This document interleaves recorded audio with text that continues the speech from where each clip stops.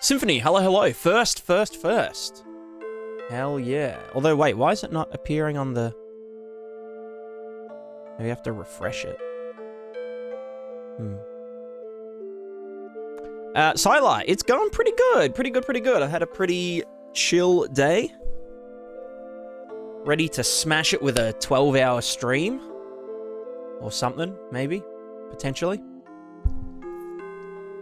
Mardajon, hello, hello. And Vaup. Stereo Wolf, is this live? No, it's pre-recorded. Glad to hear it? Yeah, I'm glad to feel it. What about you? What have you been up to today? 24-hour stream?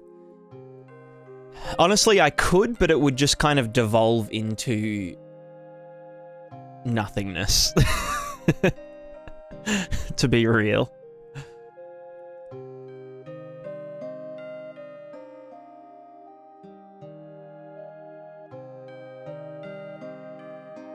Night Cow, Gluten Morgan. How's it going?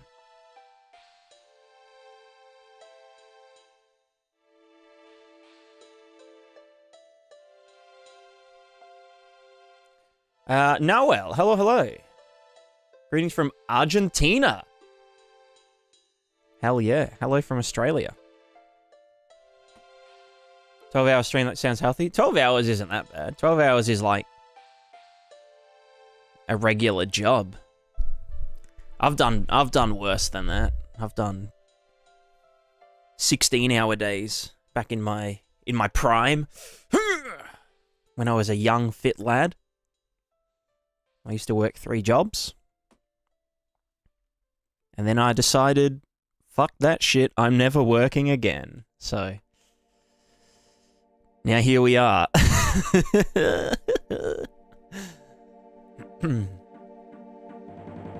Yeah, we're going to do a bit of animation to start off. Although, actually, I got sent some videos.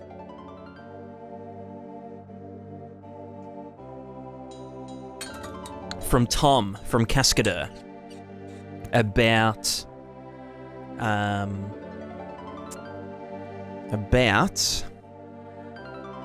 the update in the middle of March.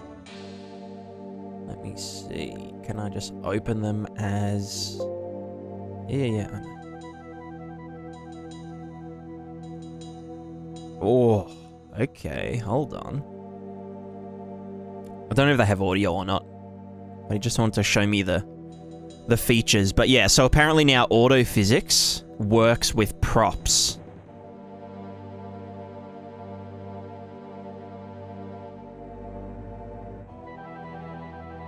Look at that. Jesus fucking Christ.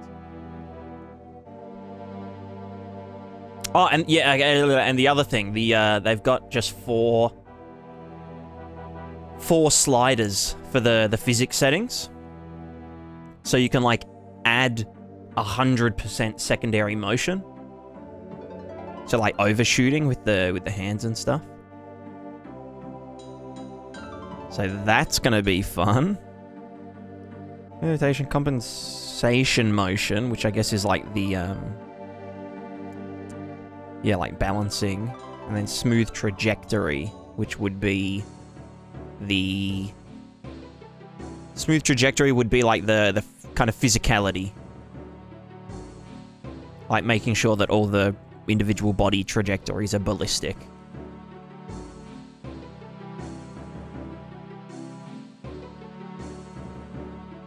Right, what else did he send me?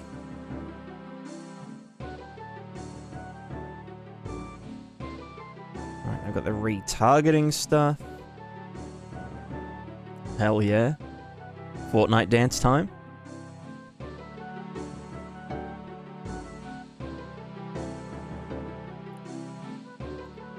So cursed. It's so cursed.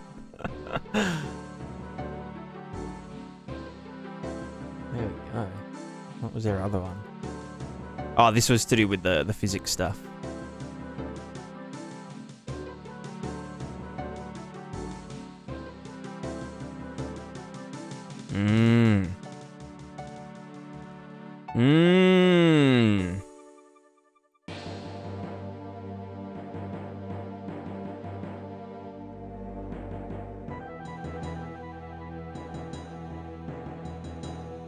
Oh.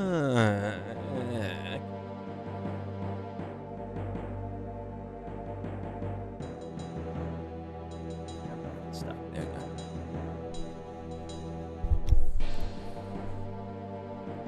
I don't think these are confidential.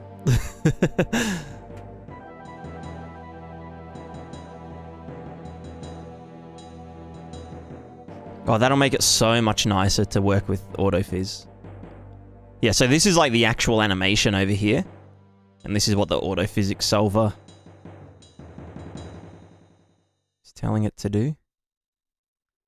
So that's the secondary motion there with the hands. That's actually nutty.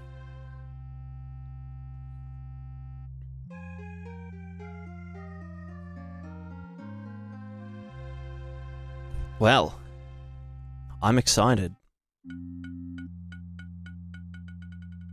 Oh, I can see the new icons. Where's animation unbaking? Yeah, I'm very excited. Very excited.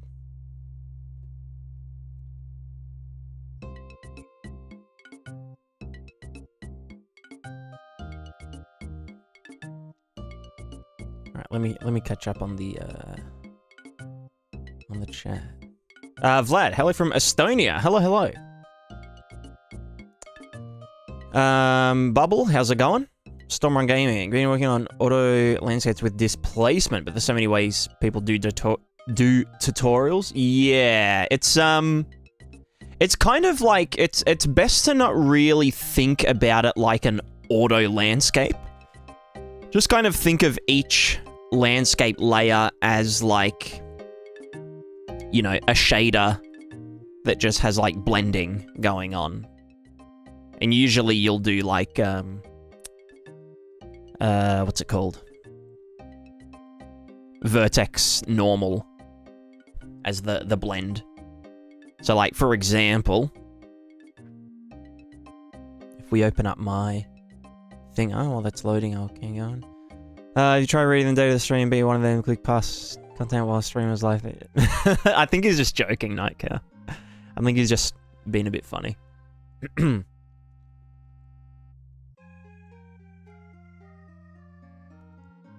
See the new real-time character stuff in Cascadeur or in Unreal?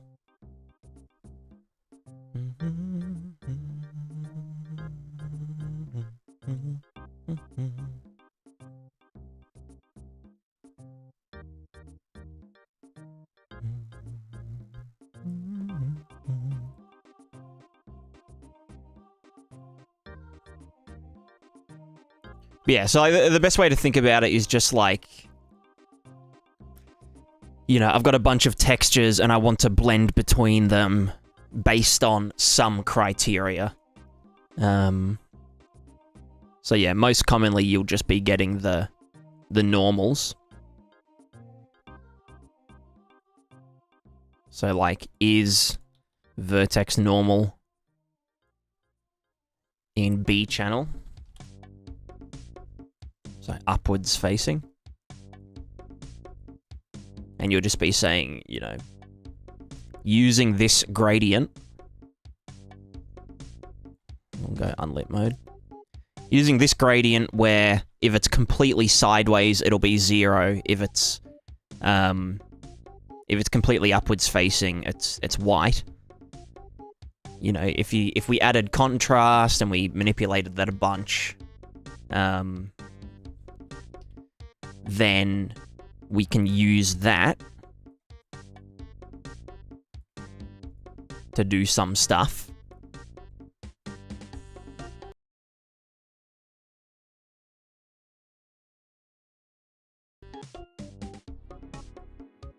Did my Windows Media Player just crash? How the fuck does that happen?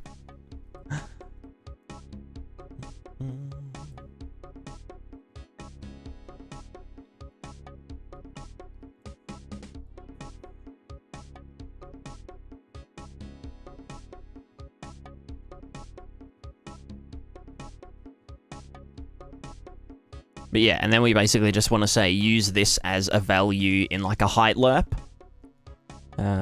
Which I have videos about height lerps, where you can get like a texture and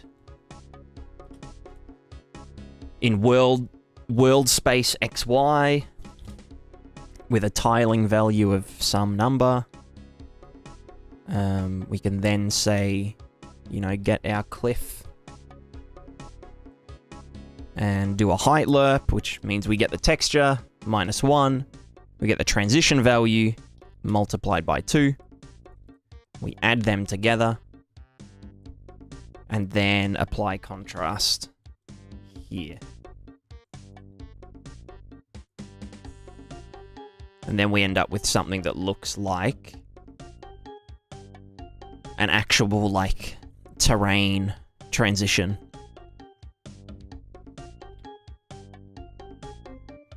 Sometimes. If I didn't dig it up. There we go. That should probably be a bit less tiling. And we probably want less contrast in here so that we can kind of let it do its thing.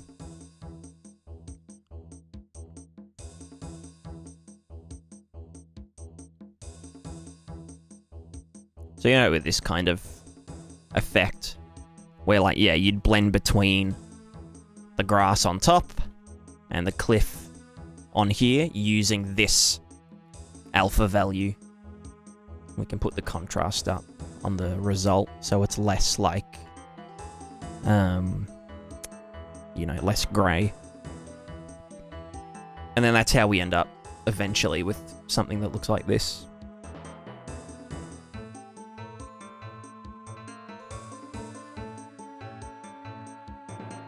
So that's sort of the gist of it.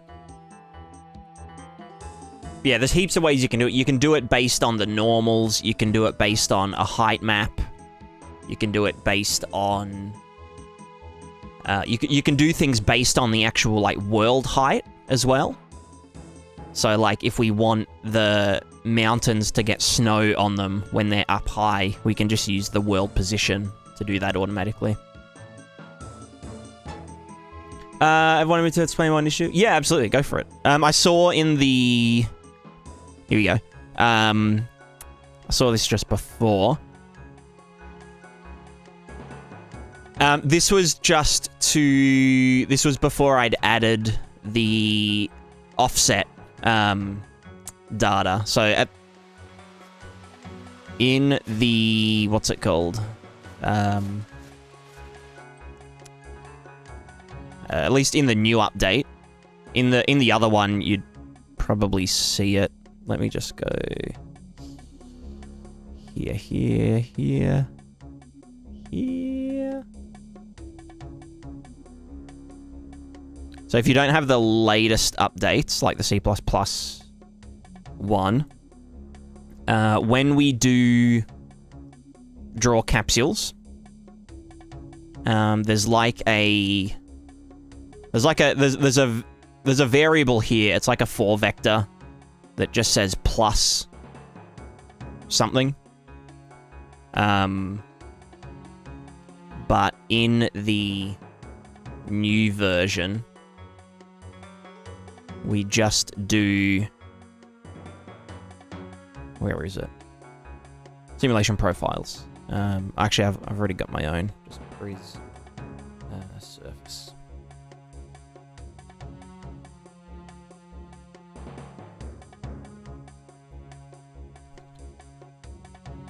Here we go. So yeah, there's like a distance setting for like when they read from it. So if I put this up to like 500, then the character is going to be drawing to it even if they jump and stuff. and it's going to be like stronger, or it'll get stronger sooner.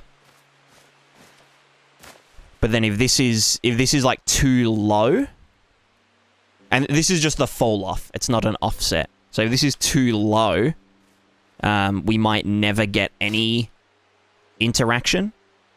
So the reason that I had +10 in some of the materials is to kind of compensate for the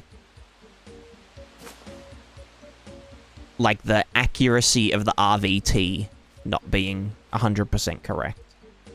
I might make it so that there's an offset and a softness in the settings. Lab is not scaly mesh dependent. All it's saying, like, in that shader, is that the landscape is just 10 units higher than it is visually.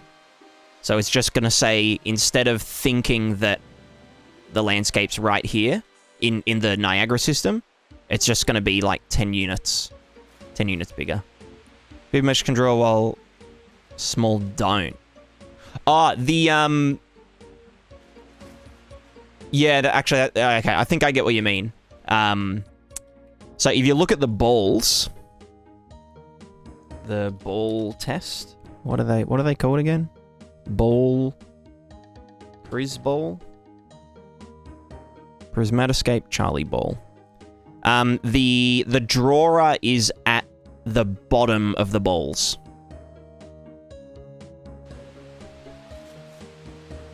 So if I do Pris debug shapes 1, let me go back to here.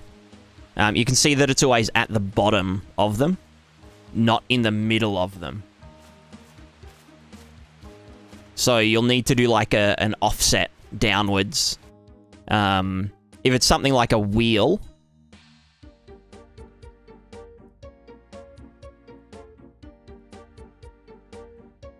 like, say we've got a big wheel or something, instead of putting the shape in here, it's usually better to put it down here, where it actually touches the ground.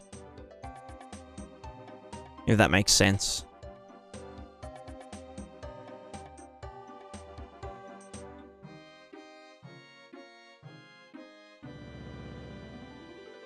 Because I don't think I think I used to do it, but maybe I simplified it.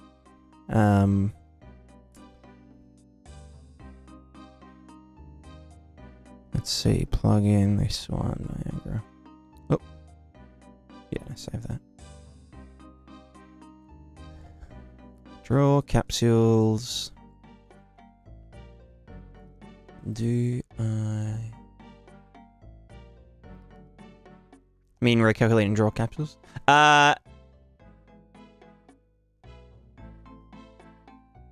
the character component, you would have to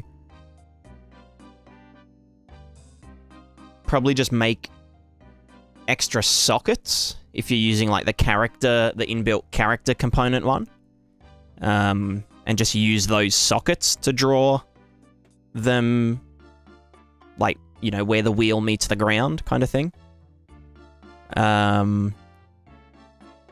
I'm pretty sure I used to do radius. So we've got radius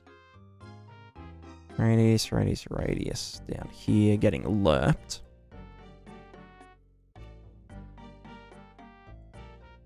I swear I used to get the radius and then after vector field blah blah blah,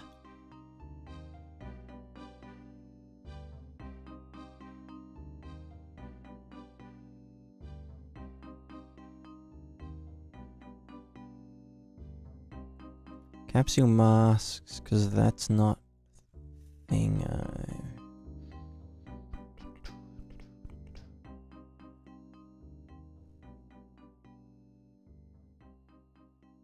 pretty sure I used to get the radius and subtract that. Yeah, radius subtract wherever the Z height was. Here. Height. Height goes down, gets lerped here. I'm pretty sure I used to do this, where we would do the height minus the radius, so it would automatically move it down by whatever the radius was. Let me just double check that. Because that would mean that it doesn't have to go at the bottom of it.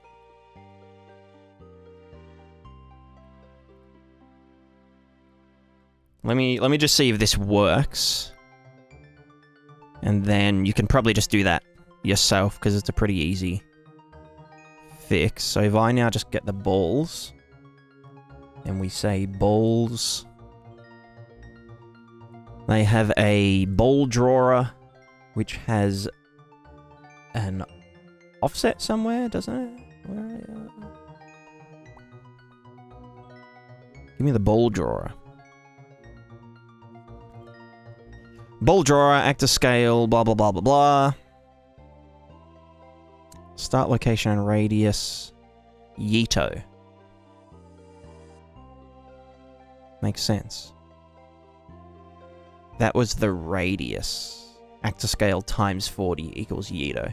So if I just said that there. So now they're drawing in the middle.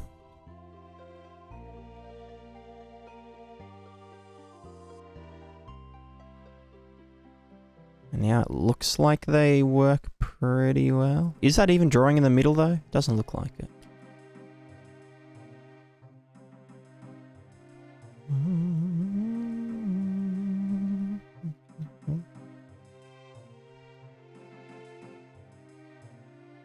Actor scale times 40.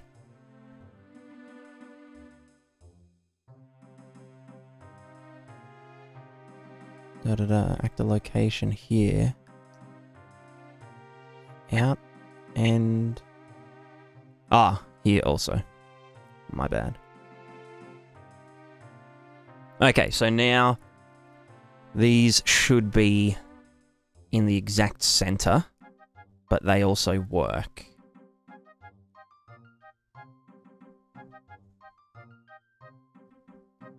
Yeah, so now we're just moving the capsule down by its radius so that it intersects properly. So let me just test what would happen if I didn't do that. Real quick.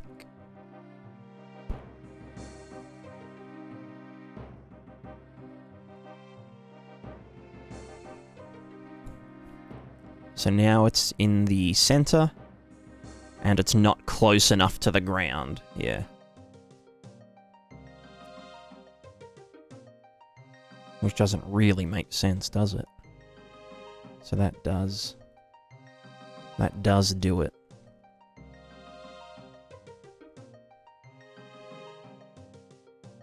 Yeah, so if you just, if you apply this change, Sandbox, I'll do this in the next update. But if you get the lerp up here, which is the radius at each end of the capsules, and then subtract that from the height of each end of the thingos. You could even do... it wouldn't matter either way. Yeah, no, you'd want to do it this way. Probably. Or would you want to do it manually here? Like this radius minus that height.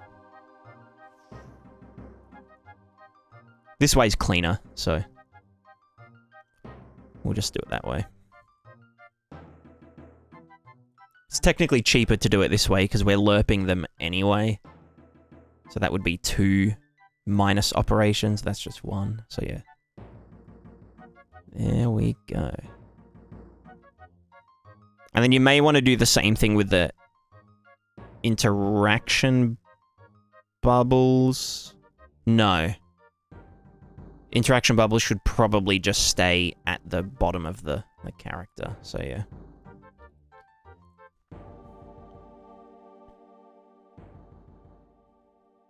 Yeah, cool. Rightio. There we go. Incremental improvements.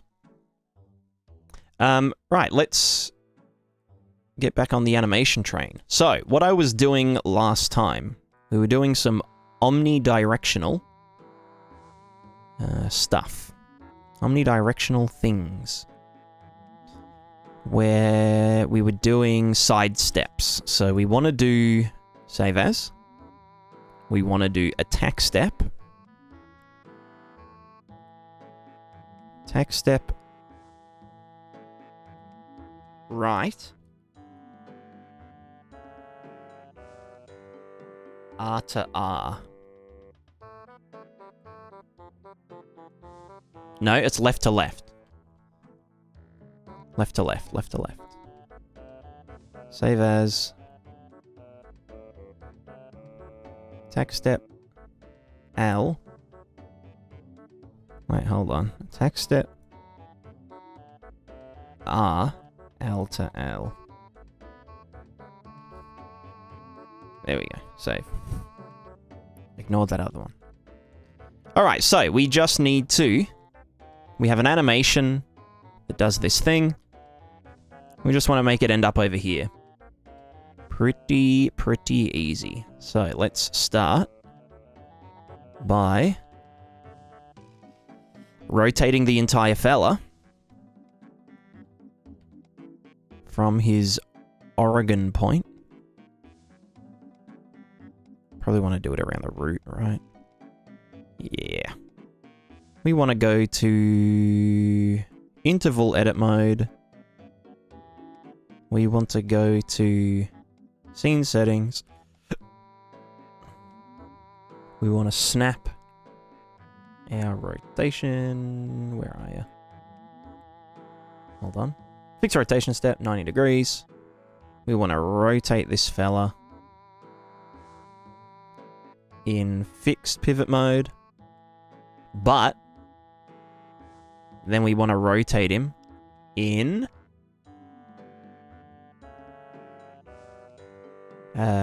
where is it?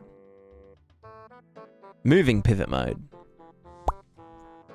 Sweet. Looks great. Wow. Wow.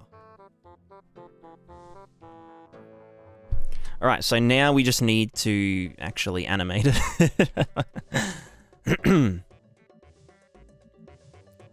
Which is surprisingly easy once you kind of know what you're doing. We just want to grab the foot, lock. Actually, how's this gonna... This will be front foot first, right? So, like, that should stay there. This one should... Wow, he does not like that. Let's just grab these. You're gonna be green. So we probably want this to end up somewhere. Like here, but it should be over here. And then it should correct. Probably don't want you to go that far, do we? You know, we can just delete keys. Delete this. So that's when it lands. No, that's the final. Yeah, so we probably want to be like... here. You should land. Well, let's just get this and put you over there.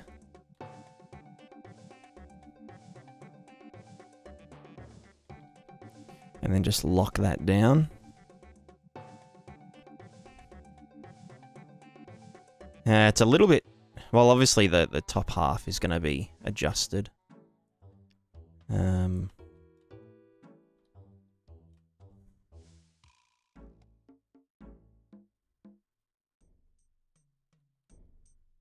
Probably want you to come back a bit. Because we're gonna put this foot sideways a bit more.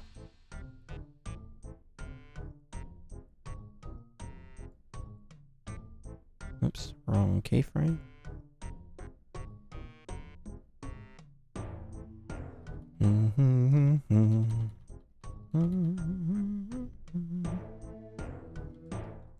All right, so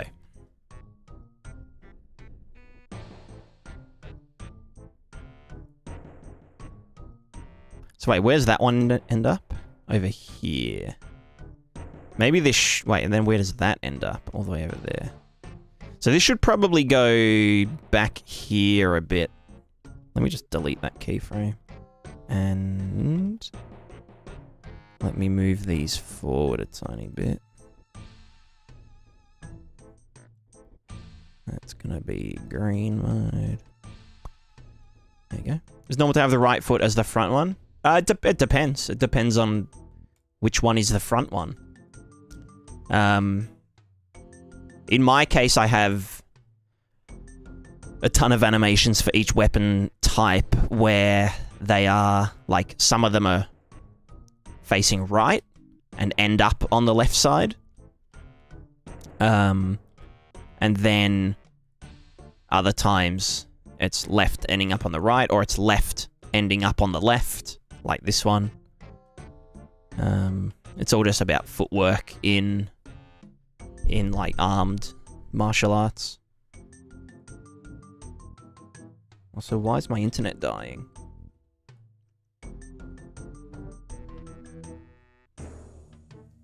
Yeah, with like weapons-based martial arts, it's all about using the... I mean, I guess it's the same in boxing with like a strong punch, where you use your hips to generate most of the force. Or like, you know, your whole torso in a twisting motion. You know, your feet are the fulcrum, you use that. So usually with a weapon, you would go from one side to the other side. You know, to make a proper swing.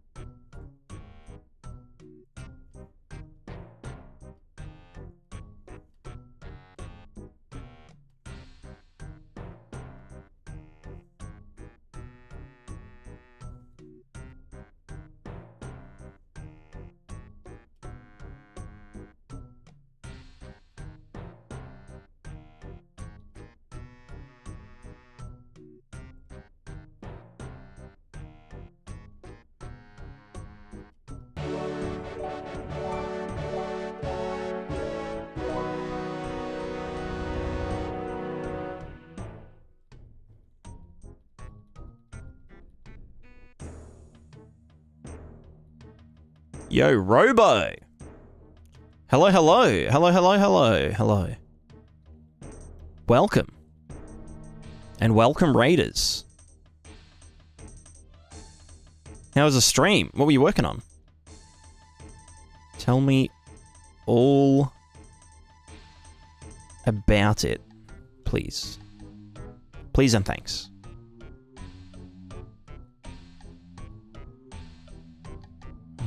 Let's get this foot.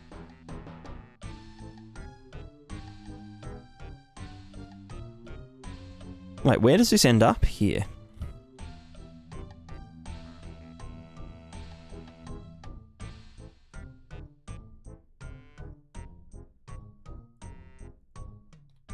That should be like bam bam.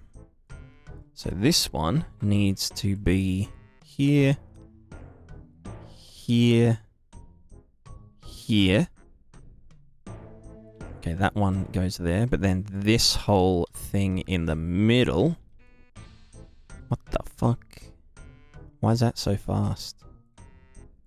Bad. Bad. There we go.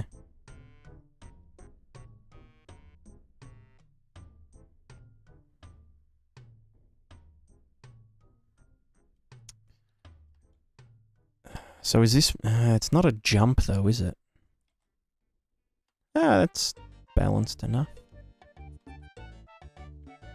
Working on my open source project management system near beach. Ooh. Open source project management system. That sounds like something I'll be using in the future.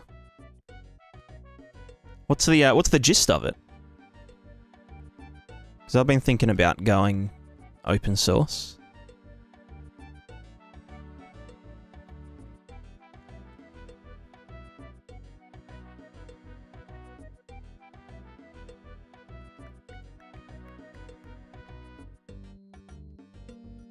I love source. Gather user requirements, start projects task, have Kanban board. Okay. That's kind of sick.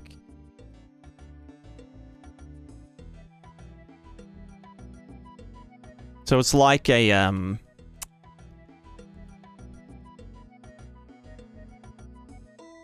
it's almost like, I mean, it's kind of how open source would be, but having like big, big company, big team, but you don't necessarily like...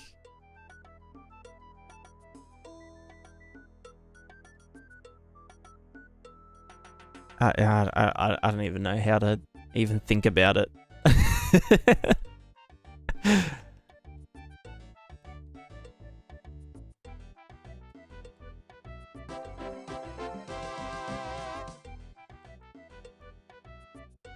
Sounds complex.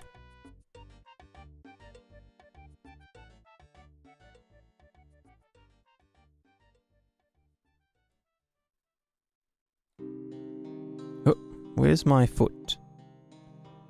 Ah, there you are.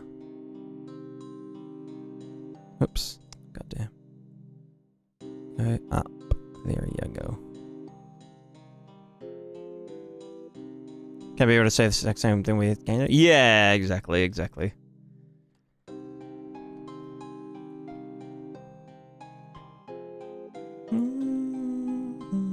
Cascadeur sensors were tingling. Hell yeah, brother.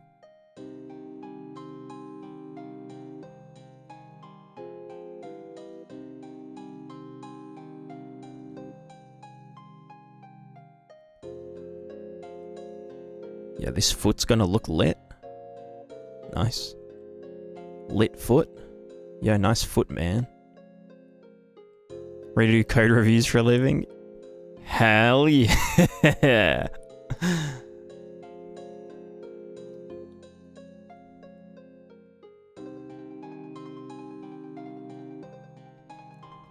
As long as the code reviews don't take as long as it would take me to write the code in the first place, then I'm like pogging.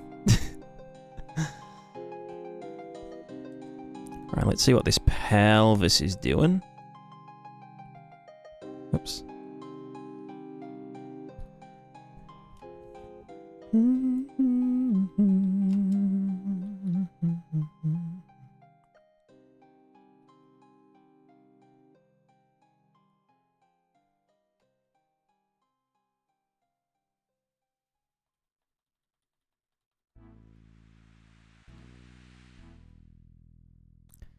Turns out there was a semicolon at the end of the if statement. God damn. It do be like that, doesn't it? It do be like that. Well, that magic thank you now, wheels. Hell yeah, sandbox. Yeah, I used to factor that in. I don't know where or when I got rid of it.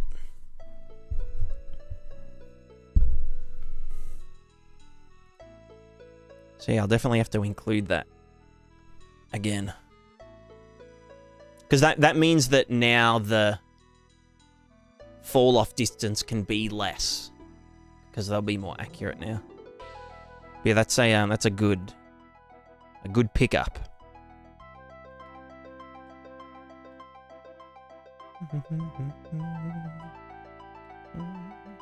Alright, where does our... I kind of want this to be a bit slower.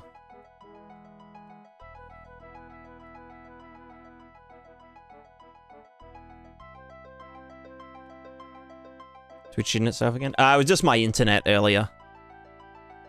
You can just refresh the page and it should TM have less delay. TM. Patent pending. Seems like a banana bread breakfast kind of morning. Ooh, cake for breakfast. Hell yeah. Let's not let's not kid ourselves. Banana bread is just cake. So does it? It's not a delay. It's desync between audio and video. Bam, bam, bam, bam. How's that? Maybe it is a Twitch issue.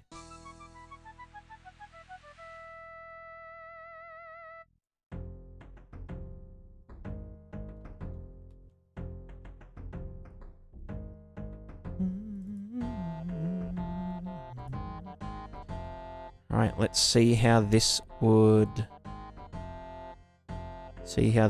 look if I had a brain. Copy. Based in locals base. No, global relative is what I wanted. Like this. There we go.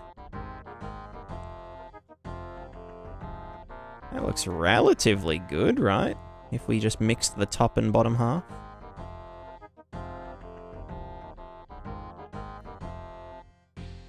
I kind of want it to be a bit more...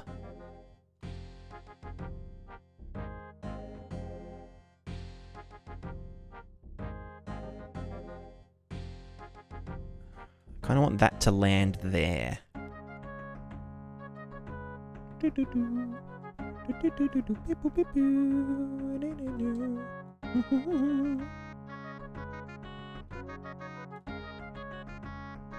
Let me just...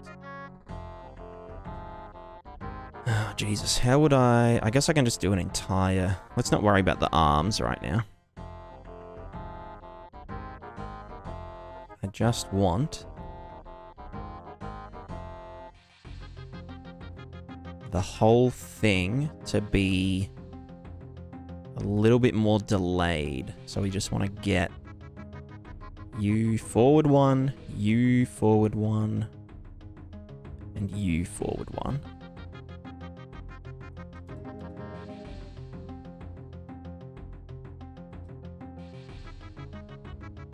And then maybe that can be a bit in, like that.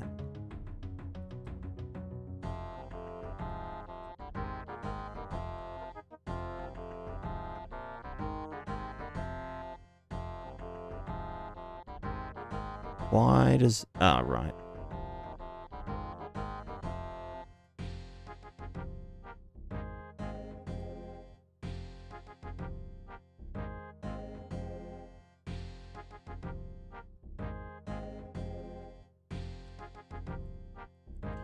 Alright, so now if we go back to box mode, we just slap that on top.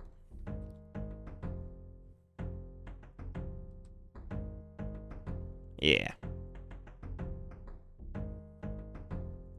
So this is more like a... That's where all the momentum hits. Alright, let's see what Mr. Physics says about it. Got any thoughts, Mr. Physics? Oh, he's got bad thoughts. I think, yes. He does not like that at all. I think it's because one of the feet is not touching the ground.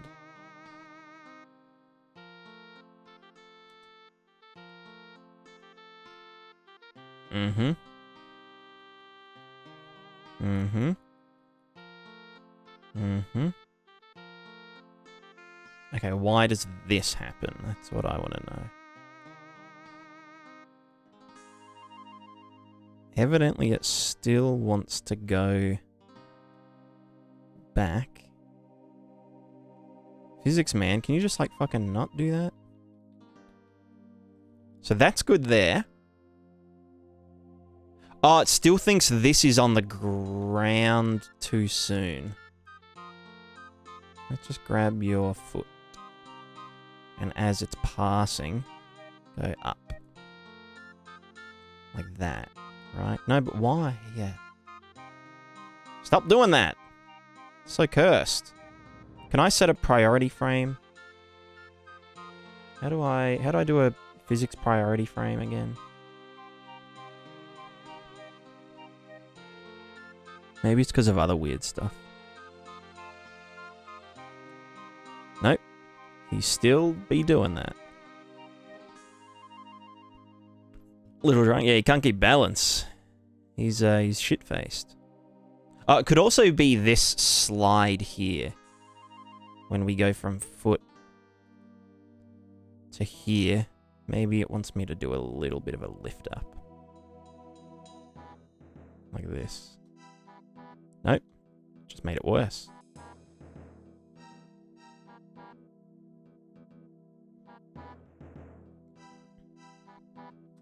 All right, let's see, how do I set a physics priority frame? Well.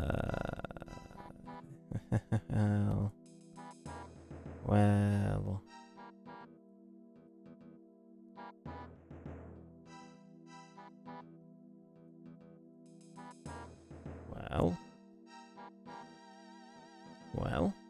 Let me just do a save first.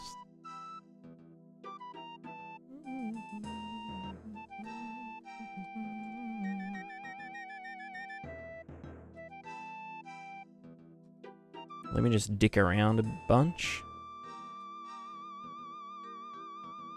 Secondary spring secondary motion? Hell yeah. Kinematic stiffness? 0. How's this look?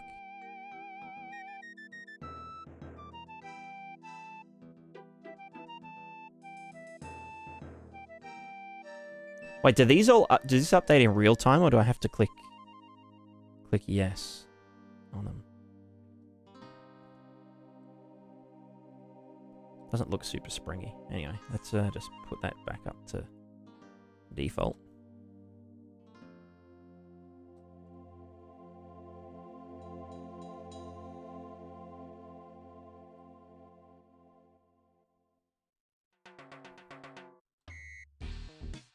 Yeah, there's just something going wrong here.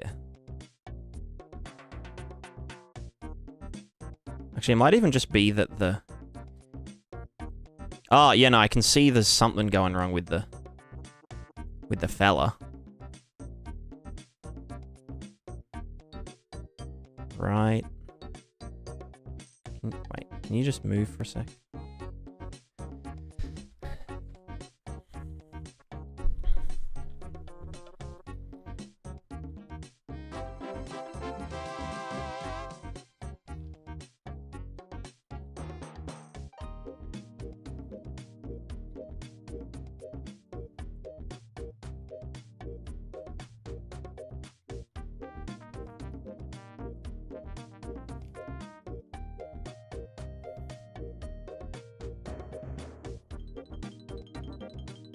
Well, actually, no. We should be going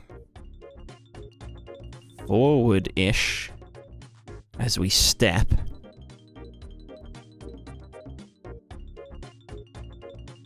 Then as we land and start to move this one, we should be moving back.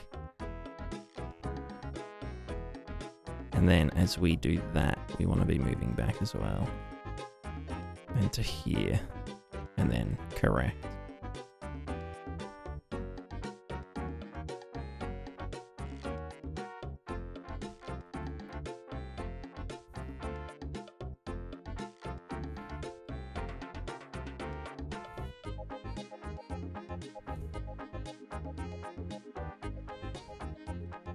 Right, now what does Physics Man think?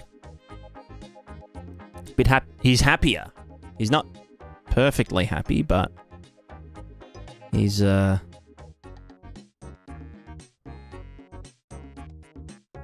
okay, I think that's again just my fault for doing this real fuckedly.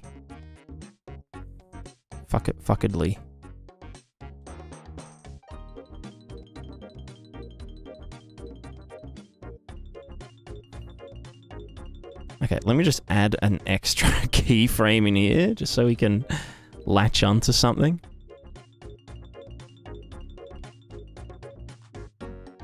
What's with this little bit at the end? He's like, whoop.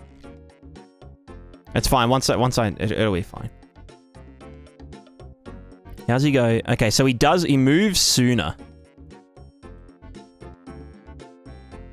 Because the swing provides counter momentum here.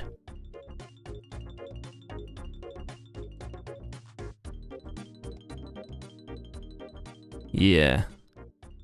So if we just, let me just snap to autofizz. And then do this, and then the feet go back to thingo mode.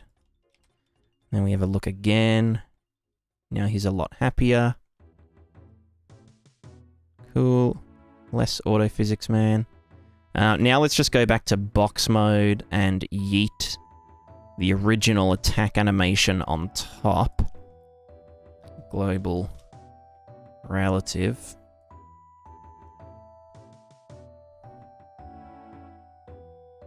There we go. It just hashtag it just works.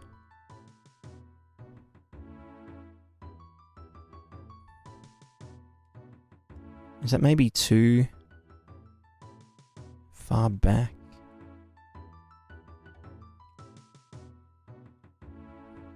Sticking out him gat.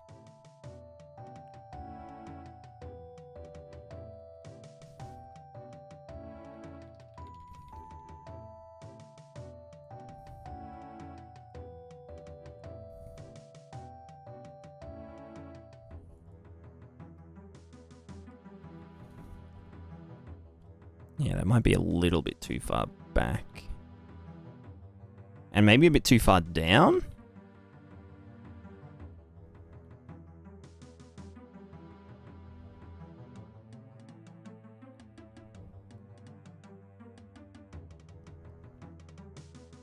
And by the time that happens, it's a bit better.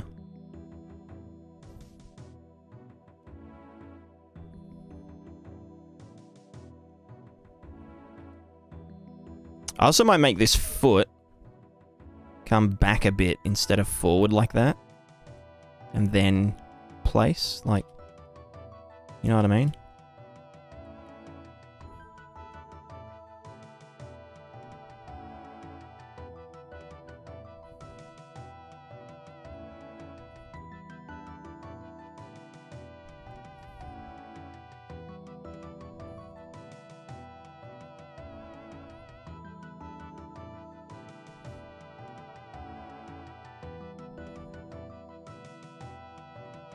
Physics Man, what do you think? Yeah, he's vibing. He vibes with it. Right, let's snap it again. See, it's all about iteration. It's all about iterating over AI-assisted physical animation correction.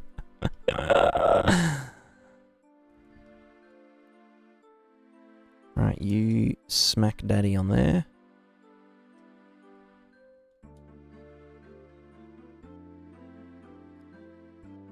Is that... Yeah, the timing's pretty decent.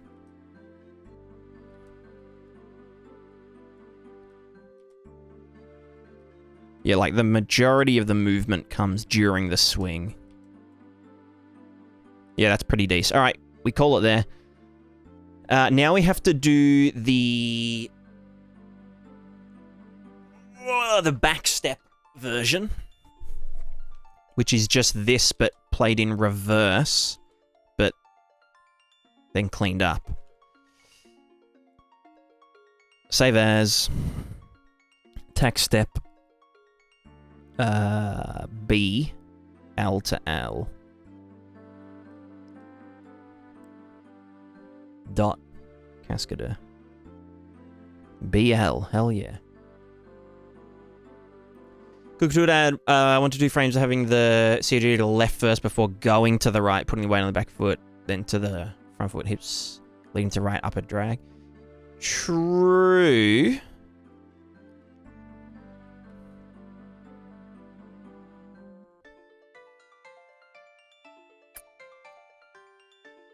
Yeah, I get what you mean.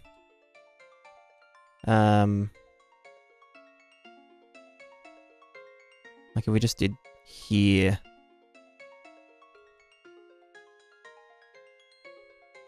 Or would it? No, it'd probably be sooner. If we just said cog to the left a tiny bit. Well, okay, maybe not that much. Or it might even just be a case of, in this frame, having it be left a tiny bit more.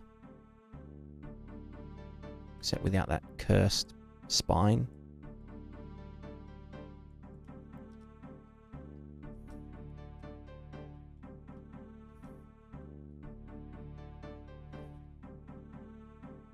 Okay, maybe don't stick it out that much.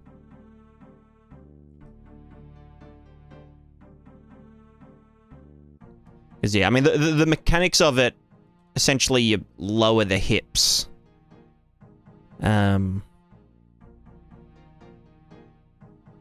Which was a bit more exaggerated before I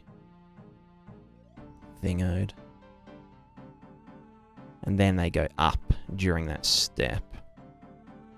And then over here, that should... Yeah, they do go back down.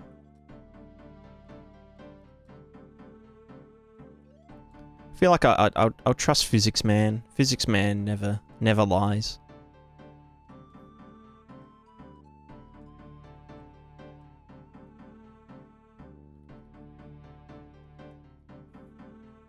Except when he does.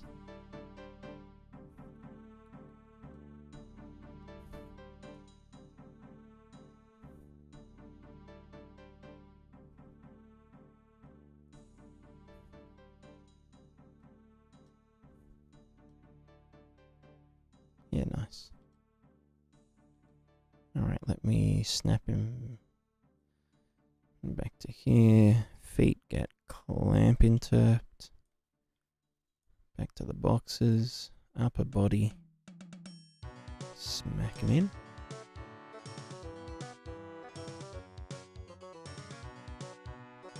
Physics Man lies, yeah. All he do is lie and eat hot chip. Eat hot chip and lie. Alright, so this one here, we need to...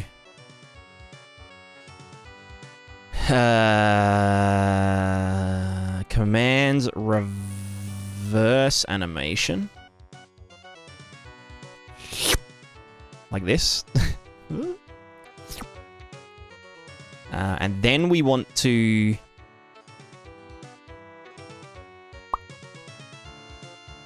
Does that reverse the dude as well? It does. Cool. Then we want to grab all this boy. We want to interval edit mode. Move that all back to origin.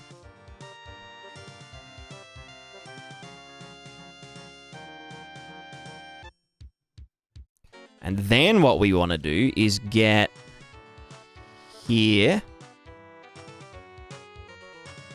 to here. Well, actually, we want to chuck in another key right there. Okay, so we want to get this whole shebang-a-bang. Knee targets included. These are going to go...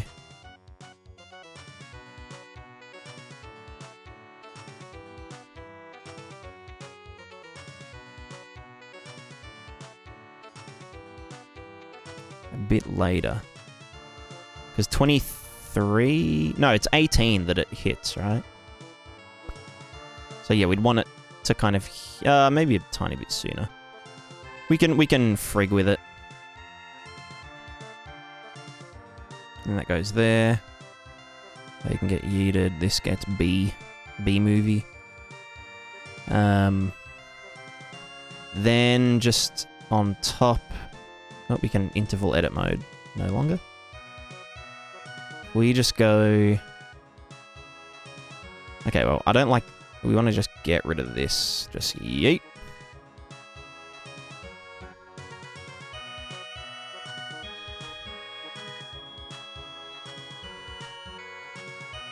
We'll chuck in a little fella.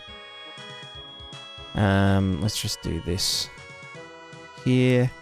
Right, now we just want to, on top, chuck in this global relative, paste it in. So that's our general sort of vibe, like pacing-wise. Which I think is pretty decent. Another thing I want to do just with all these in general is just put the pelvis in its own group. Like separate from the body. Because that is in body. That's in body, body, body. I just want to put these in their own fella. Where's the, how do I fucking do groups again? Are they move? Oh, it's down here now.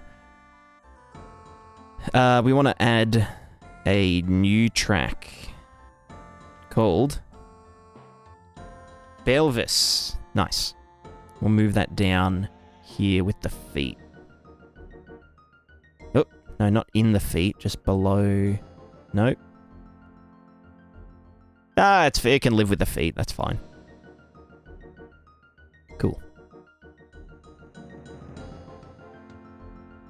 Actually, no, let me put it up here. Yeah, okay, so. Where will you and Physics Man lie? God damn. Also, Anko, how's it going?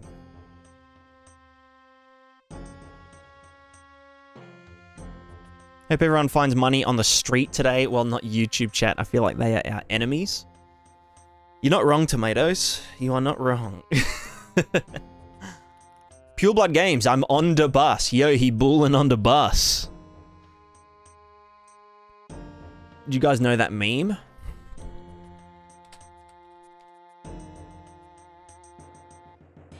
Bullin' on the bus. On my mama dough. Looking kinda fresh. Wait, no, I don't want to... No, I don't want to... I want to fucking look at the...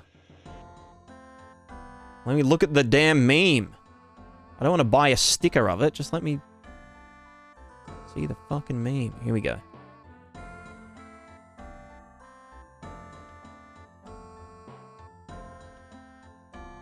It's supposed to say... The dog... you know, let me fucking find it again. With the full image.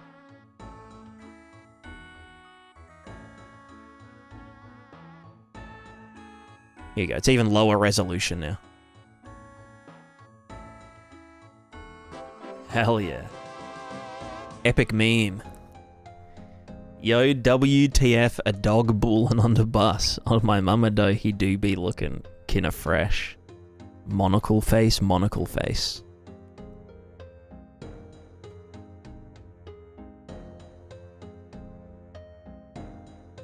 It's like one of the only dog-related memes that I like. Or concrete. Cement, that's concrete, baby. No, just open the image. Not the whole fucking... Open image in these... Oh, fuck off Reddit. Why does Reddit do the... Let me open the fucking... Here we go. Low res, low res. Cement, that's concrete, baby.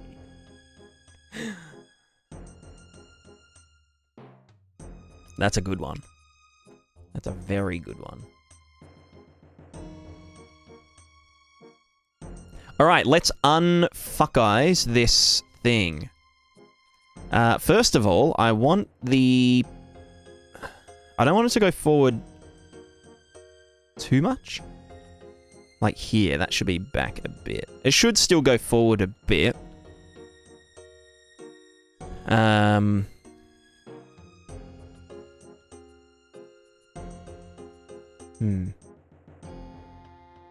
Very talented? What, at looking at memes? I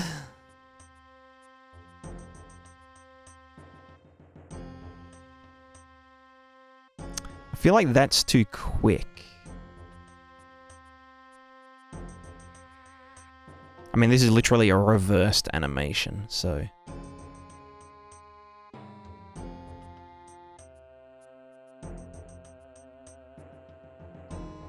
I also think I might even just do this to the original one as well, but I kind of want this foot to land sooner and then do a corrective step.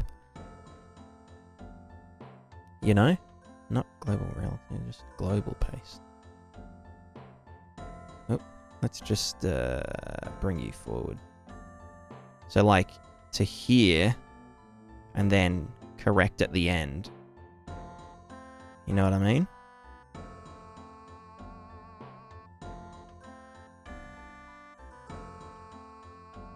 This one can just get yote. Maybe not. Maybe this one gets yote.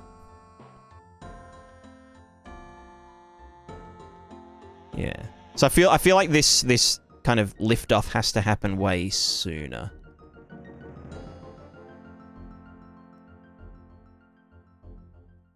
So here we should be like back and then back, and then back, you know? And then it will recover and whatnot. Also, this should be like here. And then like, well, to there even. Yeah, let me just bring that forward. It should be a bit sooner. Well, it also depends on how quick this moves. Yeah, it should start slowing down as soon as that foot hits the ground.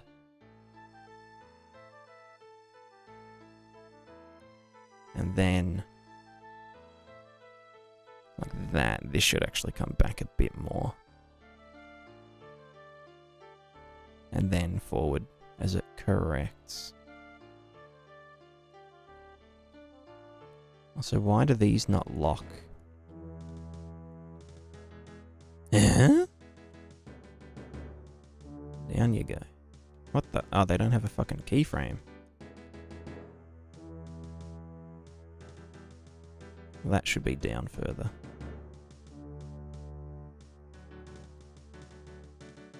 Could you give me a character animation blueprint from Prismatica, an old one? I mean, the animation blueprint that I use is, like, very simple. It's literally just a locomotion blend space, then a montage slot, and then the output, basically. There's not really any super complex stuff going on. I tend to rely on just like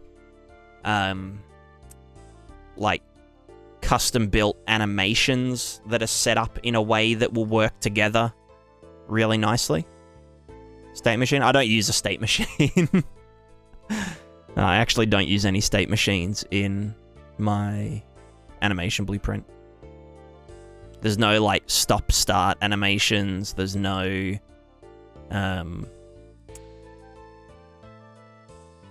know, jumping, falling stuff. The jump animation just gets played as a montage. And then the falling animation is just a Boolean. Just a Boolean blend. How do you turn in place animation? I scrub through a turn in place animation. So like you do like a turn in place animation it's a turn in place animation. And then you just scrub through it depending on the rotation from It's kind of hard to explain. I'll go through it when I implement turning in place again, because at the moment the game is sort of non-existent because I'm refactoring. You guys know how it is.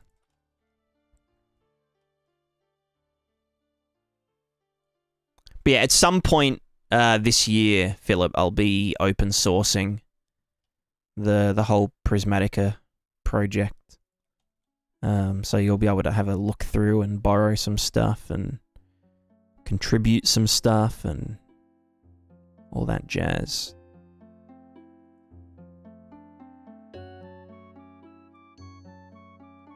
Borrow, exactly. You have to give it back.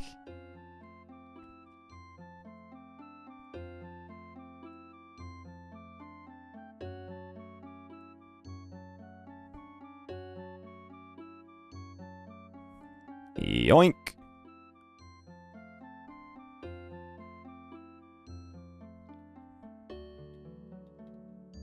Alright, that's pretty decent.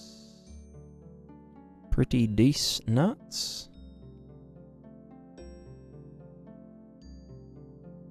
And the Prismatica animation blueprint for one schmeckel a day? Hell yeah.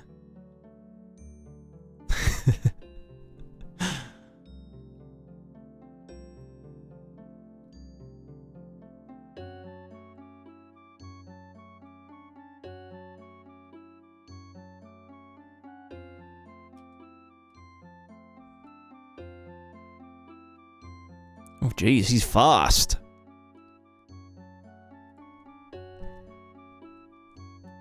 Alright, well, this foot needs to take... Well, no, it's because...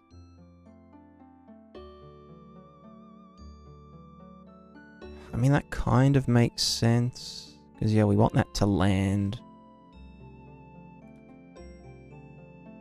Yeah, it's not too bad, it's not too bad. Could probably do...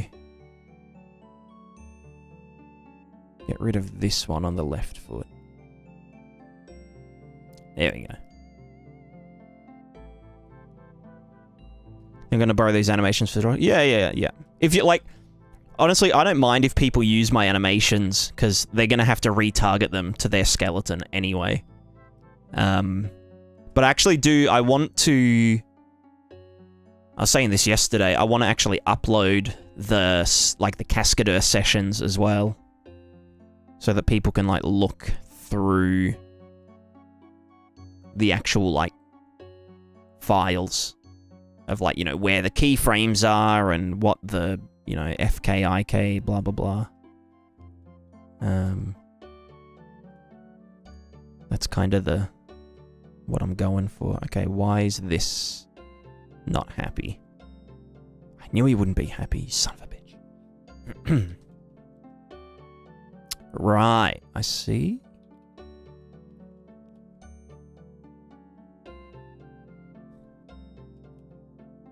Can I just get you?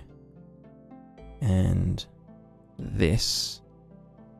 And then... here. See, why is it angry there? At, like, in Physics Man land.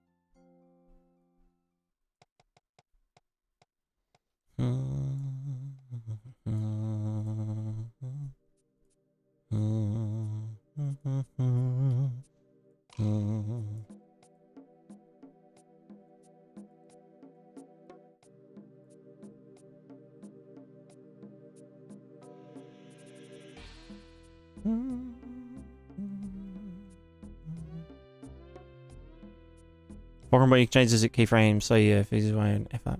Yeah. Well, I just don't know why it's angry here, because it still has a fulcrum point. Actually, no, it's fine now. Hold on, I think it's just a... Interval from 19 to 12. Frame was removed from physics... Thinger. Let me just... Let's just keep tweaking it in keyframe land for a bit.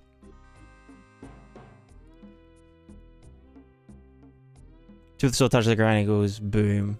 Yeah, some real anime shit.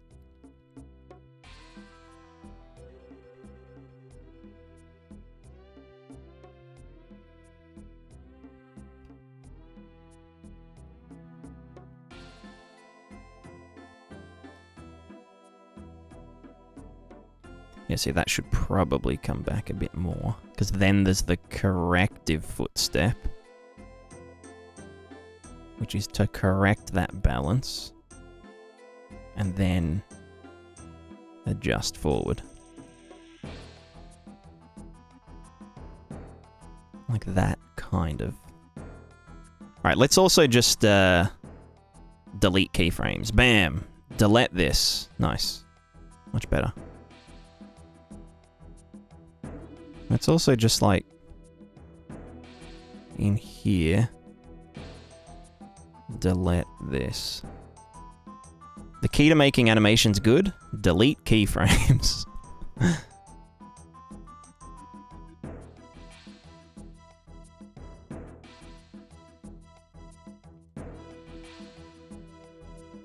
Just don't worry about the sword and stuff. I think it's just... Oh,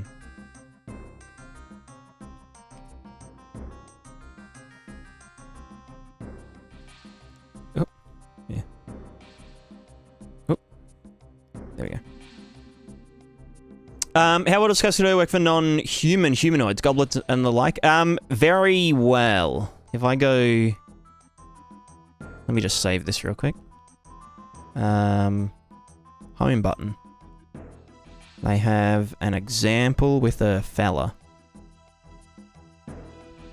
Oh, actually, they've got one that has like a... There you go.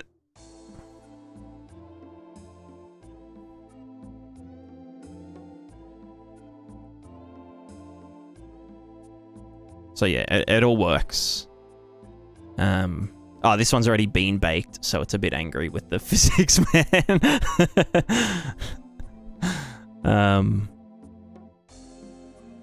But yeah. Yeah, it works with a bunch of... I mean, it works with anything. Oh, I meant to...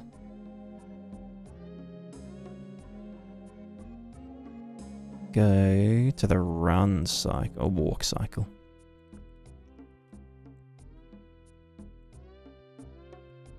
So yeah, it's pretty, it's very versatile. Although there isn't auto posing for non-humanoids.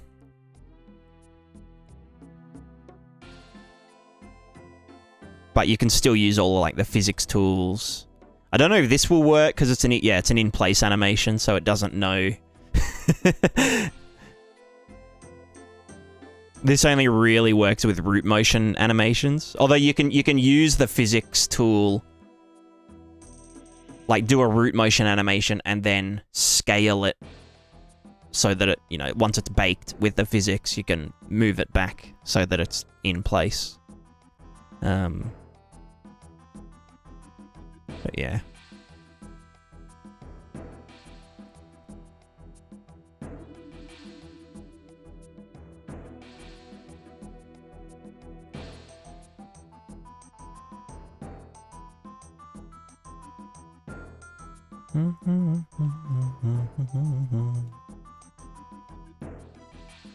But yeah, there's a lot of really good tools like you know, just trajectory like trajectory visualization, trajectory correction.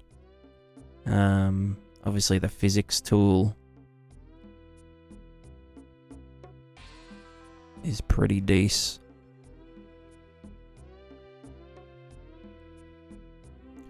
Let me catch up, sorry.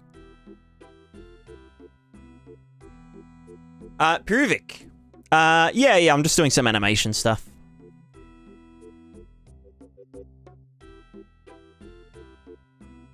Trying to create animations for hands. Typically, a copy of hands movement done in textile industry. There's going to be cloth simulations as well. Any idea what my workflow would look like? It depends on how detailed it has to be. The cloth simulation, if it's in a game or something, you'll just be using real-time cloth simulation, so it shouldn't be... You shouldn't have to worry too much about the cloth sim side of it. Let me...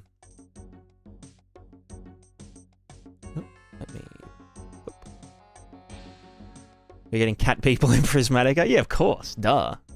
Don't want to use keyframes every small movement with fingers. Any tools, maybe AI stuff I can use. So I'd probably...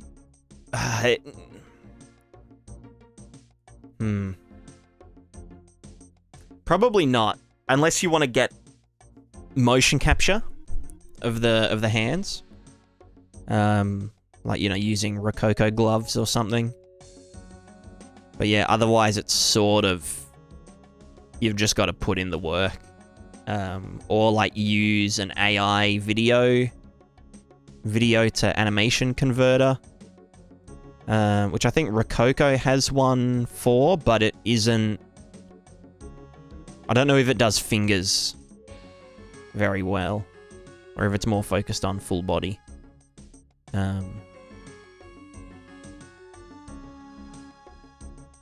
that's very...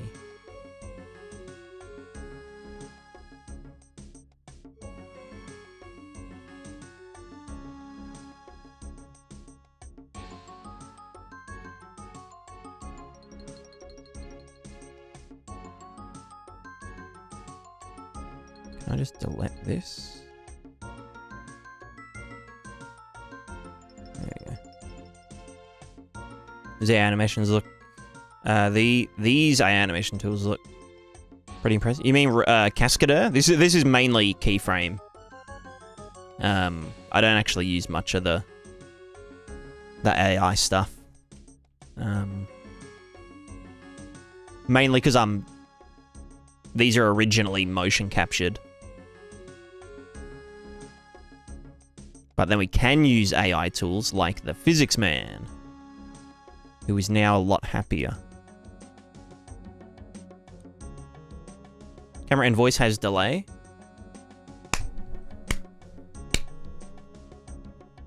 Let me check. Hold up.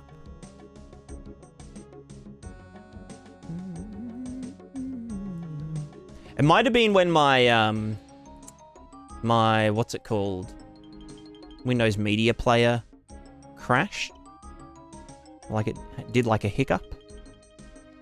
Let me just check.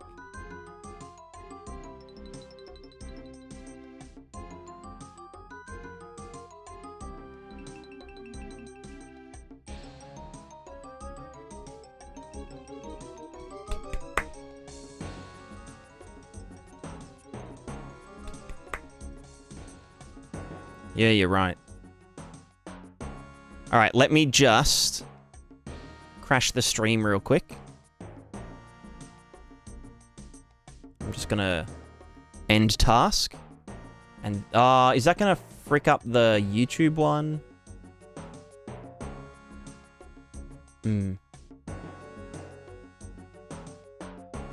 Anyway, I'm just gonna end task and then come back straight away. Hopefully the YouTube stream picks up. It'll probably split the VOD, but if you're a VOD watcher, move on to the next video now. Alright.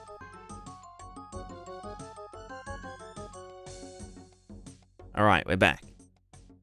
Flip the tape to the B-side and continue listening. Exactly, exactly. This is the B-side. This is the B-side.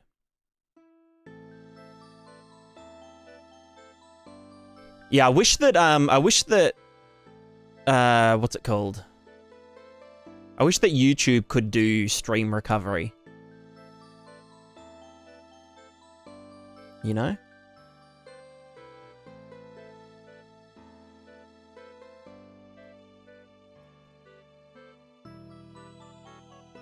Fixed AF, that's right.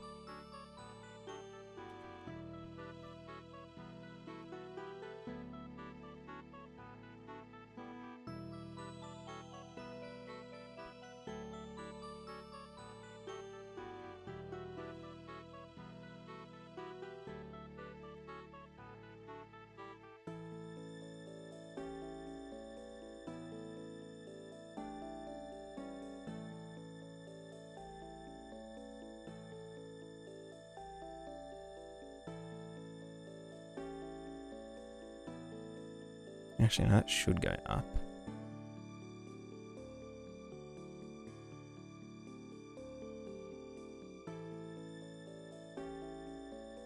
Alright, that looks pretty decent, aside from the very end, but that's probably just because we don't have keyframes to go off. You know, it's a bit happier. Yeah, but then what we'll do, we'll snap to physics, then delete this key, then back to this mode, then back to this one. Alright, how do we look now? Pretty decent. Yo, empty chat feed, hell yeah. First? Alright, that looks pretty good. Except for whatever the fuck happens there at the end. Hold on.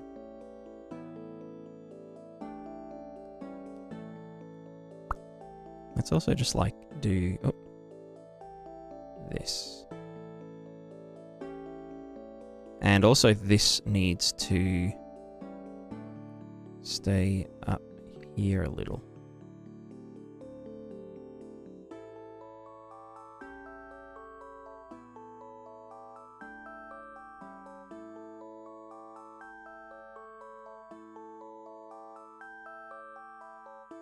I was thinking about it, but didn't want to take that away from the YouTube people. Yeah, that's true, that's true. Is the YouTube stream back again? Maybe I'll check that. Let me just double check. Let me double check. Double check. It is live. 13 watching. Oh, is it still the same? Hold on. It is live. 13 watching. It's still the same stream. Nice. Oh, is it still the same? Hold on. It is live. 13 watching. Yeah, I can rewind. Okay. It's still the same stream. Nice. Oh, is it still the same? Also, Sambal, want to create a flip animation for a slate? Any tips on how to go about that using Cardboard Box Control Rig as a reference?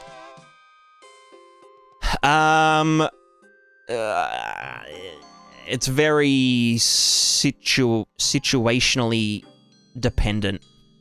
It depends on like how your character's set up, how your props are set up, all that kind of stuff.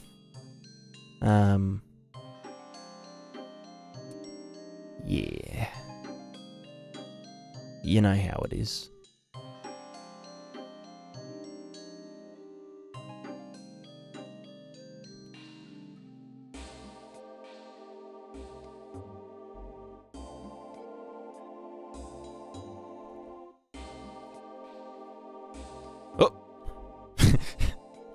I love just...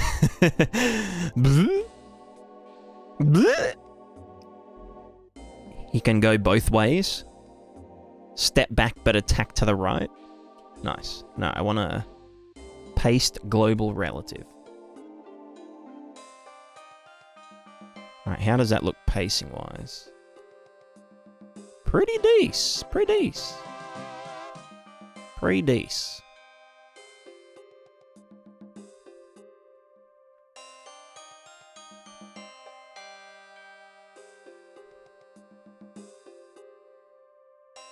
Me when I need to swing the zway, but I'm EP. Yeah. You just yeet all over the place. Azdaha, how's it going? Alright, that one's done. Now we just have to do the left version of it. Attack, step, left, left to left. No, I said... No, not open. Jesus Christ. I want to save as. Attack, step, left. Left, L, L, L to L. Huge L. Plus ratio. Alright. So, we want to start off by getting the whole fella and nothing but the fella. We want to go to trajectory edit mode. We want to go to manipulators, fix rotation step. We want to rotate the whole thing this way. Then we want to switch it to moving pivot mode. Where is it? Hello? Hello?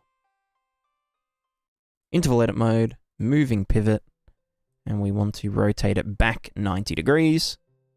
Now we've got some real cursed shit. Fair enough. And now we uninterval. We go back here and we fix the animation, which is left foot first. So the gist of it is going to be the foot will land. Let me just fix this shit first. The foot lands here at the end. But then it should probably... Wait, why have we got both selected? Can you just like fuck off? There you go. We probably want here to be here. Maybe like here. So it's like... If I was doing this... Yeah, it'd probably be forward a tiny bit as well. Let's just yeet that one, and we'll get you, and get you in actual global, and then here, it will move to its first target, which is like here. Why is it keyframing head? There we go. There. You go there. So from here... Probably to... Wait, where's the...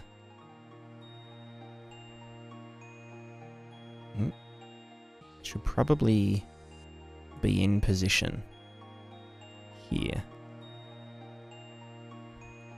Like that. And that can just get delete. Might even start moving it earlier. Obviously, the pelvis is going to be way different.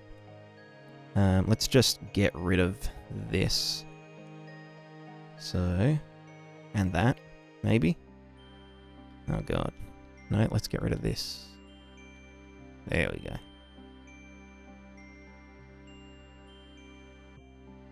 Cool. Let's just lock this foot down.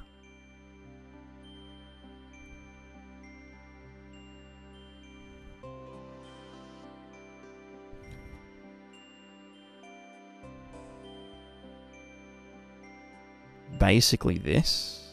That should arrive way sooner.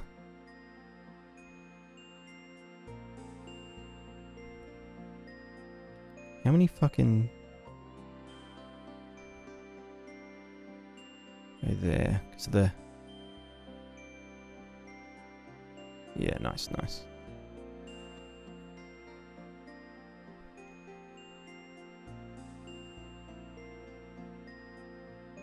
Can you tell me how art or pictures for the Steam page or like Dark Souls 3 main art? I mean, I was wondering, need to pose for the character and sequence at an environment, add some light, and then we just screenshot. This part saving most hard for me. Like, can we screenshot it? Not good in high res render. In Dark Souls, it's likely a, like, painting, isn't it? Dark Souls 3 cover art. Yeah, it's just a straight up drawing. By a, by an artist.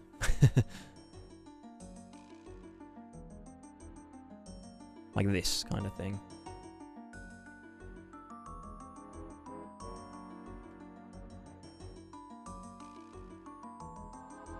This might be a screenshot from the game, just edited. And then this is just composited on top. So you'd be using like Photoshop or similar. Where you've got layers. But I mean, you could do this, in Unreal or something. There is you can do a high-res screenshot in Unreal. It's like a whole thing.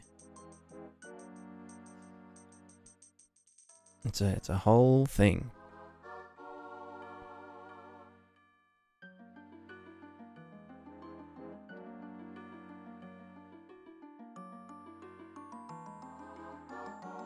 Just wondering, how did you attach a weapon to your model? How do you go around animating tossing a weapon around and stuff? Good question. My character rig has weapon bones. So a weapon bone is a bone that like, there's the hand bone and then there's the weapon bone. That's the hand bone, then yeah, to the weapon bone. And then you just socket, like, in Engine, you would socket the weapon mesh to the weapon bone. And so while I'm animating the character, I put this dummy mesh attached directly to the weapon bone. So then I can, for example, move the, move the hand independently from the weapon and whatnot. Oops. If I had that selected, then yeah, we could do this kind of shit. Oh,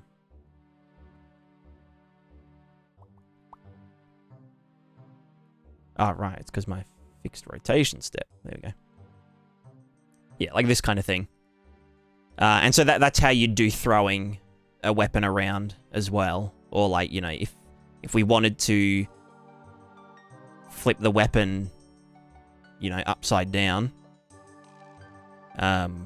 it would just be a case of, doing this. Or something. And then just yeeting it over here. Does that kind of make sense? So now that I've done this, the weapon bone is all the way over here. But as long as the animation is good, and there aren't any like super drastic changes. Well, I mean, I guess because it is parented to the hand bone, nothing can really go wrong with the grabbing hand. The secondary hand can get a little bit fucky when you start to modify bone scales in the engine.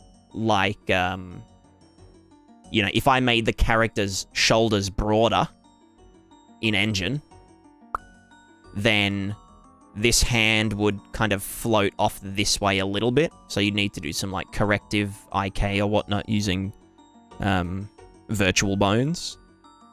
But aside from that, yeah, this is how you do it. Why did you use this method of weapon bone instead of IK weapon bone, IK hand, UE4 mannequin?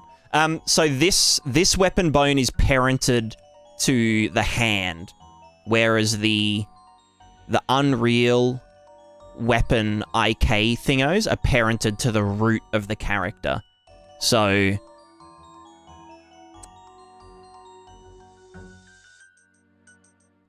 how do I put it?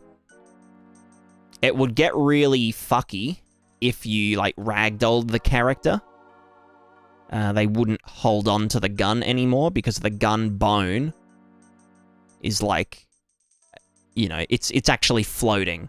Whereas this is floating relative to the hand of the character.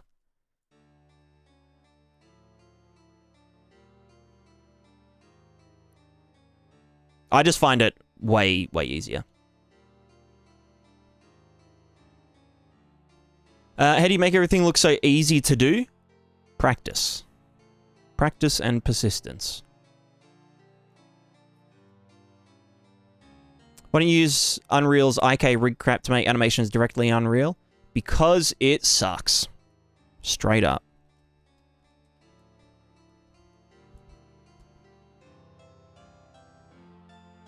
Well, I mean, compared to Cascadeur, everything sucks. You know what I'm saying?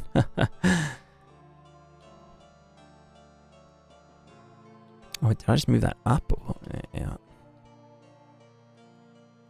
Alright, can I eat you down? Let me just anchor, move that up, grab them all, rotate around this one. Da-da-da. So that does arrive there. But that one hasn't arrived yet. So this should probably not leave for another coupler. And then this should arrive sooner. Like that. So now we just need to fix up our pelvis trajectory.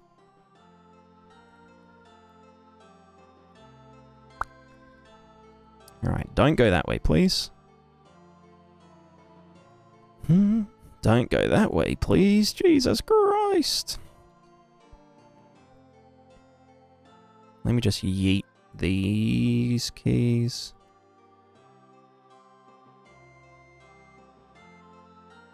It's way too fast. Oh, go back. But yeah, Unreal control rig, it's not ready for replacing like an animation workflow.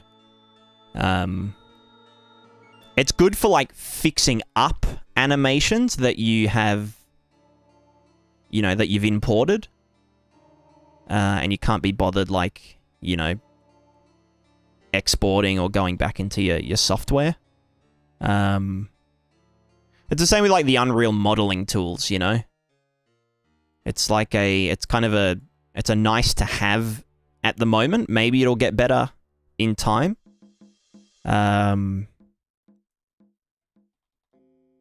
But at the moment, it's kind of like, you know, you'd want to use actual animation software to do the bulk of your animations.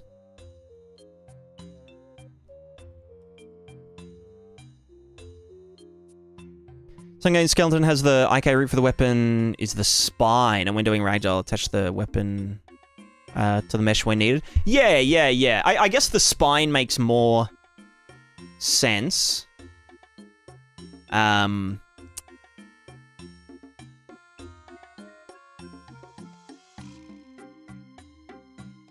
it would be from here, and then your hands do the thing relative to it. But even then, I feel like I'd want to do it parented from the hand anyway. It's probably a lot different for, you know, like a shooter game. Or like a first-person game, especially. Where, like, the gun is the priority. Like, the gun should just be in front of the camera, and the hands should stick to the gun. Whereas for something like melee combat, it's better that the weapon sticks to the hand. Modeling tools are only good for fixing UV maps at the moment. Like if you didn't create any and try the auto-generator. Yeah. Another thing I use the modeling tools for is bit of a plug here, but for the Prismatascape plugin, which you can buy on Gumroad for $34.99. But for the pivot painting script that I wrote. So, like, going into the modeling tools, and then using the polygroup editor. So you can say, oh, yeah, all of these leaves have their own individual group. If we go to the hit group and the blah, blah, blah. So we got, 0 through to 19 or whatever. And then in the secondary group, we've just got them all in one color. And then I can do, pivot painter in here. And then we can basically just say for each polygroup, get all of the triangles and make a thing, and then get the, the root and the tip position, and then set the UVs for each of them. So then we can get, like rotational pivots really easily, essentially like automatically. So you can see like these leaves interact, independently, even when they're like rotated from like, the wind and shit. And like each individual bush here has its own pivot. And, this fern can do its, it knows where its root is, it knows where its tip is. We can sample the interaction texture at the tip. And so we get this kind of, physics-looking response. But this is all just in the shader. And whatnot. So, yeah. That's one thing that I use the modeling tools for. It's the only thing I use the modeling tools for.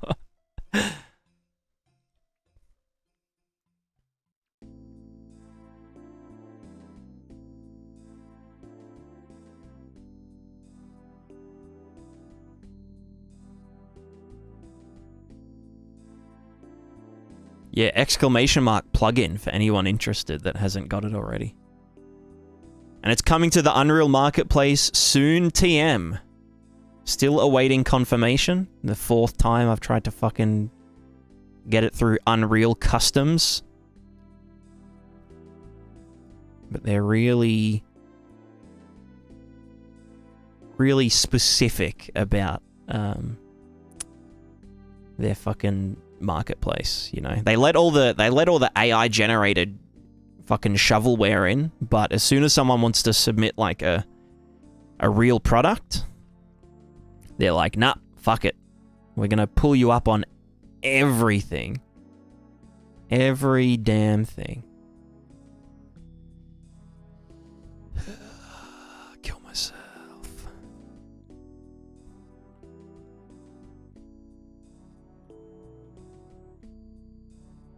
Can't wait for soon TM. Yeah, me too. It's gonna be fun. Bleh. Bleh.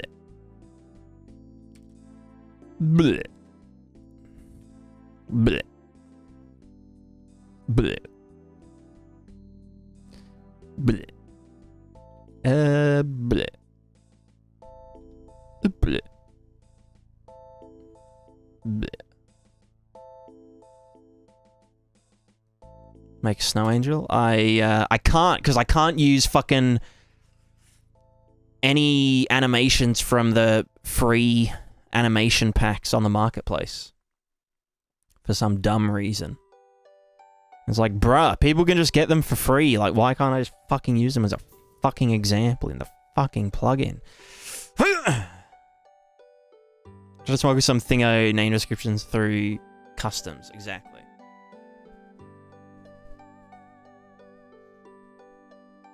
Anyway, back to animations. Back to animations.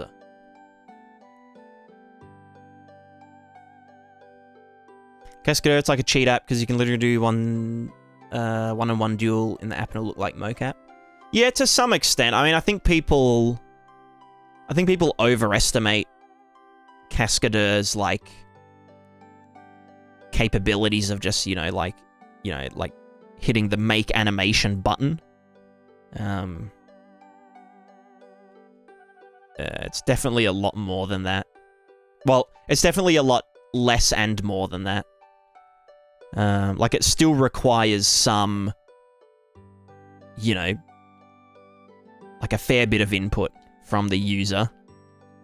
And, it's not going to, like, turn shit into gold. But it'll turn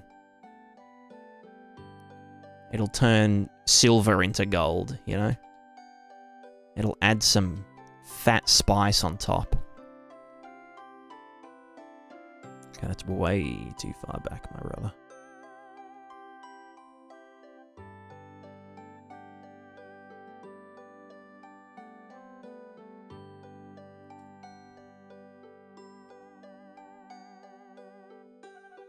Mm-hmm.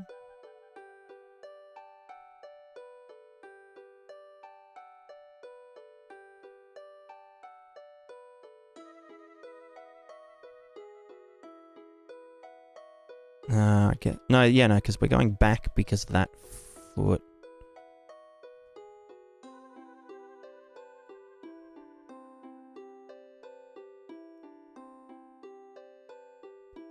Try Cascadeur with that point controller mode who's using auto pose mode.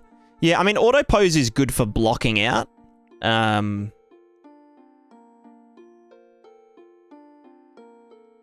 For sure. But it really just depends what you're doing. Alright, that needs to slow down way sooner. That one. There you go. And you...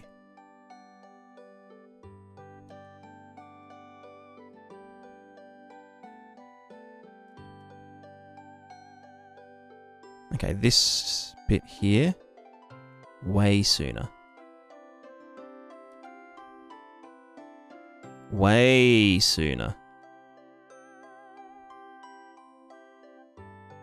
Way sooner. There we go. You know what, you can go quicker. Nice. What is happening to this foot? Show me this foot.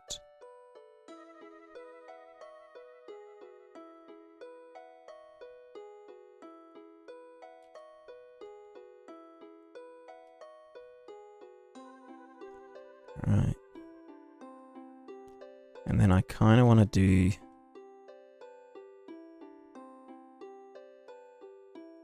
I love just rotating around like any point,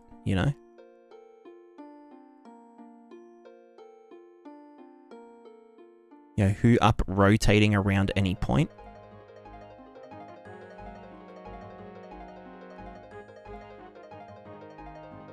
Like that. So good. Fucking amazing software. Let's like do this and just like, and then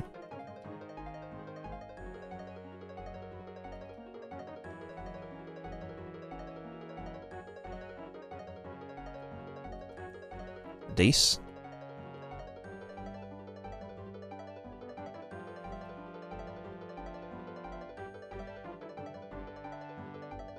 Should probably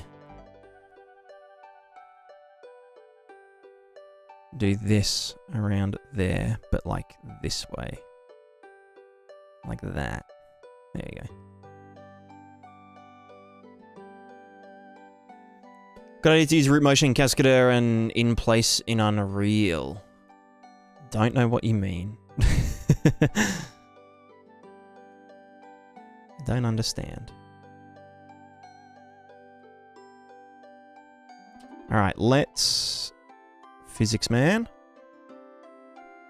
Yo, Physics Man's pogging. He's pretty happy there. Let me just check how he's going.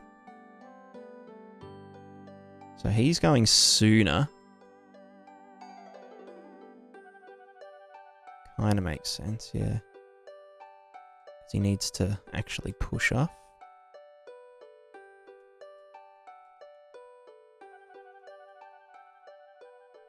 Why is that one? How do I max height? 5?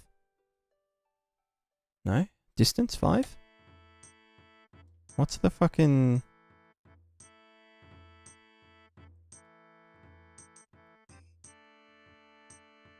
One.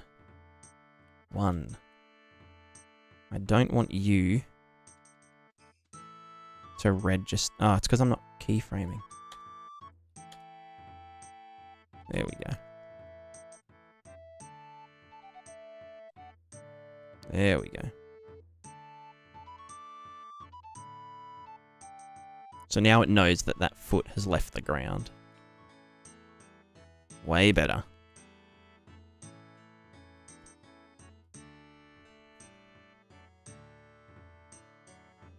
A little bit of hip movement at the end, a little pelvic thrust. Cool, so if we lock that, lock it in, Eddie. Do this. Then we go off.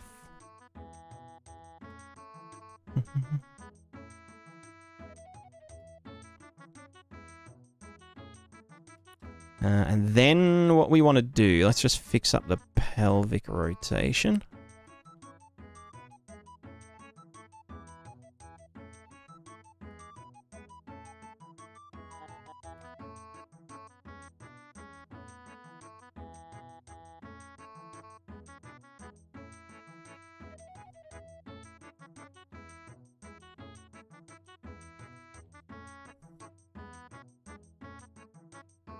You lock root motion in Unreal, right? What do you mean? What do you mean?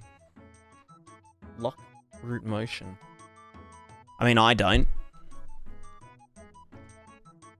I just animate in, like my run loops in Cascadeur in place.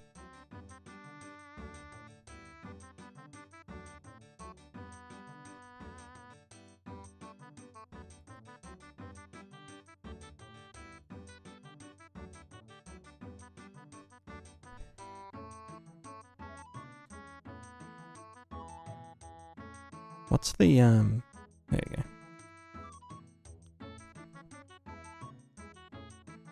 Like, this wouldn't work with auto physics. It's gonna, yeah, do weird shit.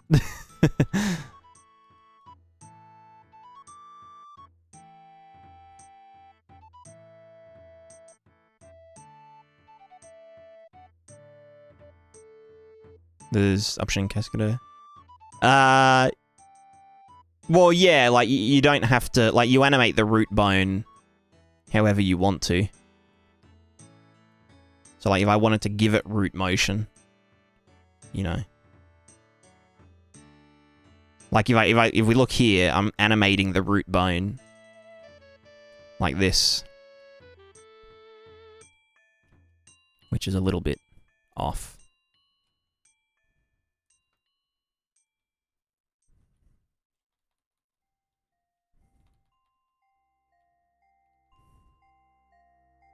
Oh, because that's... Why is that... Let me make a new track for that. Root. Down you go.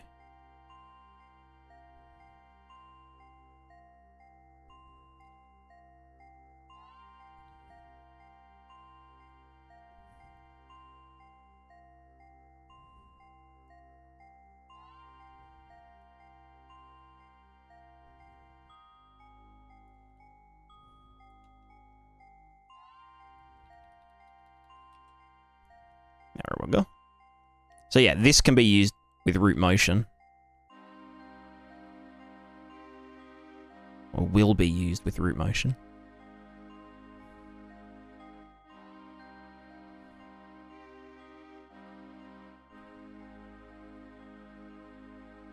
Yeah, it'll just export it as is. Like, if the root has motion, then you can use it as root motion animation. If the root doesn't have motion, then you'll probably have trouble making it root motion.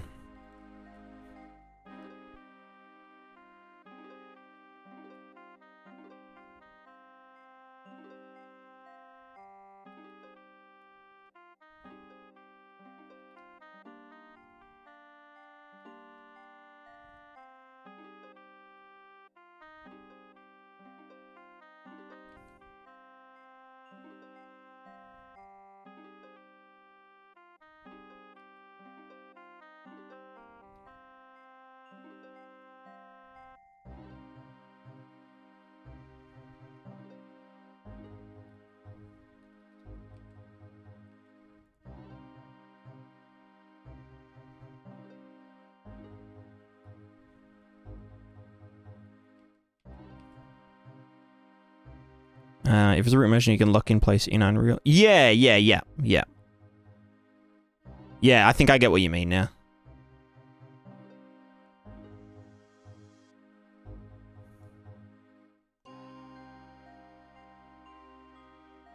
I might even not do that back. That backwards movement.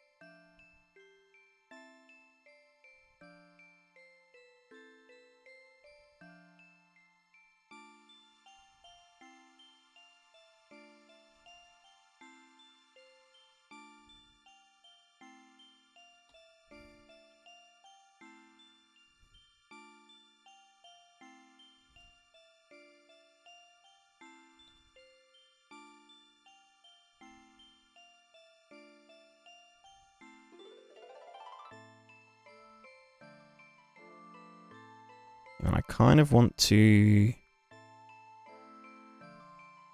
I do this the other way, so it's like bam, right there.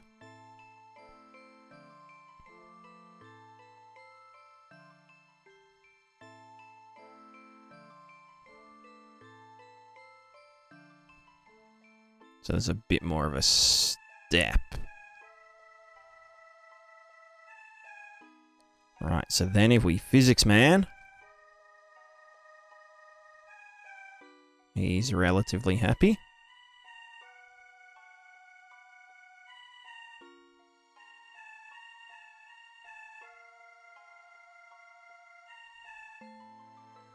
Yep. Snappity bappity. Bam bam. Feet get clamp bezier. Alright, then we just want to get the upper body part just to make sure that it still works. Minus the pelvis. Oh, we just want to do that. Copy, paste. That's not intended. Global relative paste. There we go. Son of a bitch. Go back. There we go. Oh, and I want this to be relative to the pelvis, not to the... that one. So now we... Oh, son of a bitch. No, I think I do want it there then. Right? Yeah, because that's where it's going to get blended.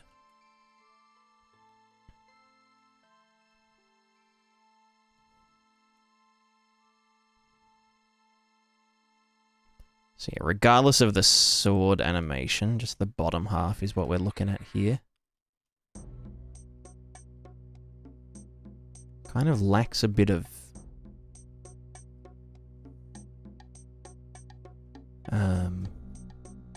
pizzazz.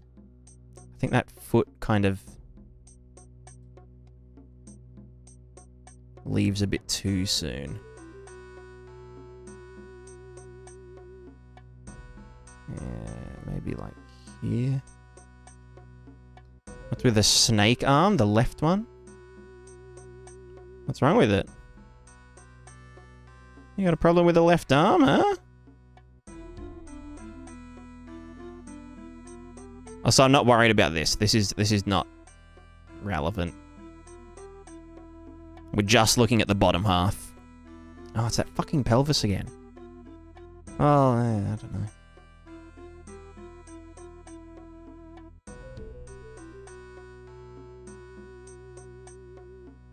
I almost want to just have this foot land back. Like you.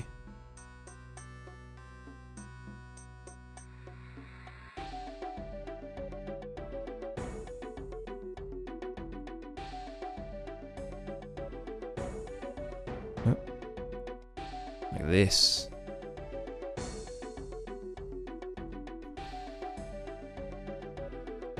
And then this one doesn't have to come forward as much. I mean, that can probably just get delete and then rekey it and then move it up. Like that. Yeah.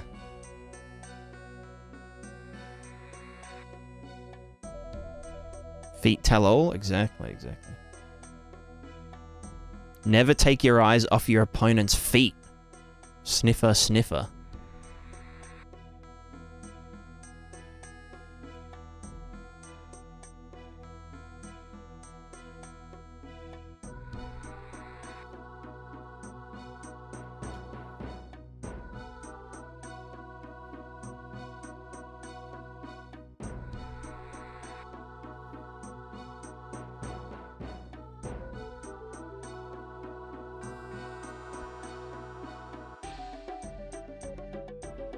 Yeah, so this should probably all come back.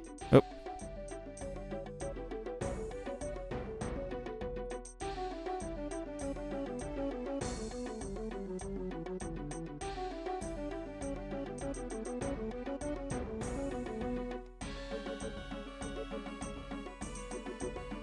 Yeah, because then the pelvis comes back with the swing. And then here, it's going forward and then back and then forward again, which I don't like. Wherever this is. Let's just delete this. Delete this. It's a bit better. A bit more trajectorious. Nice.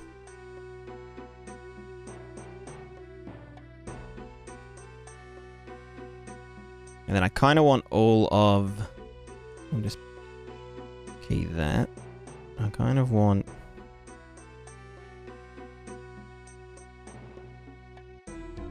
that to happen sooner. So like...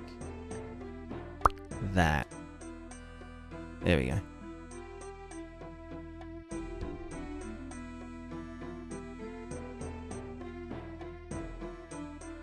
Other than we should technically arrive sooner. So yeah, there's a bit more urgency to it. Cool. Physics man, do your thing. Tell me if it's all good. Yep, he's pretty happy. Snap it. Blap it. Clamp those MF feet. Any feet clampers? Then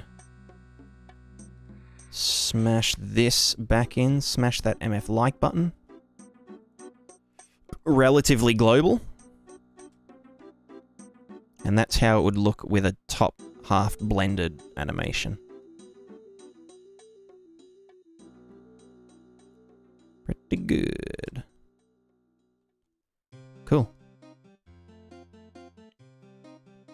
Should it be Hmm.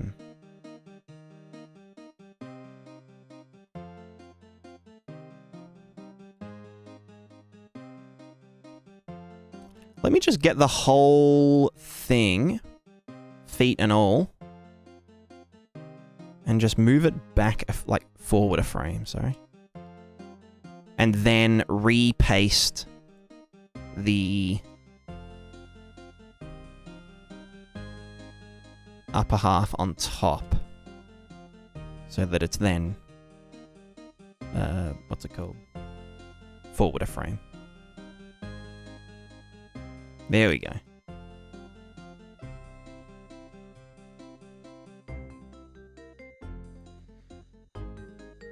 We're going to see Prismatica at PAX Oz. Don't think I saw it last year. Maybe in like 10 years. Probably, yeah. Probably in 10 years. Probably in 10 years when it's in alpha.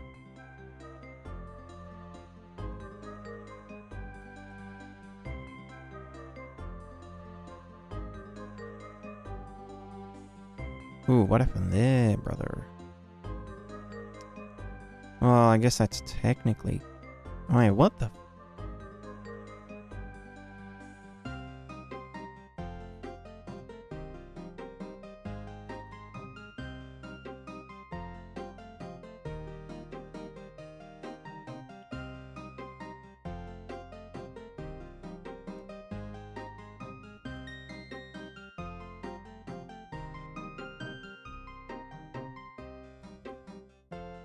There we go.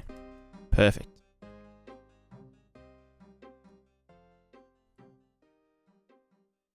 Prismatica EscapeCon first? Yeah. Alright, let's not worry about that upper half. Alright, that one's good. This one's good.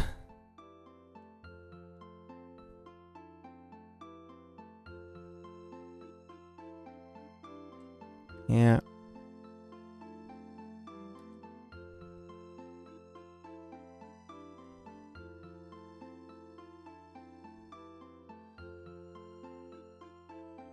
Pacing's kind of different, but like it kind of has to be. Well, I mean the attack itself. No, it's the same. It's the same. All right, so that's all of the attack step anims done. That one gets delayed. Alright, let me just go close open. We'll open all of them. Hold on.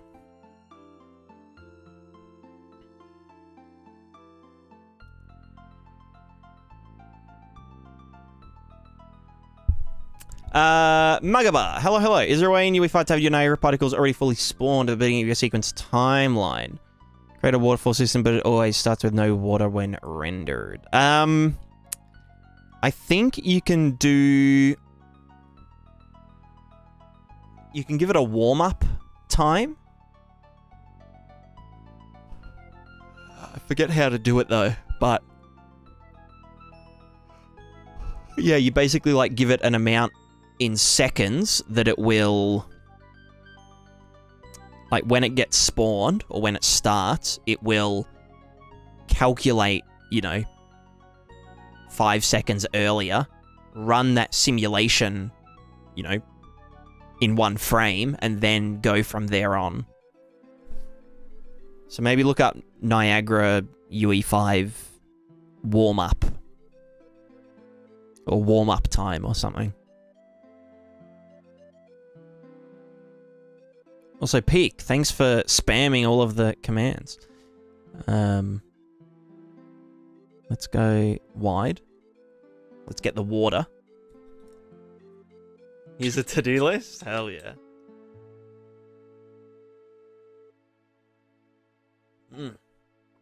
Also, Xanatar. Half an hour ago. That was a double sip for both of you. Right, how do I stretch my hands while I'm thick? Oh. Nice. lit. It's lit.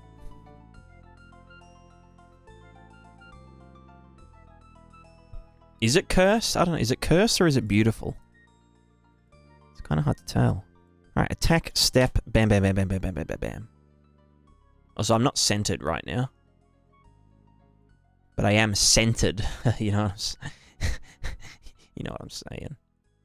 You know what I'm saying? Alright, what do we got here? We've got the step. The step left to right. We've got the step left to left. Well, the step right, left to right. Like that. We've got the step right, left to left. We've got the step left, left to right.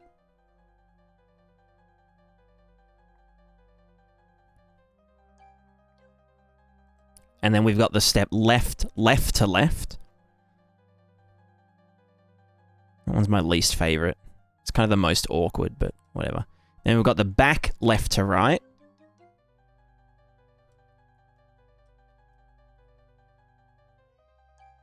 Then we've got the back left to left.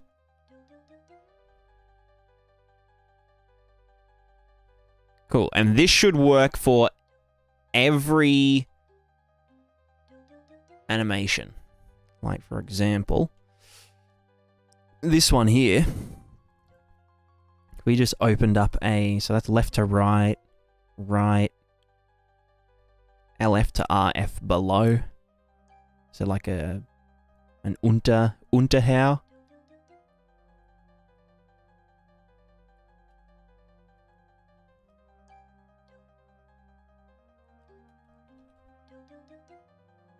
Yeah.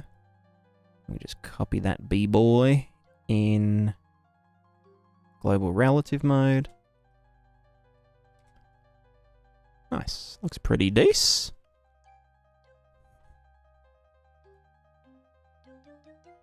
See, this is oh, it's all coming together. It's all coming together. I still don't even know if this will be fun having you know, backwards and sideways anims or like stepping and whatnot.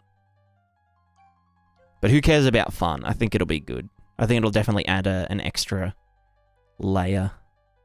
Extra juice layer. Being able to backstep attack. Like single tempo dodge attack. You know?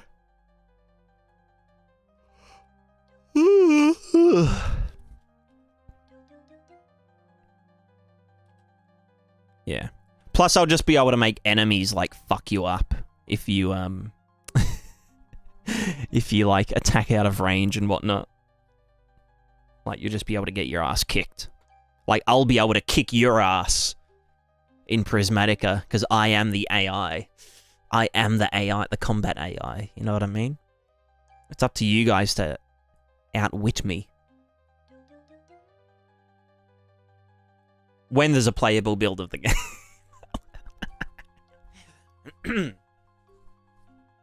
Have you ever played Kingdom Come Deliverance? I have. I really enjoyed it. I played it. I finished the whole thing. One thing I didn't like was that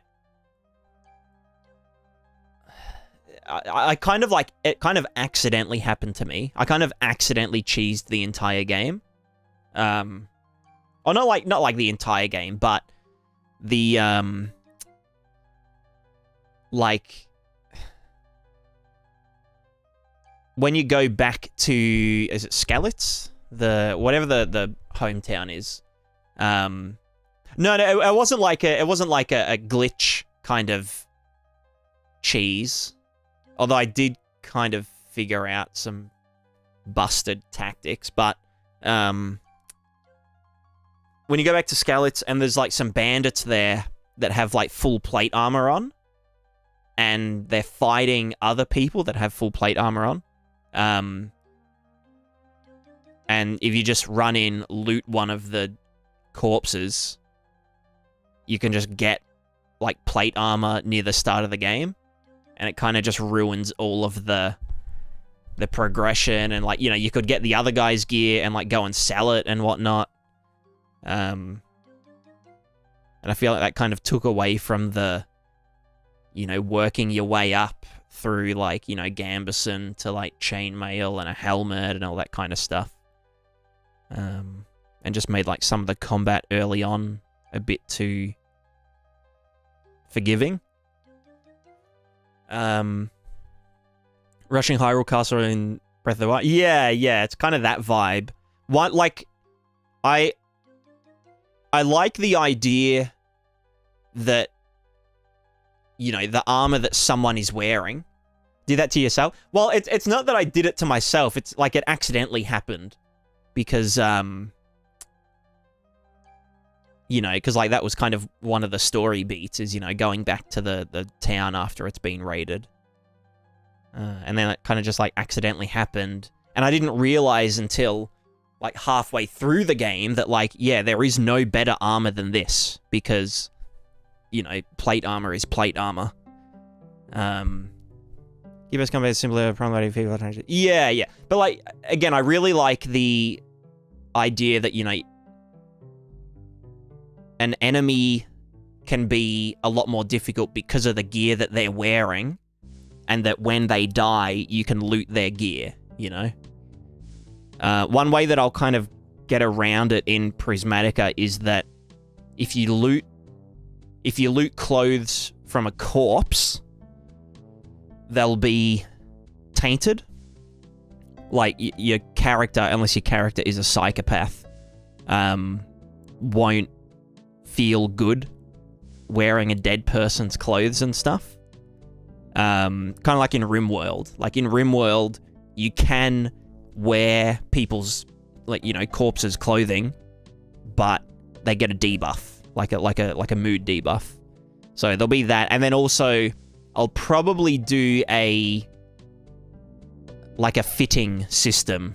So, like, if you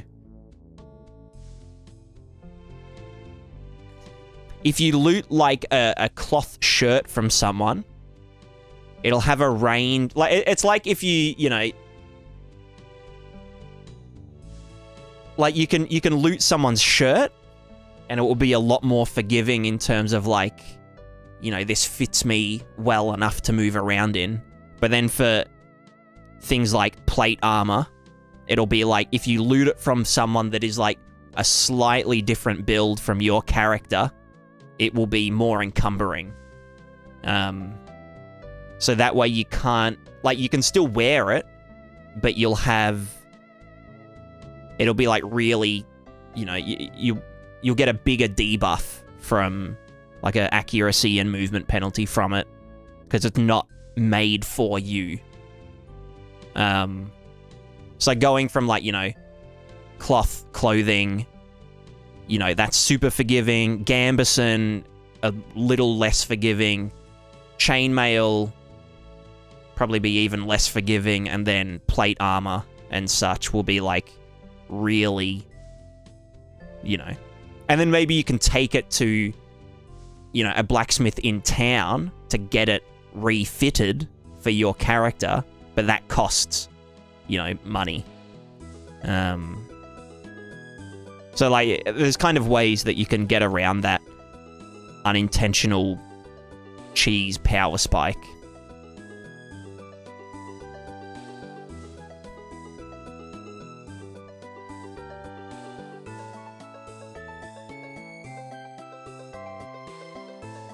What I'd like to see is a skill-based system. I was talking about GameDev with some mates the other day, and I said that I missed Dungeon Siege. It didn't matter what ability you used, the more you used it, the better you got at doing that one thing. Yeah.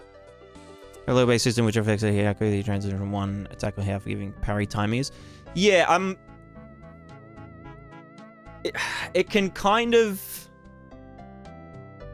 I've played a lot of games that do that. Like, you know, Valheim does that, where, like, you know, the more trees you chop, the better you get at it. You know, the more you use a spear, the more damage, the faster it is, blah, blah, blah, blah, blah. it feels natural, but I also feel like it kind of pigeonholes players kind of too early on. Like before they've really experienced everything. Because it's like, I'm halfway through the game and I just found a legendary, scimitar, but I'll be doing less damage than my, just rare spear or whatever, because I've got a higher spear mastery and it's too late to kind of, you know what I mean? So I feel like some things make sense to have that, that the more you use it, progression type thing. Particularly like kind of like artisanal skills, like, a cooking and a fletching and like RuneScape stuff. But then maybe for like combat related things, you like gain experience. Like I'm trying to like, logic it out. Maybe you just gain general combat experience and then you can go to like a trainer to train a specific thing. It costs money and it blah, blah, blah. So I don't know. Elliot, hello. Wondering if you have any recommendation for dealing with ghosting for Prismatica for the level and brushing up against the foliage? I recognize to do with TAA. Would you plan to chance there or leave it? Yeah, it's definitely a TAA thing. It could be... There's a setting somewhere. It's called Draw WPO Velocity Pass. Something.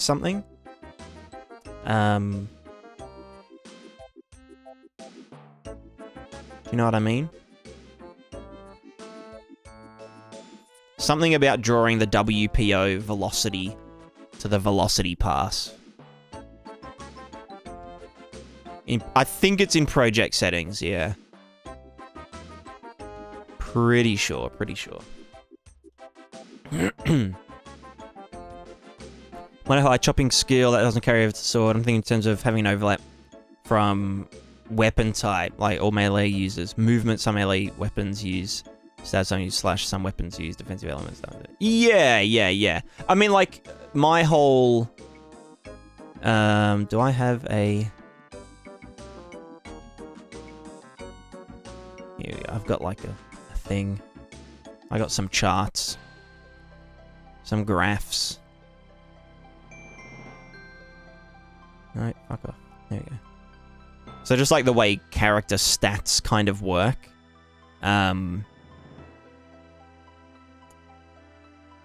It's like, it's all like limb. It's very like RimWorld, the way that the characters are simulated in Prismatica. But you can have like stats affect things,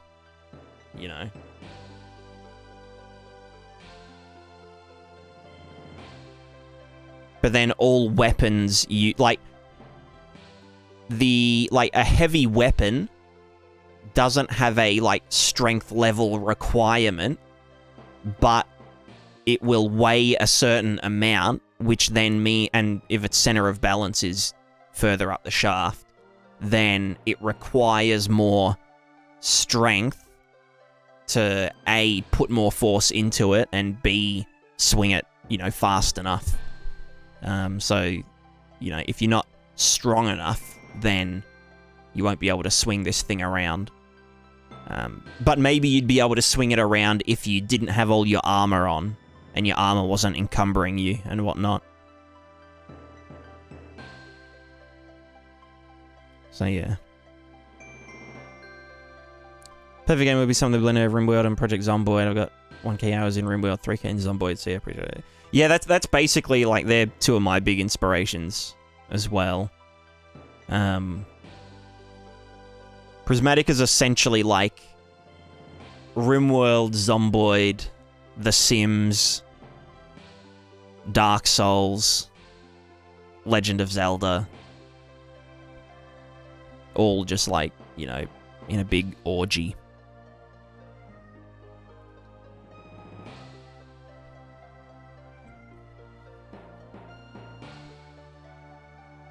with an emphasis on the orgy.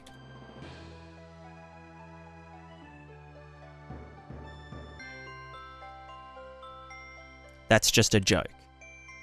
Just kidding. Unless... Alright,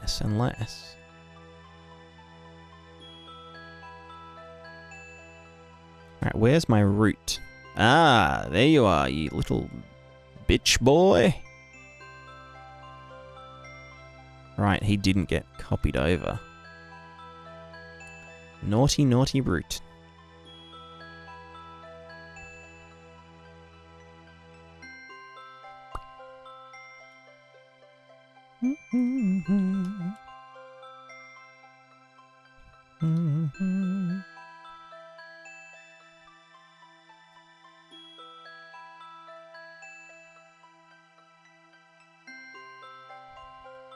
No, you know what, just delete that. Just delete this. And then this should end up some distance. 1, 2, 3, 4, 5, 6, 7, 8, 9, 10.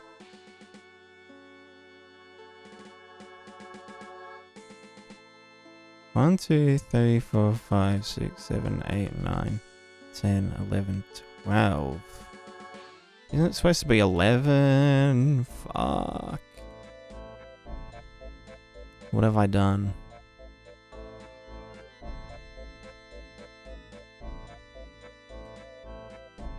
Hold on. Let me just... I mean, it doesn't have to be perfect. Combat isn't perfect. Life isn't perfect. Attack step distances are never perfect. Oh, that one's fucked as well. So why do the twisties do that? Can you, like, just fuck off? Thanks, mate. Alright, let's get the route. Ah, you don't have your own track. Well, now you do. Thank you. Let me just yeet. Nice.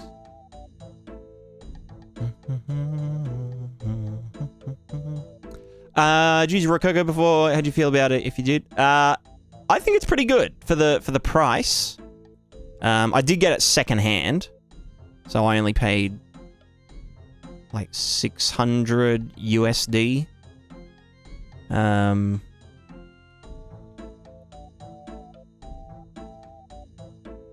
But yeah, it's pretty good on the hardware side of things. The software is good as well. The software kind of not saves it, but like it's good for what I need it for. Like short, isolated animation captures. Especially in my area, because I get a lot of magnetic interference. It kind of desyncs after like 30 seconds. So usually I just do, you know, recalibrate. Like you just stand in a pose, and it will recalibrate, and then do a capture, and then, you know, so on. Oh, wait, no, that is 12. Okay, that's fine. But yeah, in their in their software, they have like retargeting, they have tweaking, so you can like tweak, you know, the shoulders forwards and back, and like the rotation of the shoulders and all that kind of stuff. And I think with like one of the latest updates, you can just import your character straight in to the capture software, which you didn't used to be able to do. You used to have to export your captures as a different skeleton, then retarget them. So I had a whole fucking pipeline that I had to do. But now I'd just be able to put my character in the Rococo software and capture using that, so I know like exactly how it looks kind of on the way out or the way in. Wait, why is that now Little prick. Oh, that must be Physics Man's doing. So it's getting it all due to not capturing micro movements very well. Yeah, it's yeah, I guess it doesn't do micro movements super well.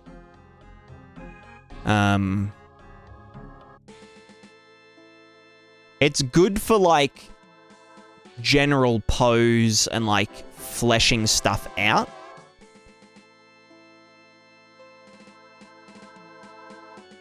Like, that's kind of how I use it. And, you know, I've gotten good results with it in that regard.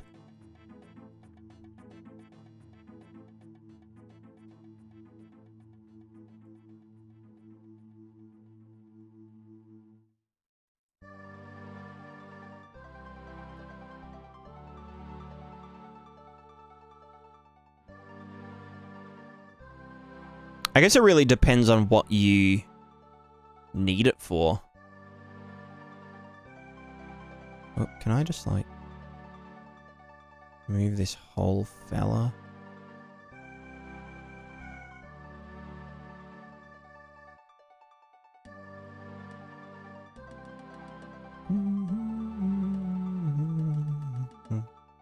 Then kind of use Cascade to polish them up, essentially. Yeah, like, not just to polish up, but to sort of add style and oomph.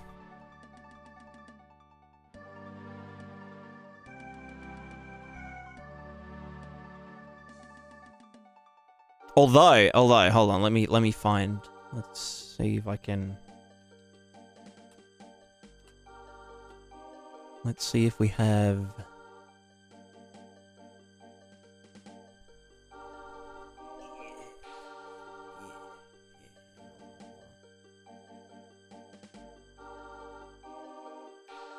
Cascade animation unbaking. Is this the one? Yeah. Oh, it's a GIF. God damn it. Let me just. Here we go. Oh, look at it fucking.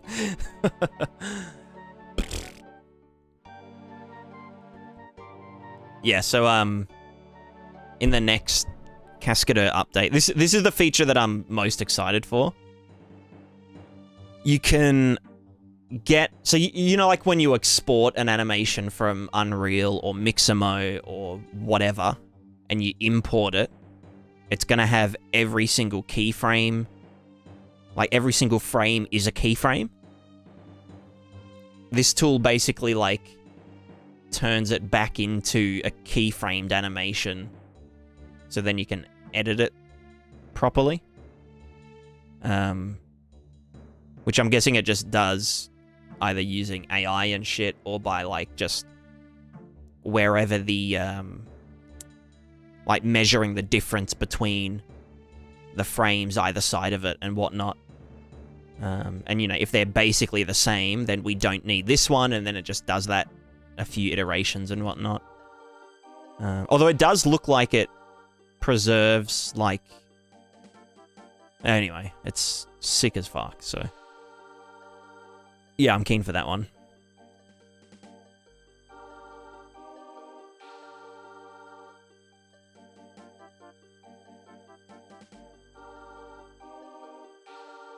That one's gonna be Pog. PogChamp.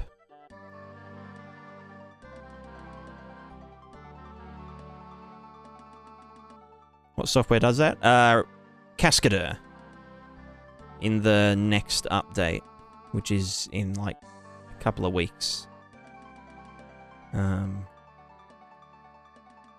yeah, I'll be getting a preview build of it. So we'll kind of explore that on stream. Did that? Okay, that did it. Yeah, man. Yeah, okay, there. So I did it from here, so that needs to go back half a bit. Yeah, so now we're 1,220 centimeters to the side.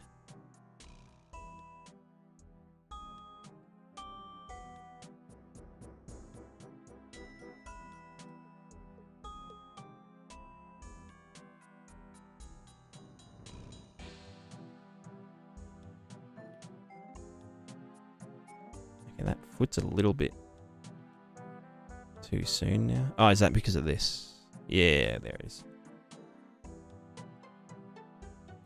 Still a little bit, you know what? Go over here.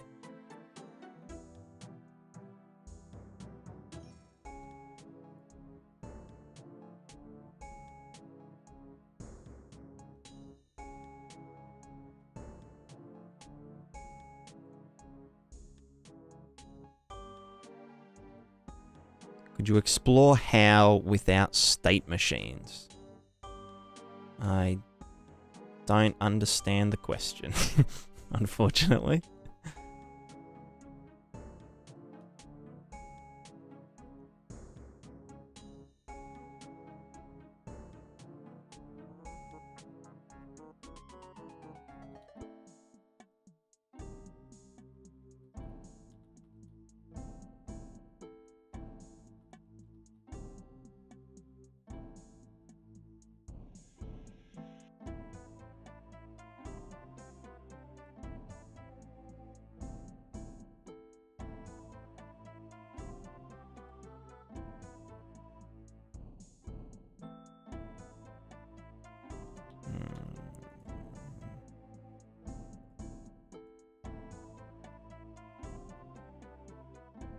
Animation blueprint. But what's the... Oh, you mean how I do animations? How I do the animation blueprint?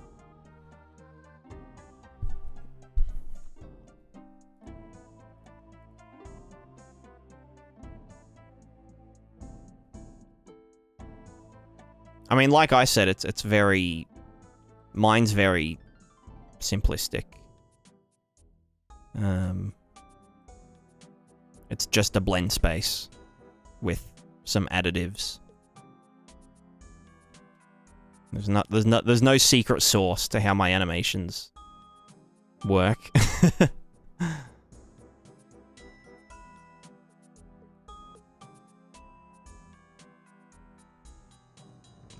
How?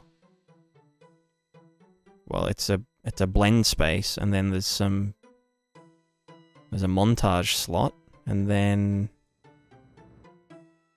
that's kind of it, you know what I mean?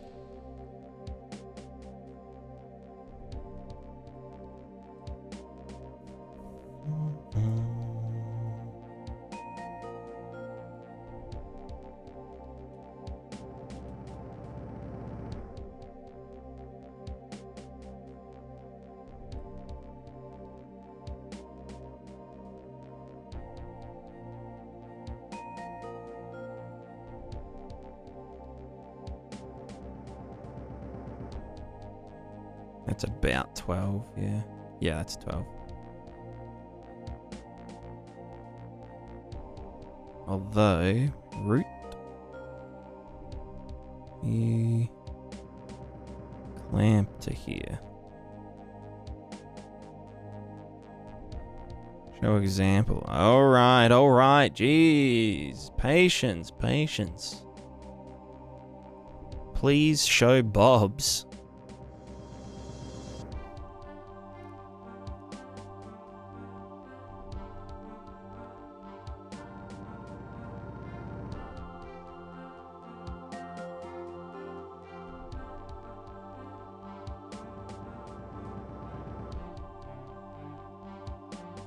Alright, Prismatica. Like, just this character here is simple. Right, I'll show you this one. Show you this one first, before I show you mine.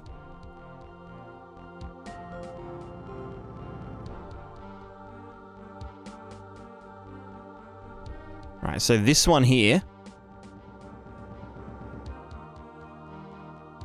We have the locomotion blend space. We have some ragdoll stuff. And then it goes to the output pose. That's it. This is like the gist, right?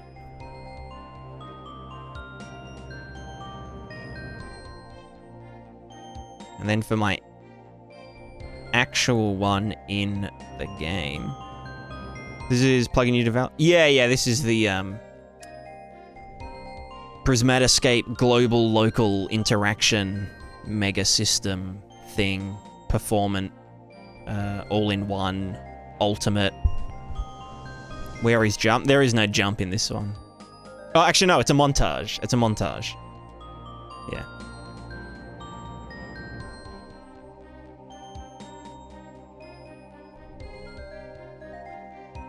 There's no get up animation either, but...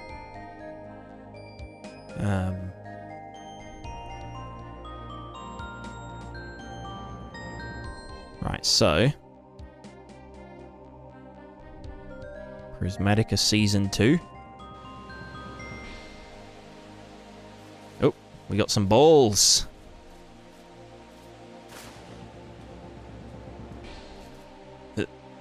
Wait, where's my... Anyway. So this one, relatively the same. It's just a locomotion blend space. It's got a leaning additive. Use ALS v4. Nah, this is all custom.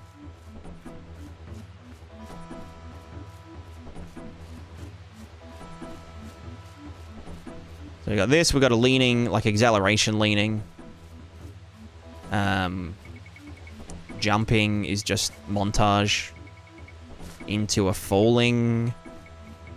I think it's just a falling boolean that comes after the thingo. Yeah. Oh, why is that? Confusion. Oh, because it's not... No. Yeah. Well, it functions like an animal... Alright, hold on, Jesus Christ.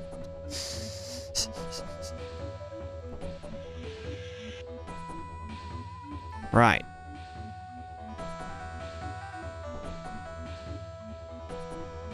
We have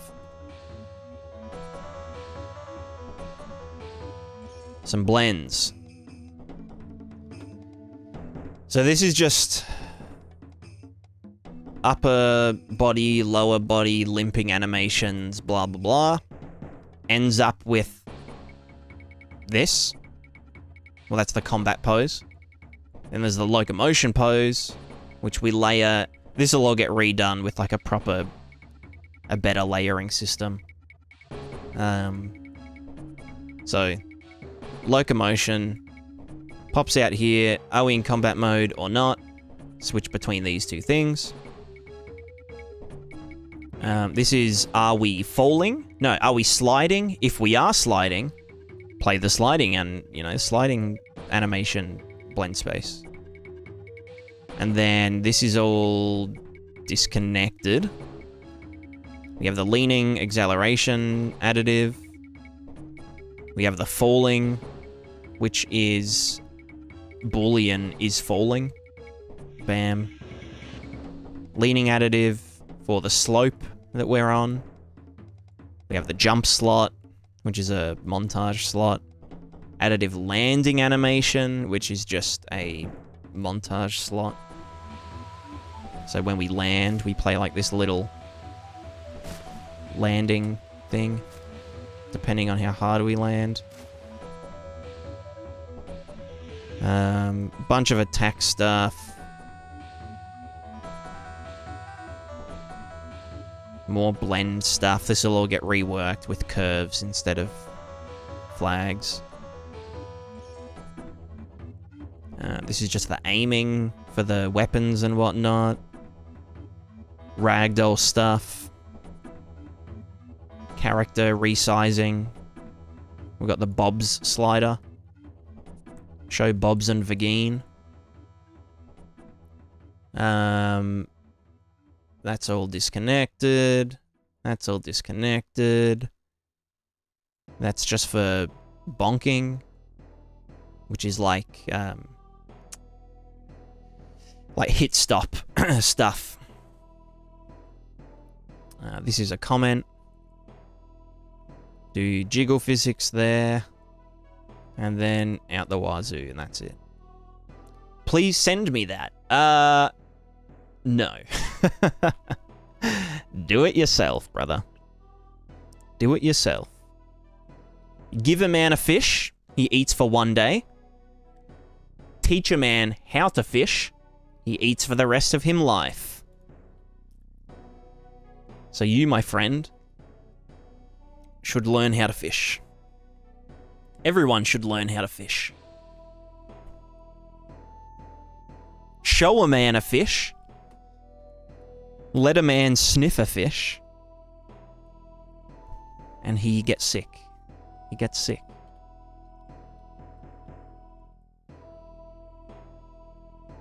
Because fish smell gross.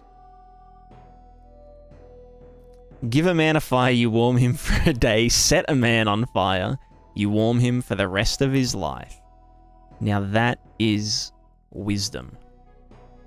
That is some real goddamn American wisdom.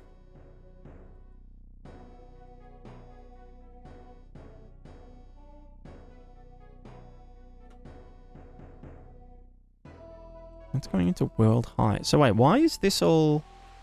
What have I done wrong? Okay, no, it's fine now. Is it just that the character... Is it because the character was small?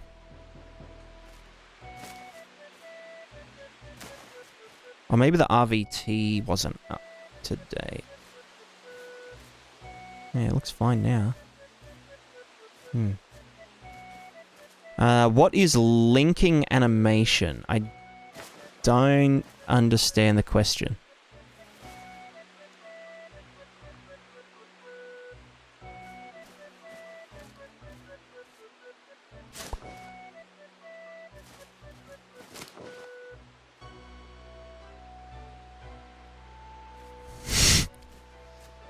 Buy a man, eat fish, he day. Teach fish man to a lifetime.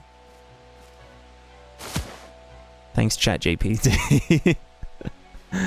What is linking animation? Oh, do you mean like how we get from like here to here without a connection? It's pose caching.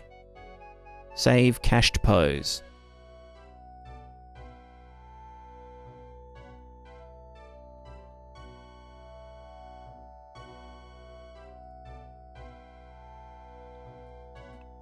So that you can access the pose multiple times for like blends and shit.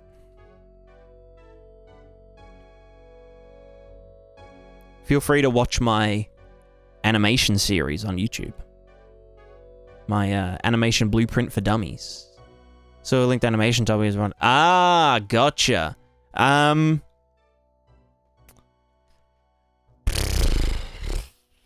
don't know. Does it mean just like a nested anim BP? Like this? Linked anim graph? Oh, right, because I've... Yeah, right. You can put anim blueprints inside one another. So this one just takes an input pose, does all of the jiggle physics, and then goes out here. So that's just input, out, blah, blah, blah. What's the benefit of that? It just keeps things clean. And you can also just, like, change this. I think you can even change it at runtime. So if you had, like, a crafting state or something, and you wanted to do a bunch of, like, procedural IK and blah, blah, blah, you could put that in a linked anim graph.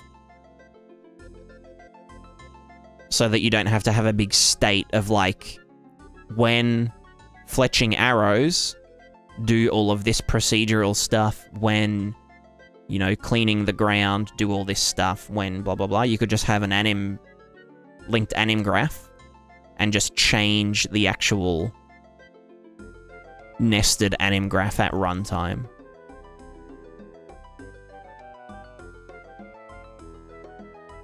You know what I mean?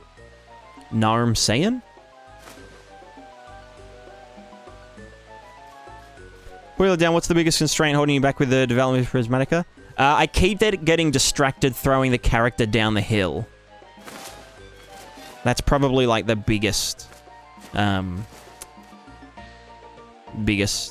constraint. Not even joking. I keep doing this.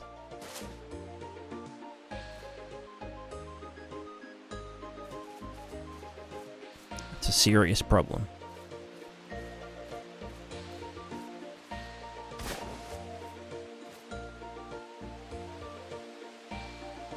By the displacement on the mud. It's actually all fake. It's actually 100% fake.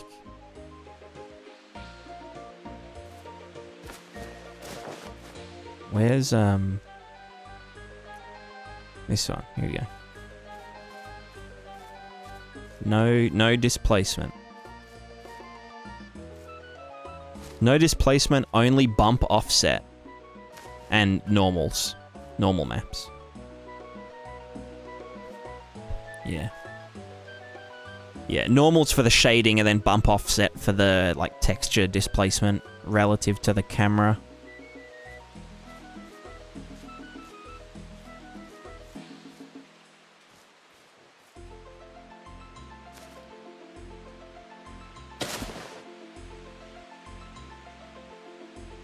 That's the plugin? Well, it's an implementation of the plugin.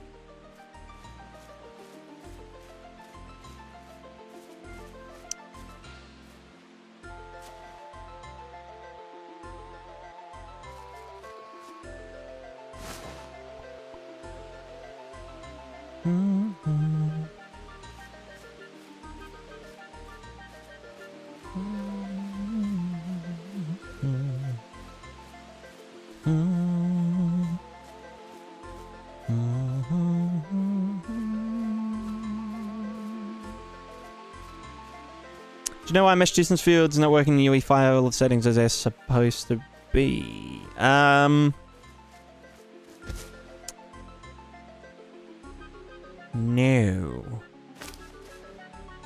What do you mean by not working?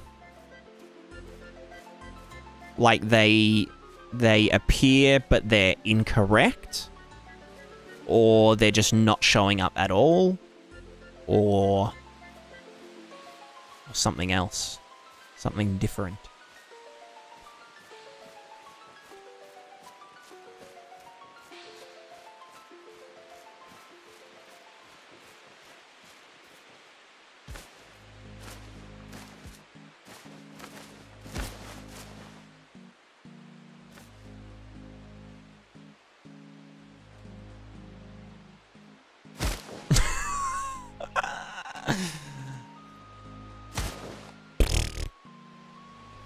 So good. Yo, balls! How am I ball? Any balls in the chat? Never finished Draken's Dogma as a result. True. Not working, they just won't appear. Are they definitely enabled in the project settings? Project settings enable distance fields.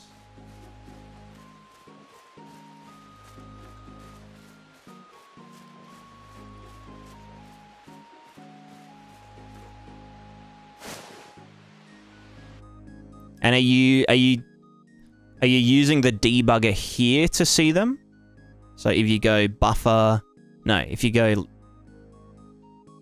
show, visualize, mesh distance fields.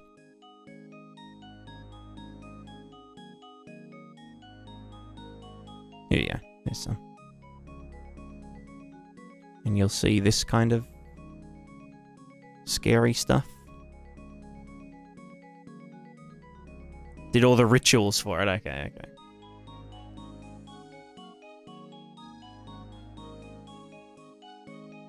And if you go show, visualize, just regular global distance field. Anything showing up? No? Yes, no?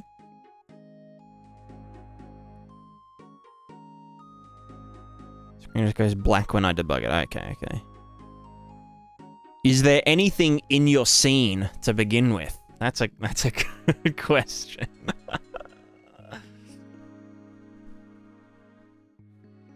Are you using an old graphics card maybe? Although you probably wouldn't be able to run Unreal 5 with an old graphics card anyway.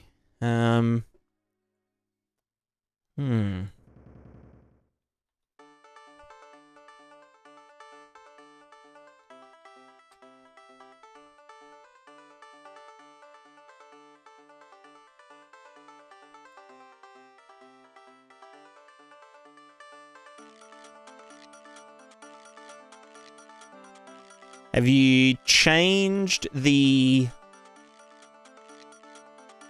distance field voxel density to something different just to see if it regenerates?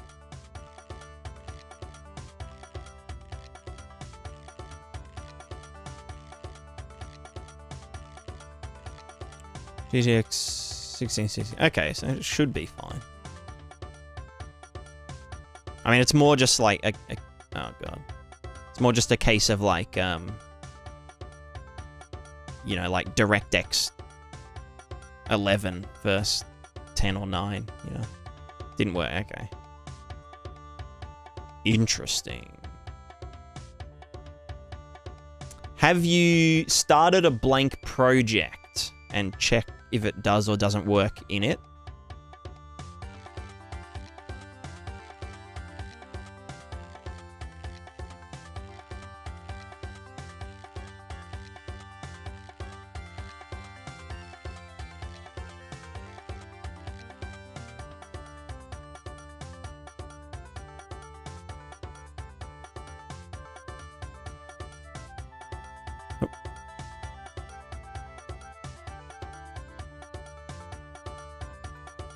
Works in UE4, but not in 5.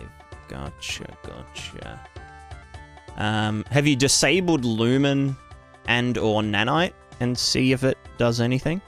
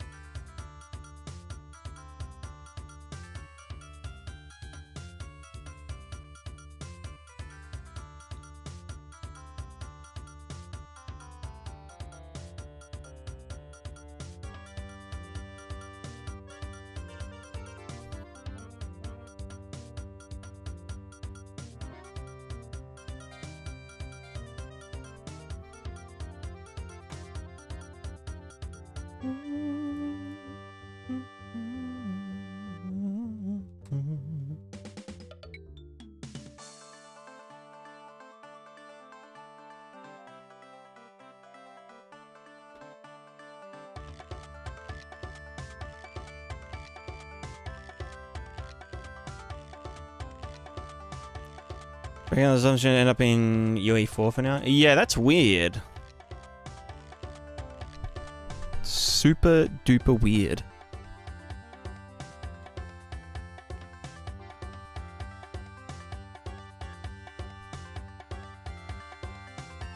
Yeah, maybe. Yeah, maybe double check the shading model. Although I don't know how you'd be able to have Lumen on with the forward shading.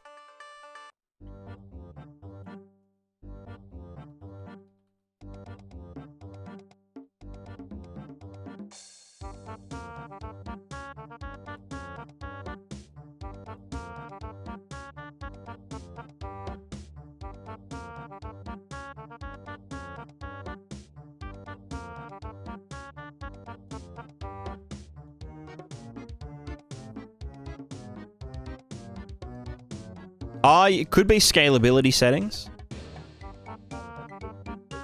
Potential.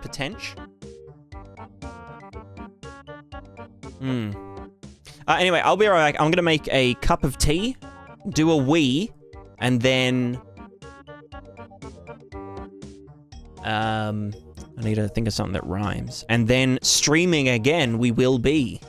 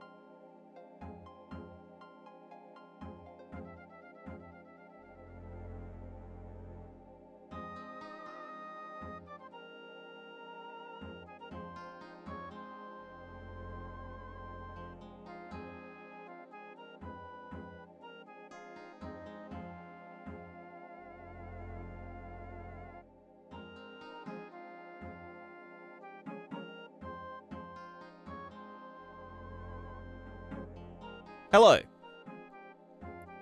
I am returned.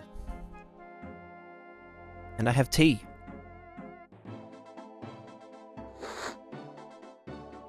Ooh! Beautiful, beautiful. Enjoy your piss/tea. Hell yeah. He's back. Hide the... Shit, hide the...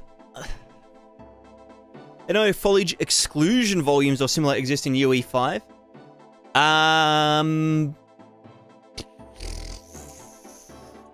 Exclude foliage from what? That's the question. Do you mean like landscape grass exclusion? Do you mean PCG exclusion? Do you mean foliage brush exclusion?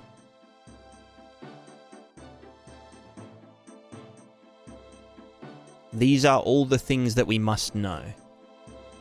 You must tell us before we can help you. Landscape grass. You can just paint exclusion on the landscape. Like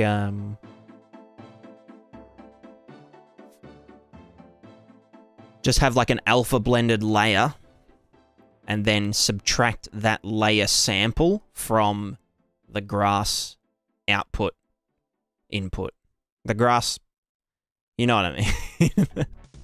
Like the grass layer minus grass exclusion into the grass, landscape grass output. However, if you want to do that at runtime,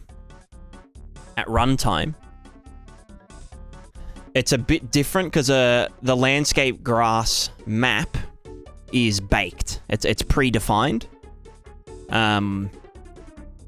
So you can't really change it at runtime because it all exists on like the GPU, and the GPU does the scattering and the whatnot. The way that I do it, at least, is using a runtime virtual texture, as seen. Yeah, maybe we can get it to work, you know what I mean? I'll give you a little example. Little Zampy. Little Zampa. So let's say we got some grass. We've got a plane. Here comes the plane. Alright, we've got a plane.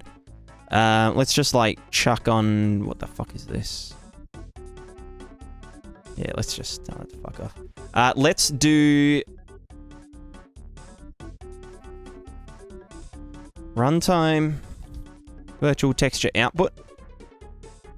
We'll just get a radial gradient. Why do they still not have a radial gradient linear? And we're going to use the... One minus. We're going to use the... I think I do it in the specular channel for the grass exclusionation.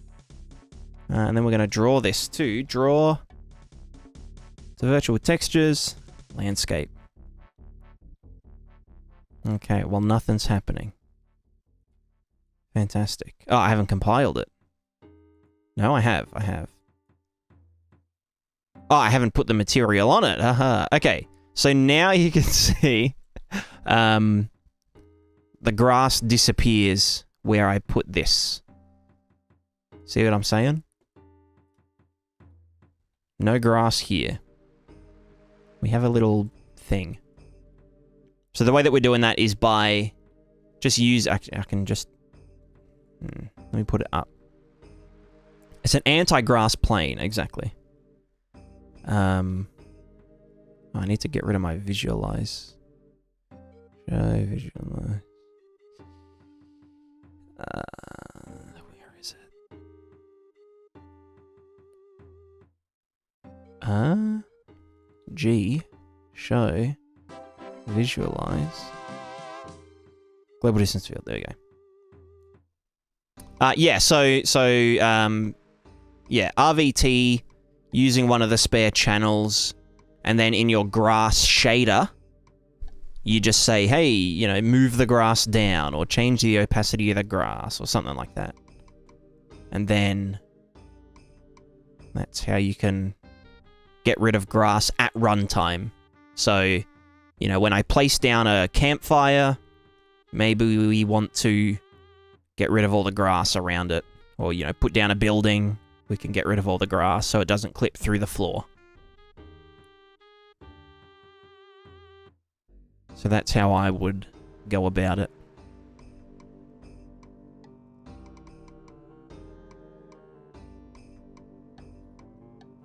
Is there a performance drawback from hiding the grass, though, compared to totally getting rid of it? Suppose not that much. Sort of, but it's not that bad. Like, the grass will still be running its vertex shader, but not its pixel shader. But it's like, you know, the grass was there to begin with. So, like, you know. Do you know what I mean? And also, removing it and recalculating the grass map would cause a hitch, probably. So this is probably maybe the preferable way anyway. You know? Probably, maybe.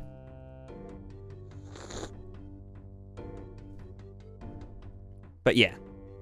There's no performance. There's no performance drawback. There's just no performance gain.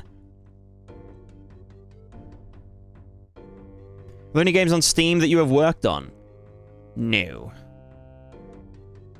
No. I am a serial hobbyist doodler.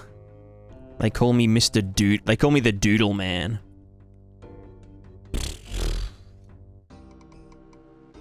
Oh, except Sunnyside. I did a couple of months on Sunnyside, but that... I don't know if it's fully released yet. It's like a farming sim game. Farming/social sim. It's like Stardew Valley, but like you can ride a sick-ass moped and do burnouts. Thanks to yours truly. Stardew Valley in Japan? Yeah, yeah. And it's 3D. From Renegade? Yeah.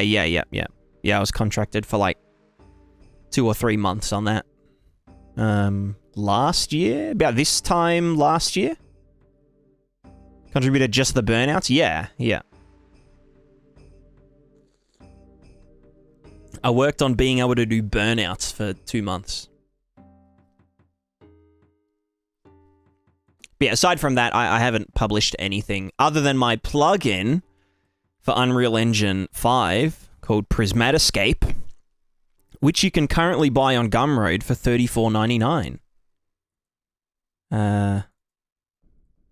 Which, you know, as you can see... fuck, where'd it go? Anyway, you get the point.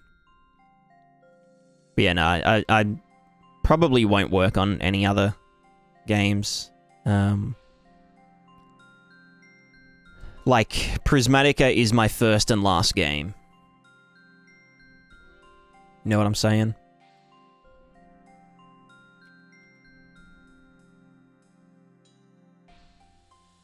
So making admin on the night, so I had commands for this. Yeah, that's a good idea, Adam. That's actually a good idea.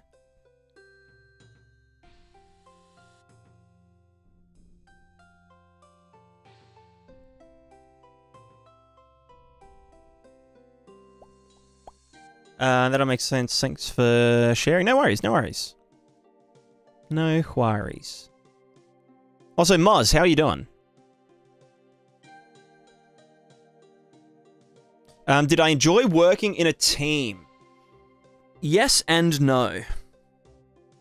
Yes, because everyone there was really nice. No, because it's like... I hate having responsibilities. You know what I mean?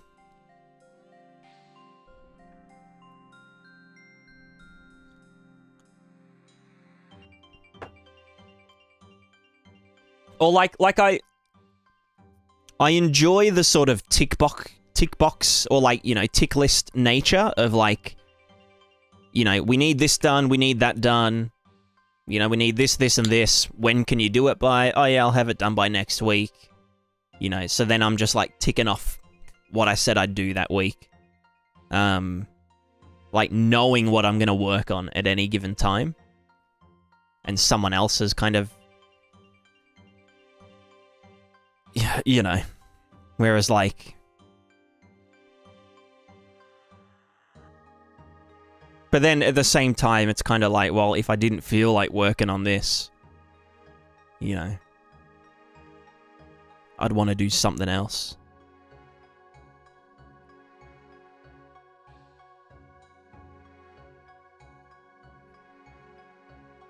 No, it's not like the pressure.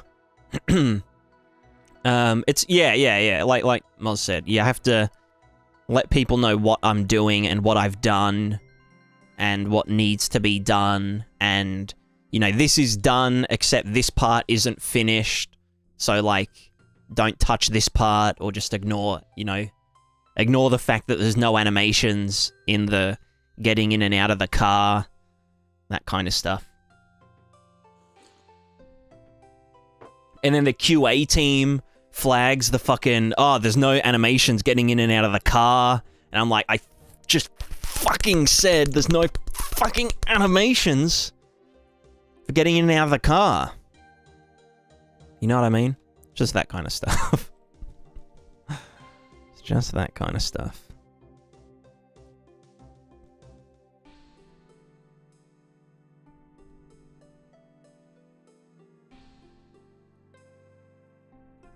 But yeah. You know, it was a good experience. Very good experience. Plus, getting super distracted and going down a rabbit hole for 3 days is discouraged, we'll say. Exactly. Yeah, I like the rabbit holiness of indie dev, you know? I love rabbit holes. Discouragement encourages me. There you go. That's meta AF. Alright, let's just double check our routes. Yeah. Oh, wait, hold on. Yeah, good enough. Yep. Yep. Yep.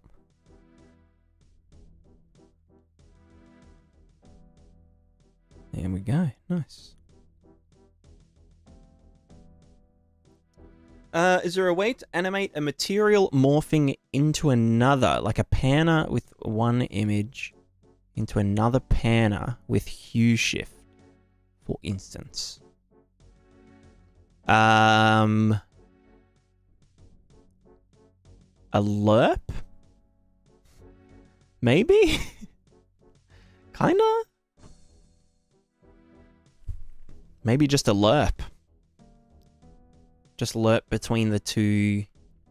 Yeah, more info needed. More info needed.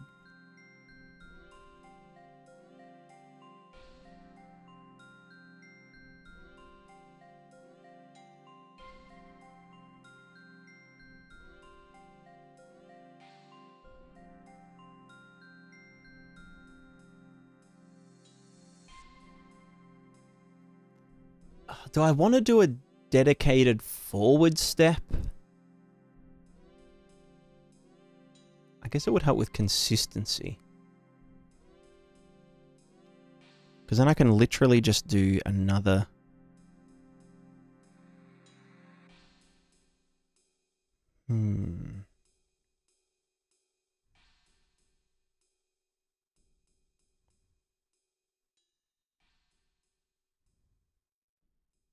Also, how am I going to do... Oh, I've got an idea.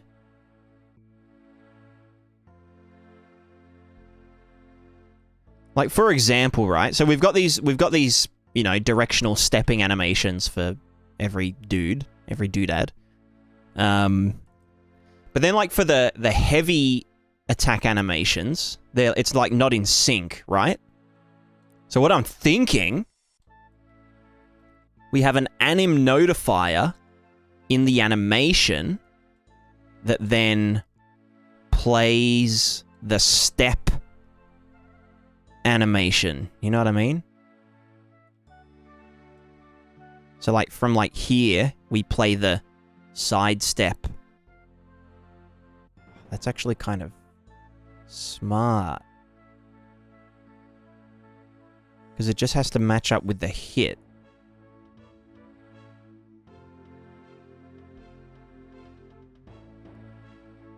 That could actually work really well.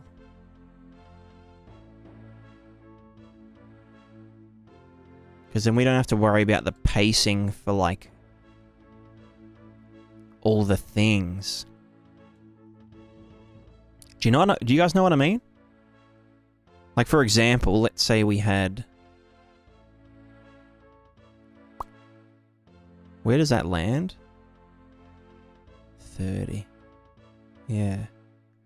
Yeah, fuck, I'm good. I'm good. Oh, yeah. Hell yeah. So we would do... The thing with the thing. Yeah. Yeah. Wait. Among Us in the timeline? Yo!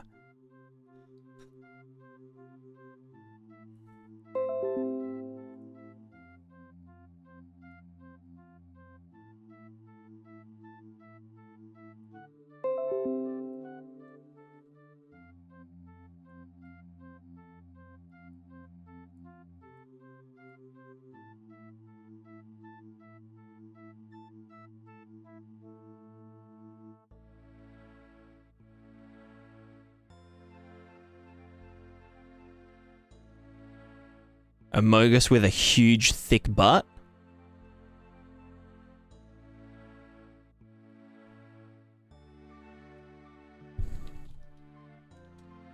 Among Us, huge ass.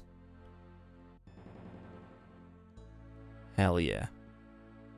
Oh, I'm glad that those get blurred out by default.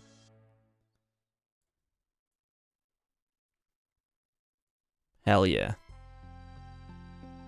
See the resemblance?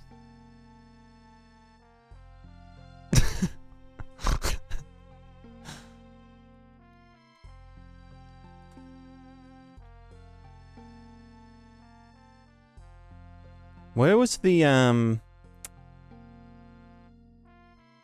thick Among Us open source? Hell yeah.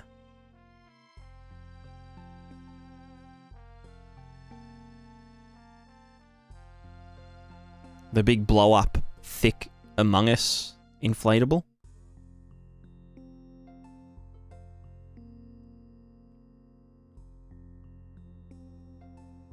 Anyway. Yeah, ISP is going to see Among Us huge ass. Hell yeah. That's lit. But yeah, what I was saying was, I could put an anim notifier in this animation to then, like, play the step forward lower half animation, but also do that with, like, the other, like, the side-to-side ones as well.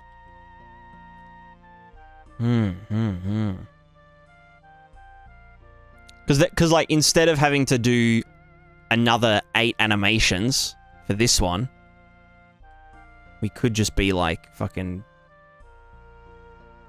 do this, but, you know what I mean? But, like, part way through this one.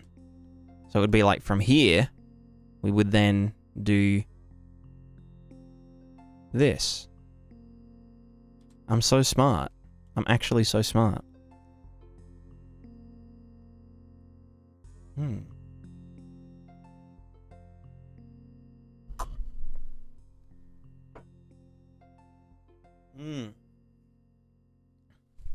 Because I was thinking, same with, like, the thrust animations. Oop, not autosave file. So the thrusty animations. They're paced very slightly differently.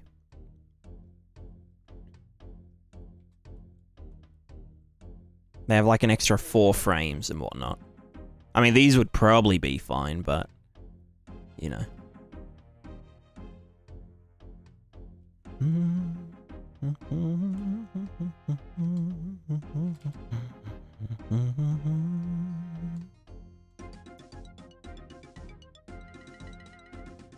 Yeah, if I could just, like, chuck it on top slightly later. So I think there's more. Yeah. Yeah. I'm vibing it. I think that could work. Potentially. I'm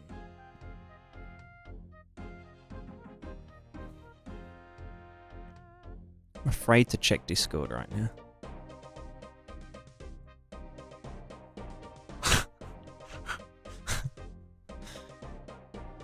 Lit. That's lit. Random question. Physical materials for the landscape. What to do if I have a master material with physical material set up for one level? For another level, I want to use the same master, but layer structure visually will be different. How can I assign new physical materials? It seems like there's no way.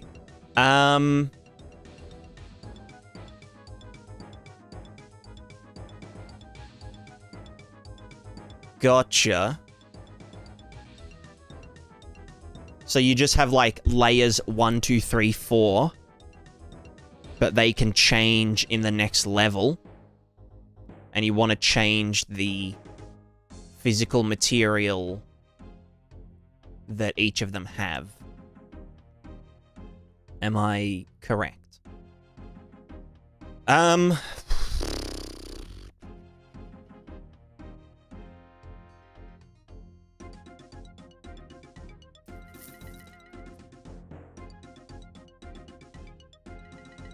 Good question.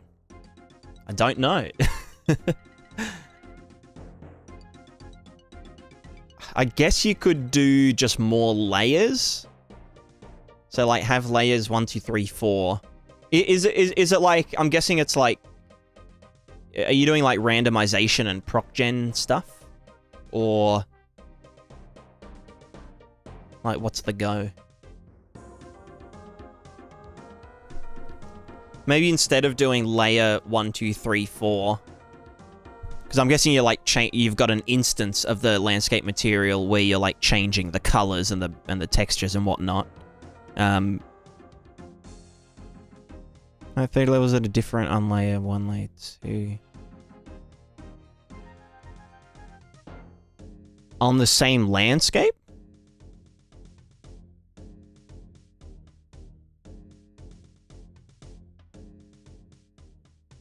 Confusion. Because the thing about the physical material, same master, different landscapes. Gotcha. And material MIC, material instance, something. MIC.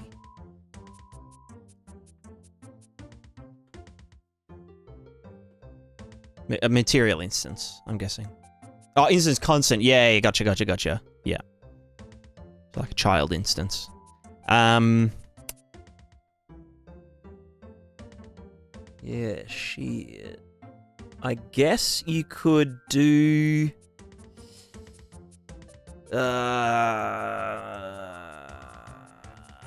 Alright. Here's big brain time. Big brain time. So if you're already like... If you're already this far in, what I would do, make dummy materials. Dummy physical materials. Oh, unless you're relying on the physics of it, for like physics objects and shit. Or do you just need it for, do you just need it for like sound effects and that kind of thing? Only sounds. Okay. Okay, so dummy materials 1, 2, 3, 4. Assign them to the layers. And then create a data asset that contains a map from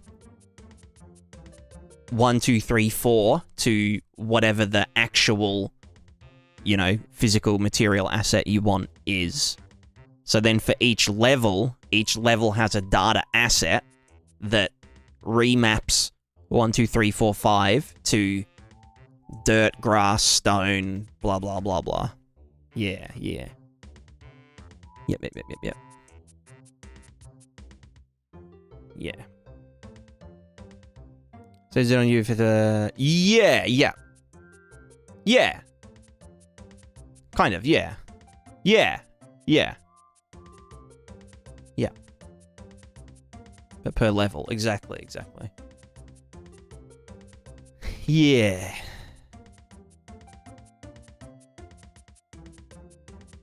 Yep. You could even do, like, if it's not already baked into it. Oh, no, because that's what you'd use the physical material map for anyway. I was going to say, like, you could specify on this painted layer, you've got, like, a, you know, the top of it, and then if it's on a slope, you could use a different material, but, like, blend seamlessly between them, you know?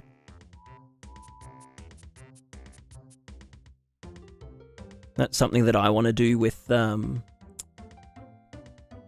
like, you know, grass into dirt into cliff, is to just have a dummy material for the auto grass cliff physical material, and then within it do like a blend, like a smooth blend, because then once it's in my control, I can be like, oh yeah, we hit grass auto material, and then what was the hit normal of the footstep or whatever, and then we can be like, oh, it's halfway between the cliff and the grass or something. Yeah, physical materials is like very outdated. It needs a lot of love. Like, even just being able to blend smoothly between two of them and get both of them in the hit result would be, like, great.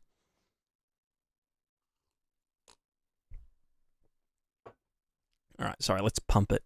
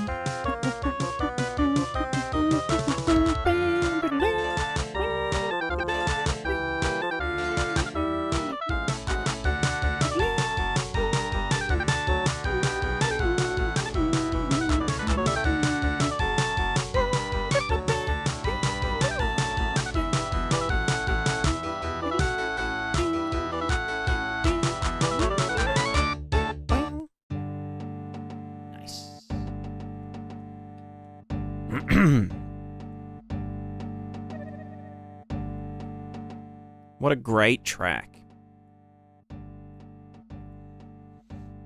Val, thanks for the Giga Stretch. Ooh. Ooh, I cracked something. Cracked my finger accidentally.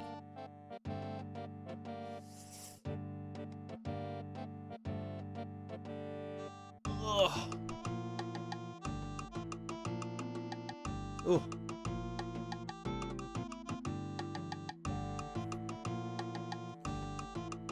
That felt good. That felt very good.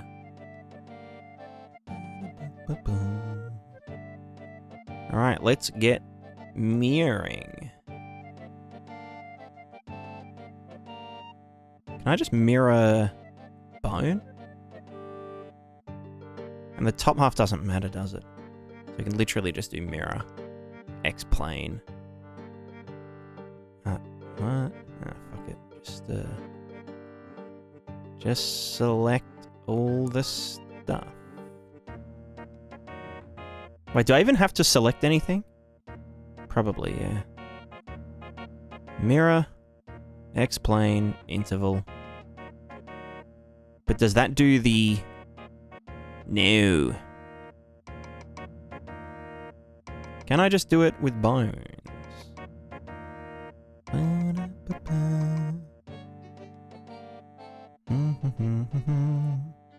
Oops. There you go. Mirror, X-plane on interval. Okay, so I can do it. Son of a bitch. What the fuck? No, fuck off. Yeah. Bam. Mirror on interval. Invalid, unordered why can't I just do the fucking thing? You fuck. You fuck.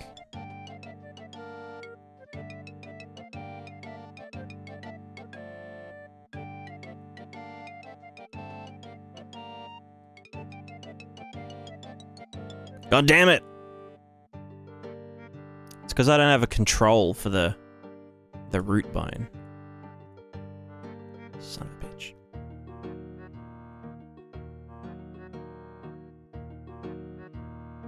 Well, fuck it. We just fuck it, we ball. We go to 12.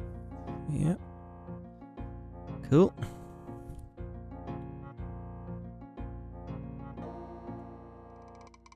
What the fuck? No, root bone.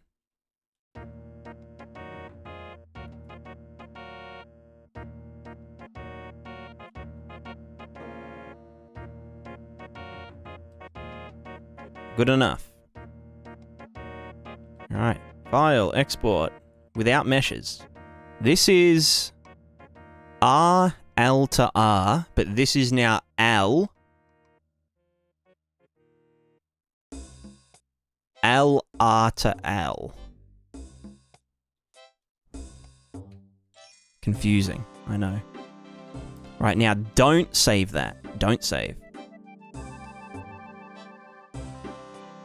Has there ever been a wide cat cam? Yeah, I think so.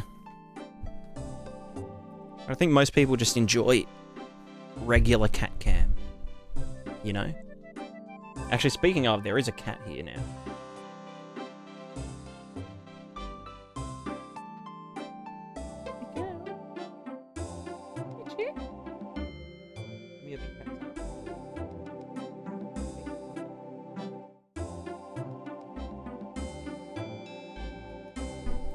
Big fat tum-tum.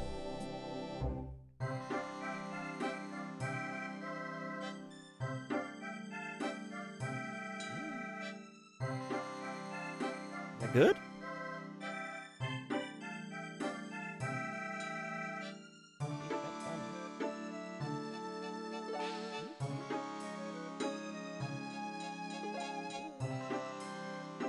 You're a good gal.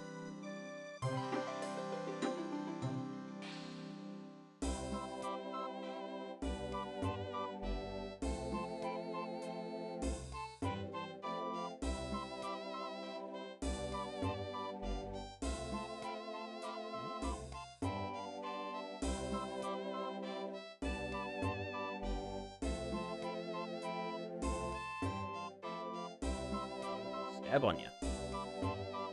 Good time to join? Yeah.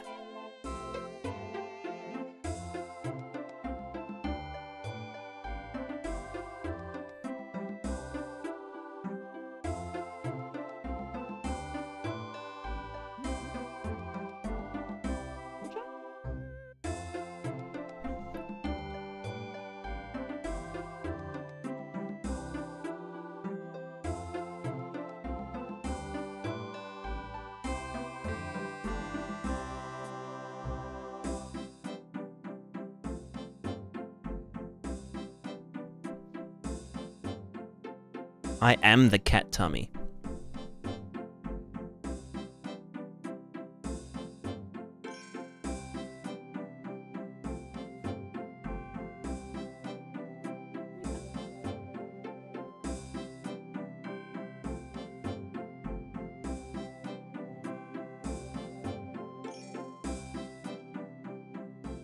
You're good.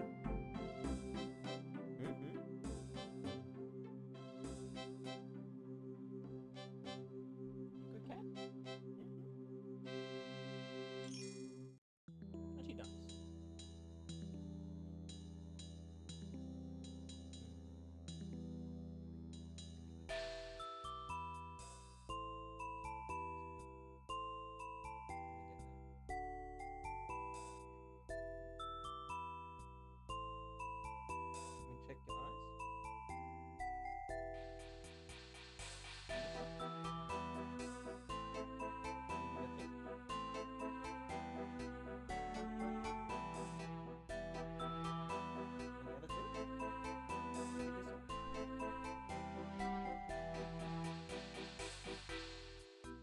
Okay. Good. You're good cats.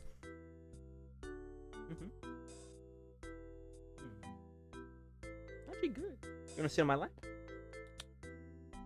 Yeah, here. Come on. Good girl. Aren't you well trained?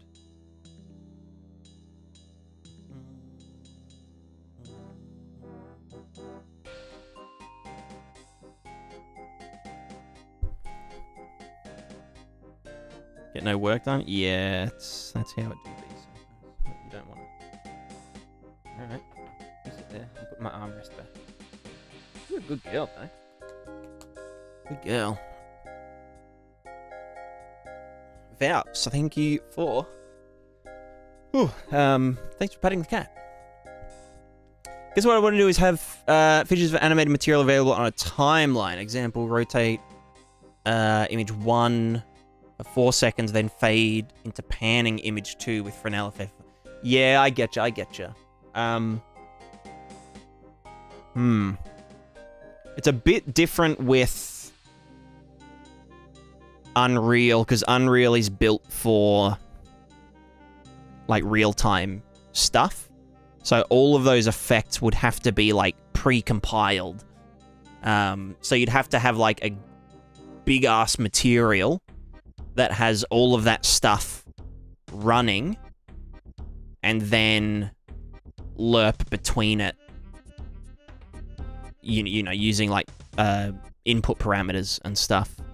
You wouldn't just be able to add, you know, an effect to a material arbitrarily. It has to kind of all be there in the first place, and then you can adjust the parameters, you know, at runtime or in sequencer or that kind of thing.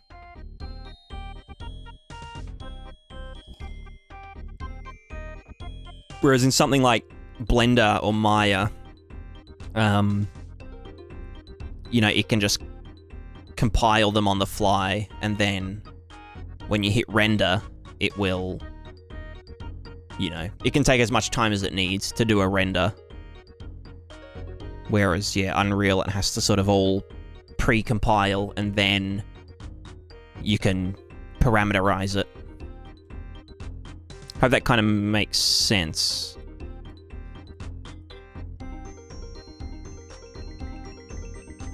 So it is possible to do exactly what you're talking about, but it requires, like, everything to be known in advance. Like what all the effects you want to do in advance.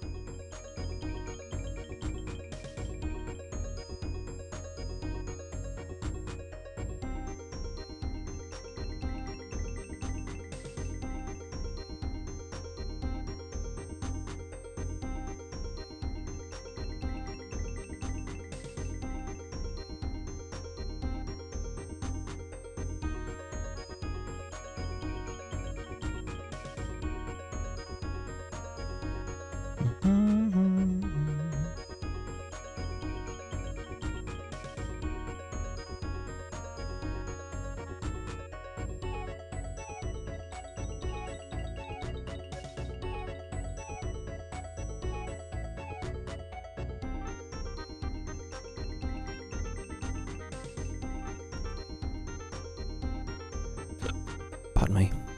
Just accept left, right to right.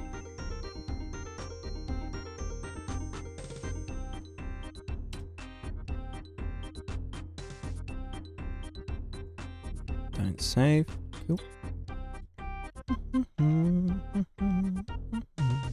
Oh, what happens to that foot? Oh no, that's fine. We just do a nice twist.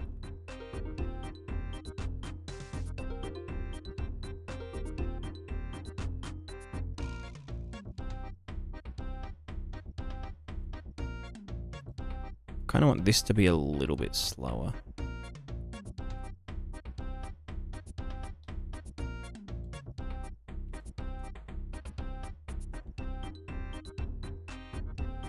There we go. Oops.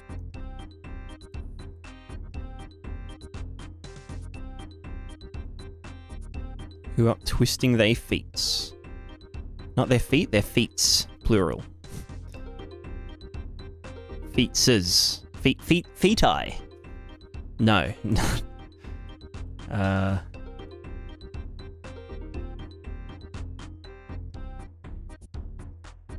L to R. L, R. Yes.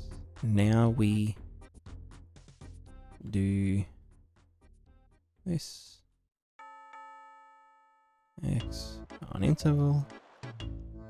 So now we have this. And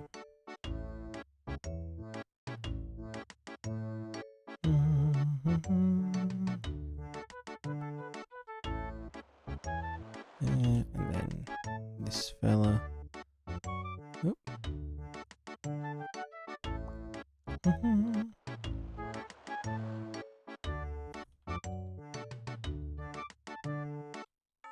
Oh, I'm looking the wrong way. Terrible.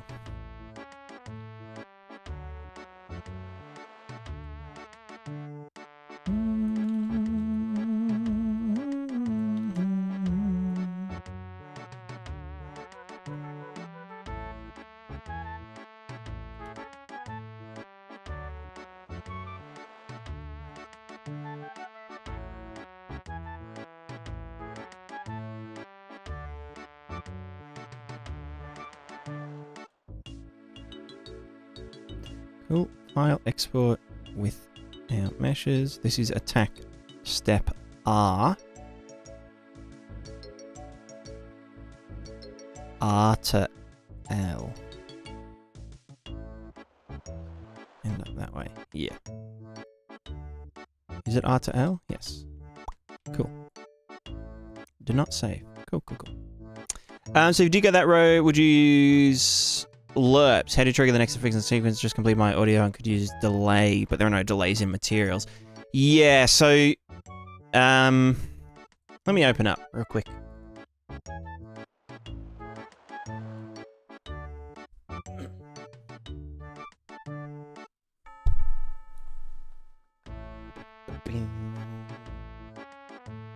So if you've got like a sequence, if you're using sequencer, I think it's called sequencer, isn't it? In Unreal. You would want to do something like, let me just grab this.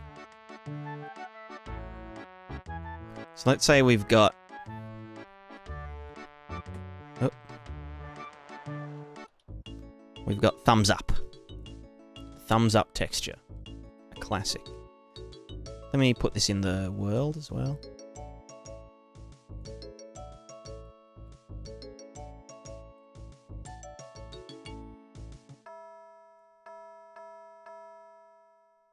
Okay. Recompile. Right, so we've got a texture, we've got a material. It's doing, well, nothing at the moment.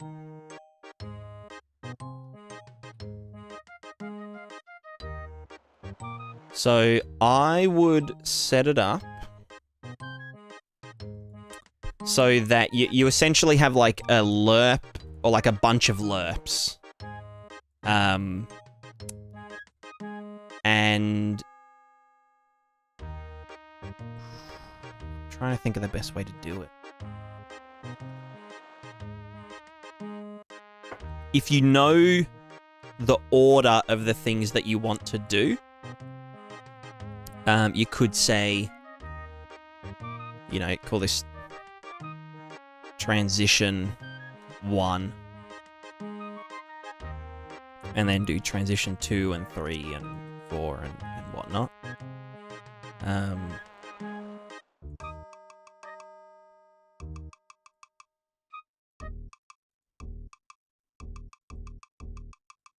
So then this goes into here, just plain, and this can go into here, and that can go into there, and then this can go into here.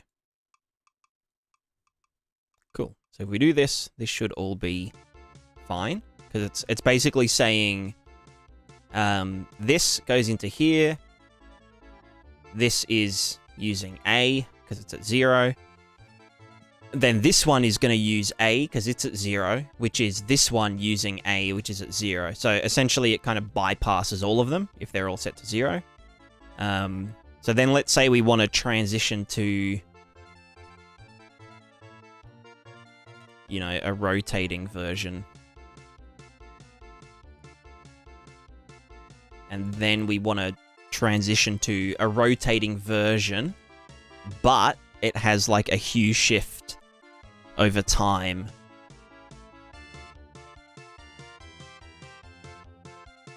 And then we want to change to a different texture entirely. Whatever this is. And that goes in there. So we've now got these values which can fade between them. So now the transition 1 is at number 1. And so you could just do that in sequencer using a set material parameter thing. I'm pretty sure you can do it. I don't know how, but you can do it. And then you would just be like transition 2, lerp to, you know, this one, which is just doing this same thing, but with a hue shift into this one. And then number 3, lerp that up, it'll go to this one, etc., etc. It could get kind of difficult. This is like the easy but kind of weird version, where it's like very. You've got like a bunch of explicit states that you want the material to be in.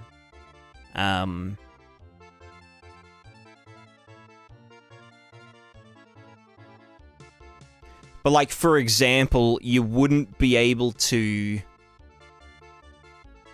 like change the speed of the rotating texture very easily. Like, if I show you what I mean, if we change the speed, oh, that's not it. Okay, well, if we have time multiplied by a value,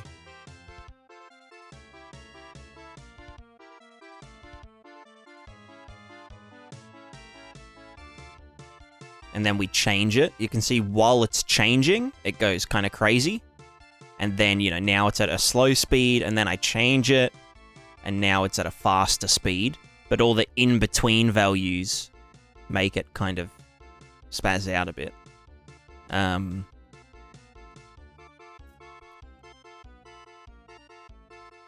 So, like, the kind of trick with shaders is that they don't have a state. So, like, if you look at the math here, it's essentially saying get the current game time multiplied by some value, and that is how much we want to rotate this by. So if this was just a static value, then this is just saying, you know, a fixed rotation. But because time is always ticking forward, always incrementing, that's how we get this rotating effect. But the downside of that is that the game time right now is like hundreds of seconds by now. So when I change this value by a tiny amount, it's essentially like skipping through 100 values, or like 30 seconds of time as we like scrub through it. So that's just one thing to be aware of that kind of differentiates this from, you know, something like a video editing program where you can just keyframe this thing and, you know, zoom it in kind of thingo. Or like adjust the speed over time. You could like, I don't know, I'm kind of going off on a bit of a tangent, but you could manually be incrementing a variable like this in a blueprint, and then you can change the speed that it increments and then slow it down, you know, and you won't get that kind of that skipping effect. But you'd have to have something tracking the total rotation value of that thing, if that makes sense. So yeah, so anyway, this is the sort of setup that you'd want to go for. So if you want to take a screeny of that, of just this here, that should kind of get you started. Yeah.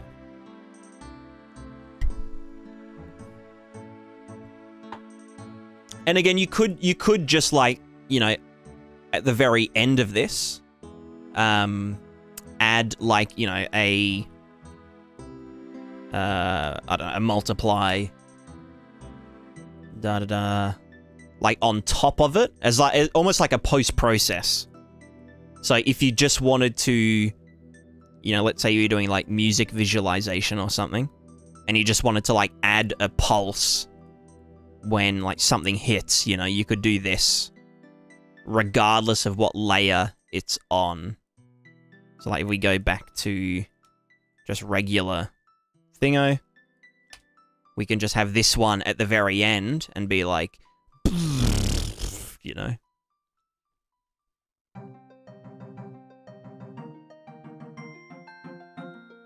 If that makes sense.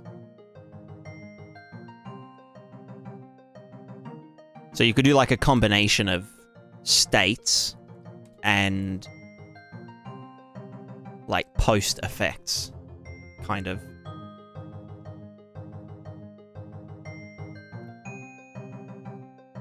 That's why I know the texture itself. Yeah, yep. Yeah, I get you.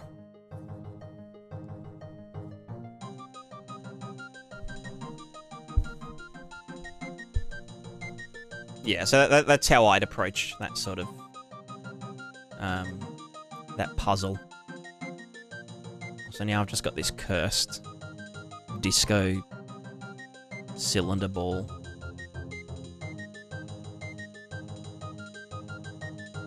I like put that on here. Yo, Pog. I think I'd rather write it in C. Yeah, good luck writing... good luck writing shaders in C. That sounds like a nightmare. I don't think C is designed for shaders. You could write it in HLSL. But that's kind of what it is anyway.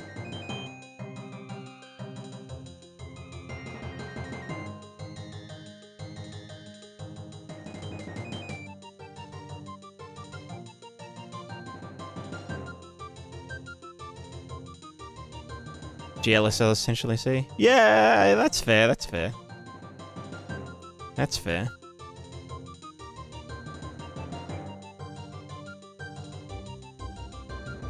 But you're not a real coder until you start using assembly. You know what I'm saying?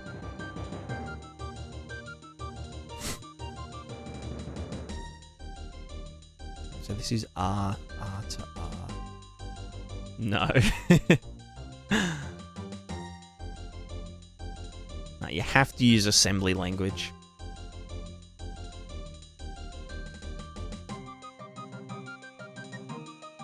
Otherwise, you must have no idea what you're doing.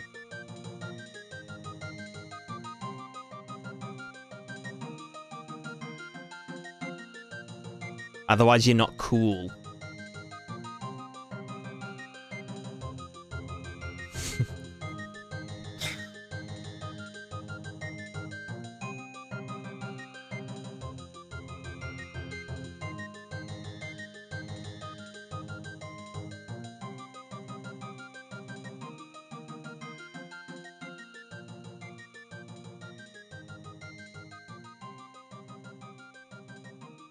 How'd you get that smoke effect where it separates away from the player when he runs through it?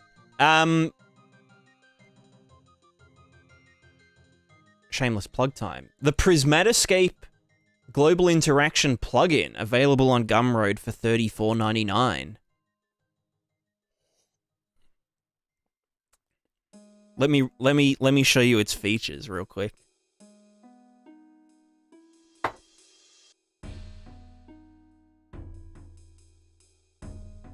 Specifically that, yeah, so you, Adam's got... Ah, that doesn't happen on the thing. Anyway, Prismatica, your all-in-one interaction solution for landscape and foliage. Hence scape, Prismatica. And also water. Don't forget about the water. What did we want to look at? The smoke, okay, the smoke, the fog, this thing, this stuff. So the way this works is we have a wind simulation, right? I need to find all the shit first. Here we go. Here, render targets. Okay, we have a wind simulation. It's just a 2D wind sim. Pretty simple, kind of. Looks like this. Shit. My inputs are all fucked. Yeah. Right. Looks like this. Does its thing, but we have the B and the A channel are the wind over time. So we can essentially use it as a displacement for the UVs. So it's like the wind, but we draw to it every frame, and then we can just displace this texture based on this value. Following so far? That's it. That's it, actually. So yeah, the character emits wind when they go fast enough, and that just gets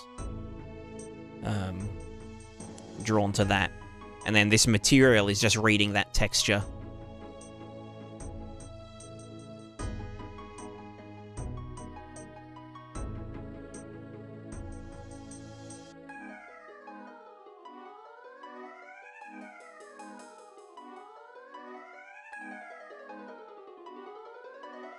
Thanks, Fort.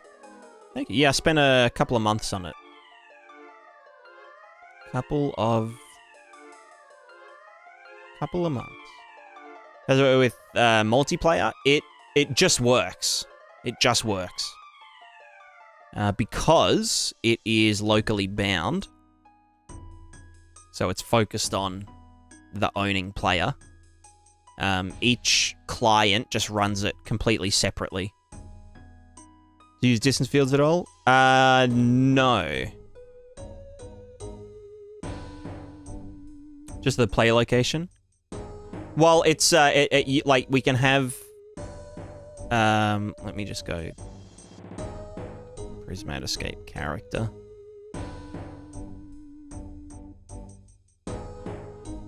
Demo character.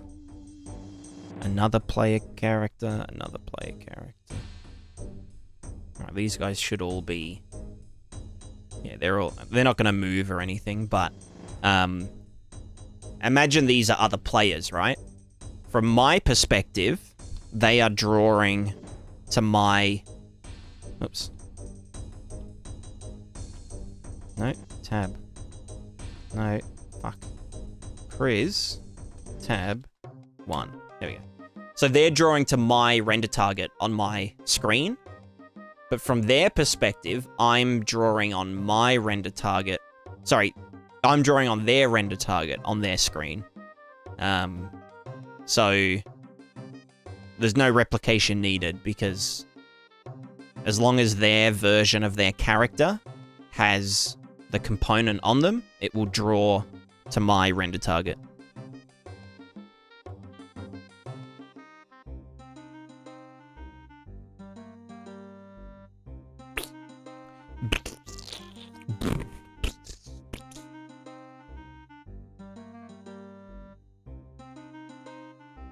But yeah, it doesn't use distance fields. It uses arbitrary locations.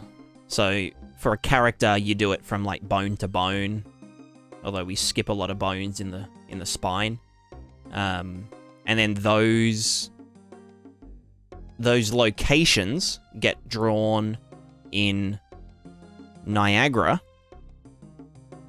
using compute shaders. So we have the deform capsules, so all of this math. Don't want to explain it all, but it's a lot of math. But it's still cheaper than a scene capture, I swear. And then we just do some interaction bubbles, like vector fields. And then those inputs get added to the simulations. And then they just do all their own stuff, however they want. And then materials, for example, the grass. Demo, example materials, grass. Here. The grass just samples the trample deform, which just samples, you know, the texture. And then does stuff with it. So we have the deform vector RG, which is essentially just the direction that it wants to bend. Like, most of the time it's just 0. But then when we trample on something, or when we move, we draw to that render target, and then the grass knows to bend over in that location, if it is in that location. So that's why we can have, like, millions of grass blades all individually reacting to the player, and like to the wind and all that kind of stuff.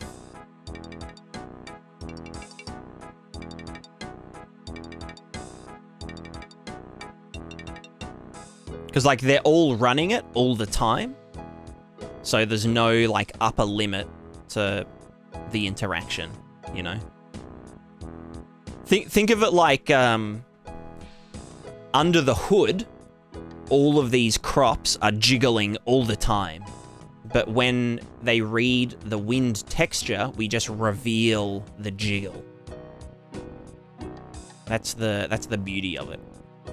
Did you go to college to learn all this? No, I just self-taught over like 3 years with a lot of free time.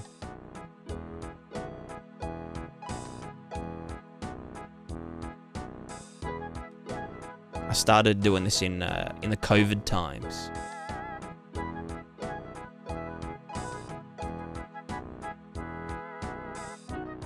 Any ETA on Marketplace version? I'll check my email real quick.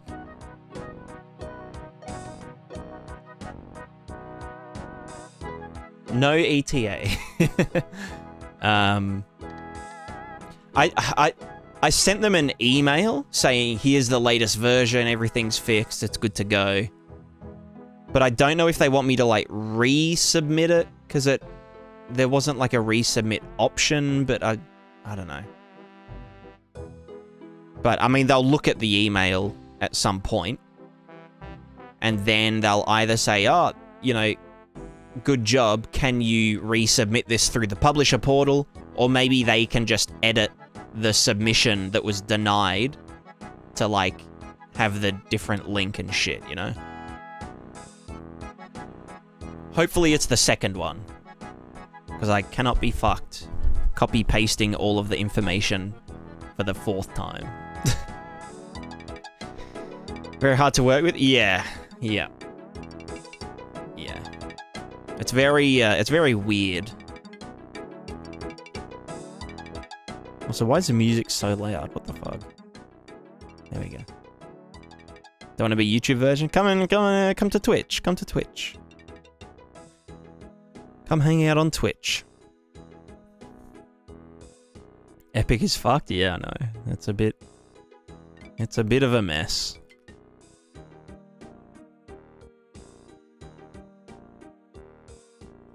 This is R to R.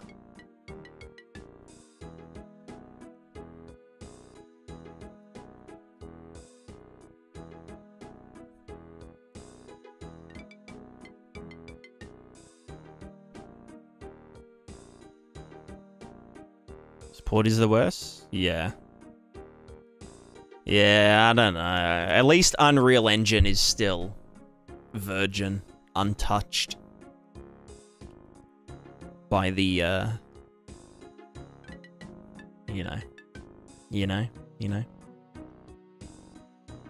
should also put out a materials resource pack. Most of what I know. Start with your material tutorials.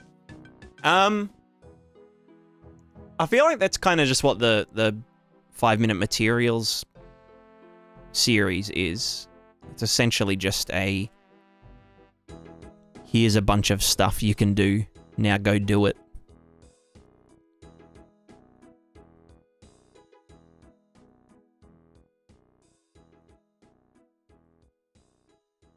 I'm very much a fishing teacher than a fish giver. You know what I mean? I know we've used that analogy already, but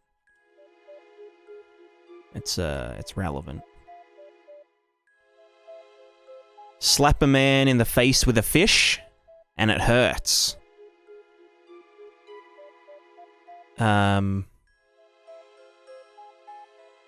That's all. Wait, what direction was this? Back R to L.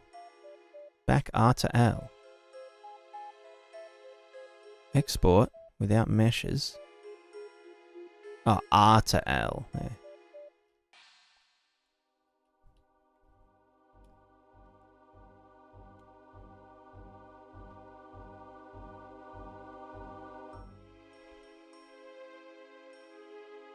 You would also pay for the fish, so cash. Yeah, but I think it would be a net negative on the Unreal Engine community. You know? I'd rather sacrifice money to help people learn how things work, why things work. I'm not in this for the money. If I wanted money, I would not be a game developer and or streamer and or YouTube content creator. I would be working in a kitchen. You know? I'd be working in a kitchen. I'd be doing dishes. But that ain't it.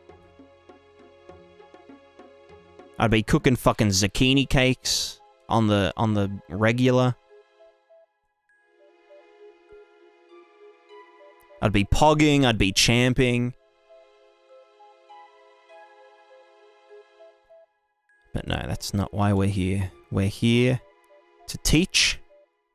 We're here to give without expecting in return. And I'm here to own noobs. If I wanted money, I'd make a furry hentai game. Exactly, exactly. Wait, that's under NDA. How'd you know about that? That hasn't been announced yet.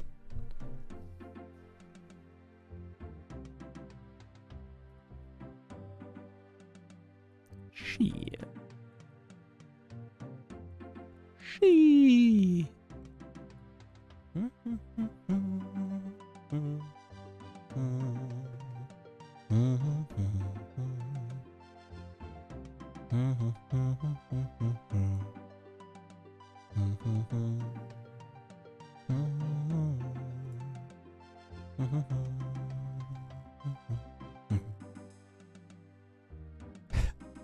Someone just commented on one of my videos saying, shave it off, bro. Well, I fucking did. I did. Watch the next video, you idiot. What was that? The intro to decals. Where do I shave it off? The debuffer video, right? No, hold on. Actually, no, hold on.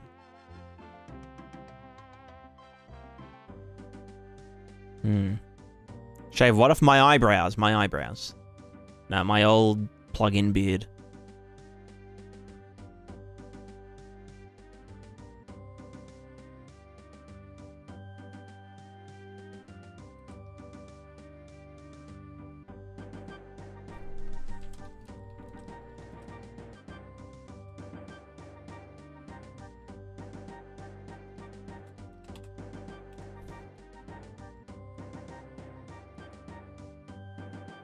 No, I shouldn't have been diplomatic. I should have said, I should have commented when. And he would have said, as soon as you can. And I would have said, no, when did I fucking ask? Get fucking owned.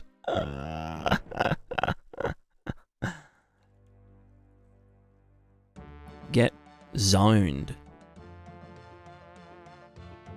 Get batch slapped. But I didn't say that.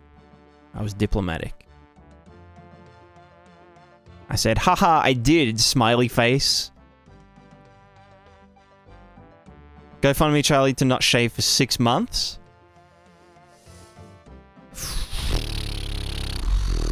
Don't shave until Prismatica releases. Gandalf vibes. Real Gandalf hours. Yo, who up growing they Gandalf beard?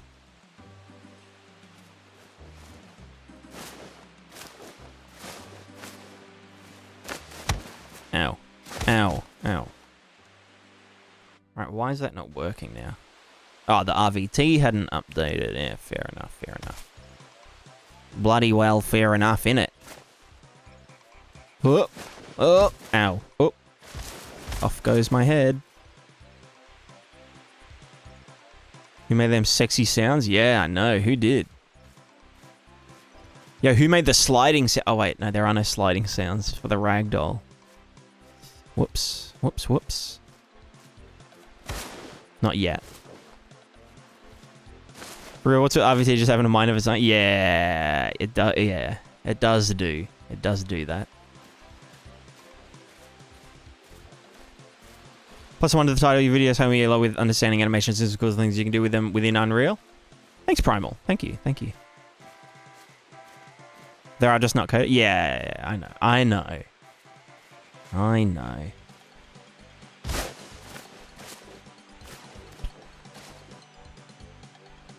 Why is it so satisfying? I just can't stop.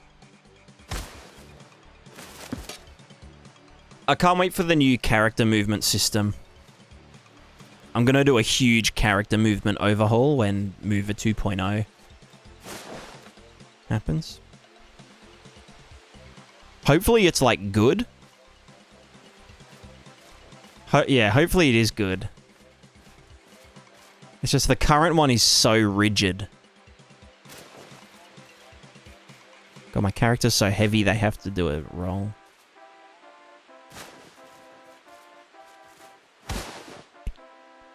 Blech. Blech. Must weigh 5,000 kilograms to leave those footprints in dry dirt. What if it's like sandy dirt though?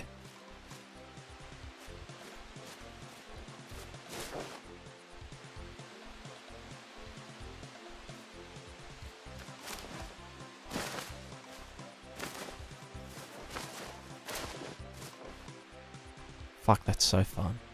Doesn't it look sandy? Well, it's like sandy, but with it's like gravelly, but like with it's like sand with rocks in it, you know?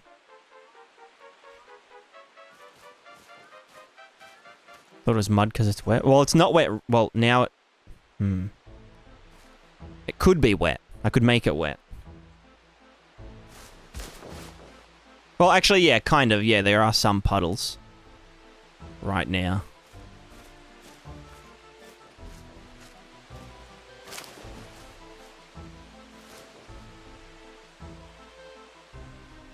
Why is it so addictive? I just can't stop. Ow. Dedge moment. Right. What are we doing? Now that those animations are done, what the fuck am I doing? We need to...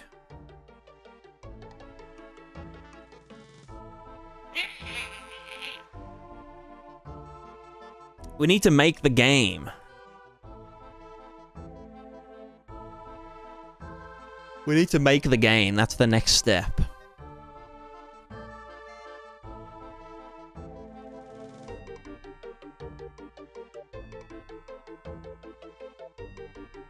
Add NPC? No, I can't do that until 7 other things.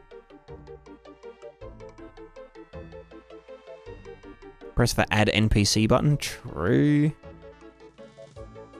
Yeah, what is this? A Prismatica thumbnail? Prismatica dev thumbnail?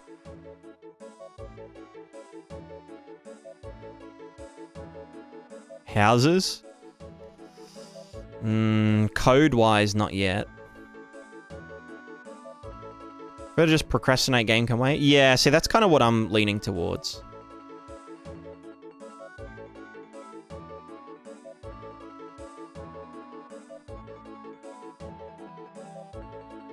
Floating planes is not too far-fetched to assume that the composition of minerals on the ground are loose and not very compact. Only areas that have grass would have any holding power. So you could leave footprints everywhere. Yeah, that's exactly right. Exactly.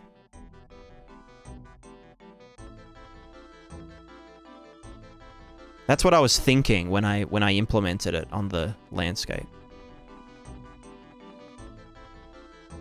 That's like deep lore.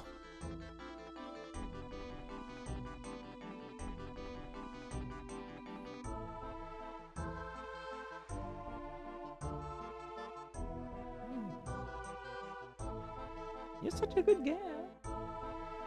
You're such a good girl. Genealogy lore when? True.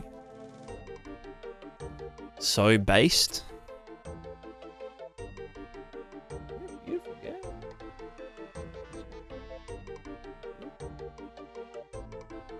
Big skitchy ditchy. Yeah, so, okay, now that I've, like, gone over that little tangent, I need to actually, like, decide what I'm doing. I'm still, like, in the middle of that action system well, I mean, the action system is overhauled. It's now all object-based. It's now all based. I just need to... redo all of the actions.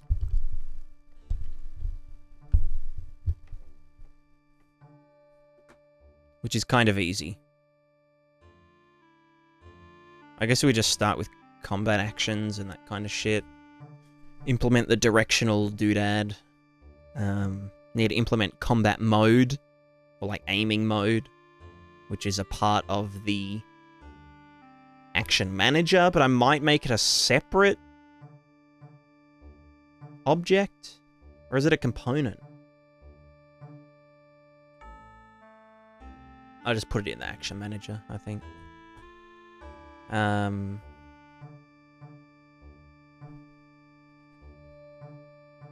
Implement a poker minigame. Now that...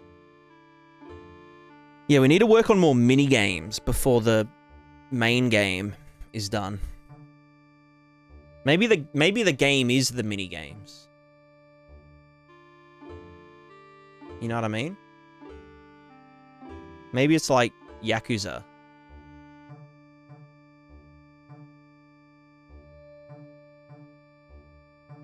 Prismatica blocks, hell yeah.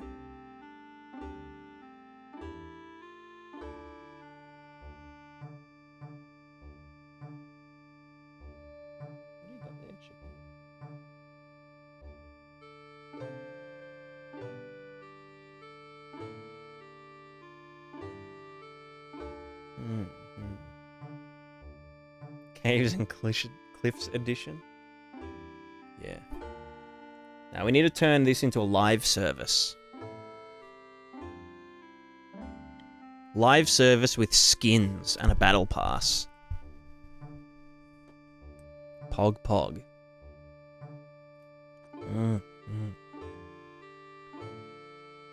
It's a good idea.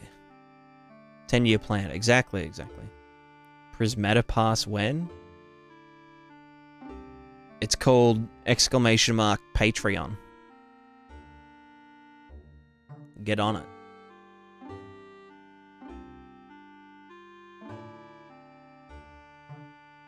Infinite? True. Halo-matica?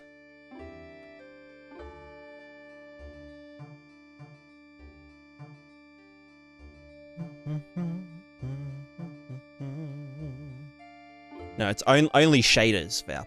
Only shaders.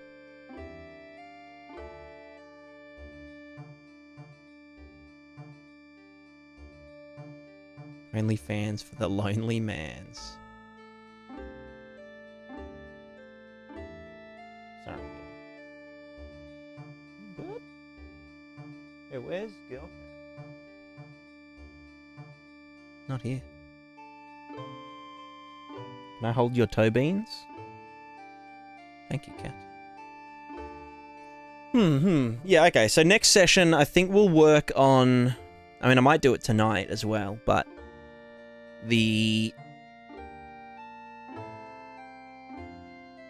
Basically just, yeah, the combat mode stuff again.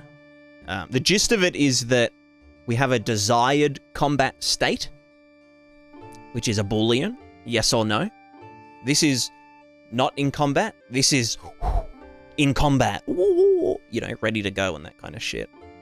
And so when we click the button, combat button, we change the desired state and we also check if there's a current action. If there is no action, we toggle or we refresh the combat state. We enter combat mode, blah, blah, blah. If we let go of shift in the middle of an action, or if we put it on in the middle of an action, we want to change into combat mode or out of combat mode as soon as the action finishes. So, and we use, it's in the controller and shit anyway. So yeah, it's pretty easy actually. And then we just need to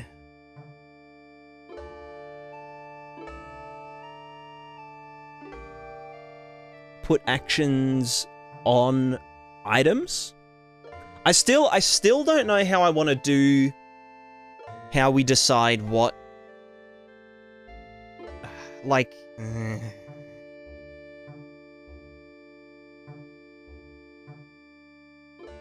because here's the thing, right? you can have a weapon in this hand and then a shield in this hand, right? But a shield is technically just a weapon. So at that point, you're technically like dual wielding, right? You got a weapon in each hand.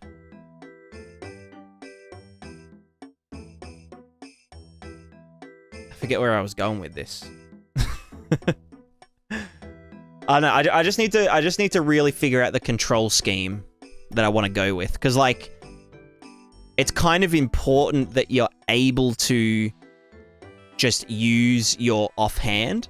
So like, if you've got a one-handed sword and you're like, you know, attacking, but then you just pull a fast jab with your left hand, you know, when you're real up close to someone.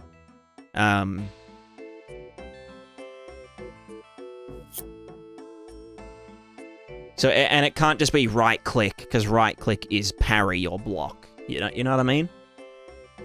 So at the moment, it's just you hold Alt to use your alternate hand.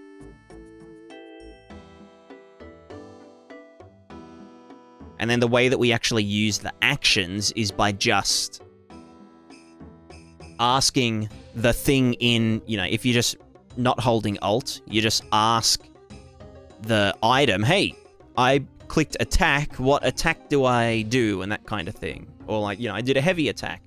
What's your heavy attack action? Or, you know, I just parried. What's your parry action do? And whatnot. But then, like, if you've got a shield, it's like, if you wanted to block using the shield, you'd have to... You're like... You know, you're holding shift anyway, or toggling shift for combat mode. Let me just go into here. What's my button again? 2. So, like, usually you'd be... It's broken right now, but yeah, you'd be holding shift to be, like, strafing, and your character is in, like, aiming mode. Kind of like aim down sight, I guess. And that's where you'd be strafing. And then... You'd just be clicking to attack, or like holding click to heavy attack, or mouse wheel up to do a thrust attack, or mouse wheel down to do like a grapple, or right click to parry, blah, blah, blah, blah, blah. But then if you want to use the shield, you just hold Alt and... I've clicked a button that I shouldn't have. You press Alt and... Why did that? That's weird. Yeah, Alt and right click to either do a parry, or right and hold. Sorry, Alt... What the fuck? Huh? Confused. Alt S... yeah, that would be it, What about click mouse up instead of mouse wheel up, down for thrust? While up is subjective, like, if I'm facing this way, do you know what I mean? I mean, like, I get you, so it would be, like, in the thing. But it's also, like, the, it can kind of mess with aiming. Because, like, the aiming is 3-dimensional. So if there's a character and you want to stab them in the head, then you aim at their head and you mouse wheel up when you're in combat mode. And you'll attack at their head. Whereas if you wanted to, like, do this, you'd kind of be flicking and you'd flick past them, and it's a bit like... It'd get a bit finicky. It will kind of take control away from the player. But I mean, it's a good suggestion. I kind of thought of doing that with, like, sort of directionality. Like, if you attack from... Like, if you do this and attack from over there, you'll do an attack from the left side. Or, like, that kind of thing. But that also kind of disrupts the flow sometimes. Yeah, I don't know. I think alt is fine for now. Also, Sov, hello. Yeah, we're towards the end. I'm just talking about stuff, you know. You thought about controller support? I have thought about controller support. Not in terms of the right and left hand dilemma, but like for aiming with a controller, it'll be like Rockstar Games style lock-on, where it's like you lock on to a character, and so your cursor or your cursor kind of vaguely hovers around them, and then you move the right stick to like move around that focal point, and it would just act exactly how the mouse works. It would do a trace from the screen, and you know, if it's on their head, it's on their head. If it's out here, then it's over there. So that's how like aiming and lock, and then you would flick it to flick to the next character or the next lock-onable thing.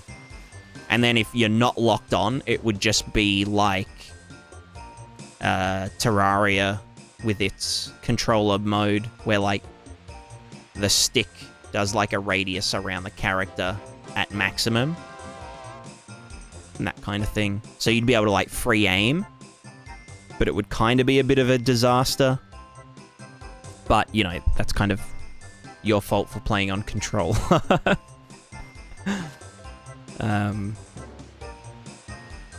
yeah.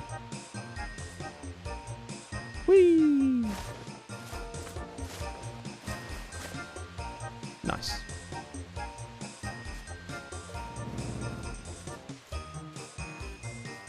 But yeah, in terms of the whole like action scheme, it's a bit, I don't know.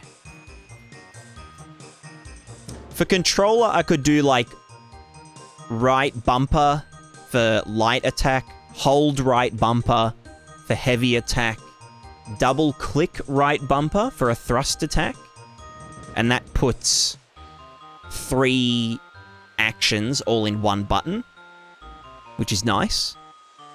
And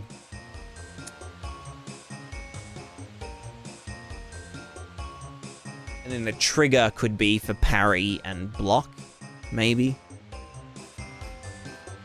And then you do the same on, you know, left bumper is for your left hand, you know, light attack, thrust attack, heavy attack. And then left trigger is your... Oh, no, maybe I do trigger for all the attacks and stuff. I don't know, I can't... it'll be customizable. But yeah, it's weird. You gonna do showroom shader stuff when someone slides down a rock surface? Yeah, because, I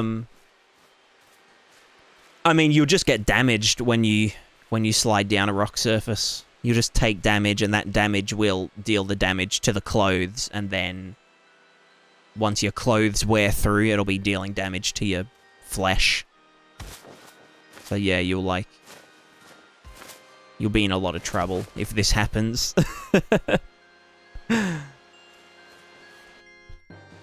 It'll be raining, and you'll have a heavy backpack on, and you get too close to the edge, and your character is like, you know, tired or something, and they'll just slip, and then you're fucked. Game over.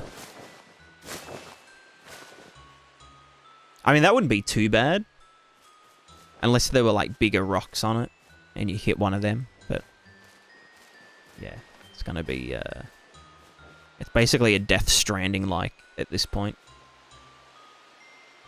I mean, right now there's literally nothing to do except walk around and fall over. So it's basically Death Stranding. But that's just because I'm in the middle of a big refactor. I feel sorry for anyone that's like joined the stream in the past like 6 months. Because there's like... Because I've been working on the plugin, and then with this refactor, it's just like there's no combat. and it's like, what are you guys even watching right now? Like, there is no game. It's just falling down a hill simulator. I mean, you can watch the old devlogs, you know, if you really want to. Although even the old devlogs don't have, like, the new combat. Like, they've got old combat. Like, before the character shader was even on stuff. Maybe, like, this Weapon Niagara video shows, like, some combat stuff.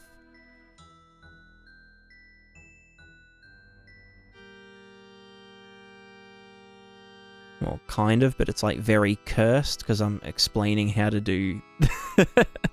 how to do stuff.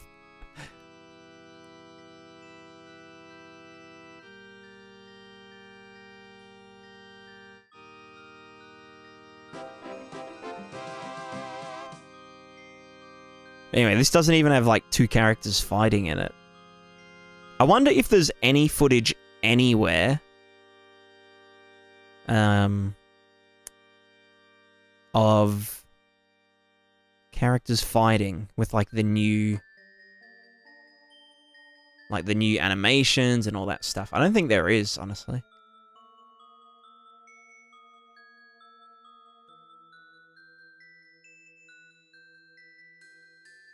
Yeah, there isn't. Oh, maybe the... No, there wouldn't be any characters fighting here, right?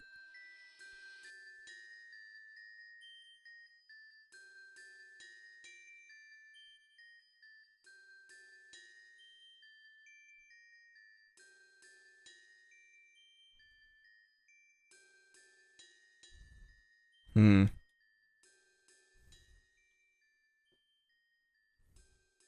No. Oh, unless... Hold on. Yo, doors? Yo, any doors?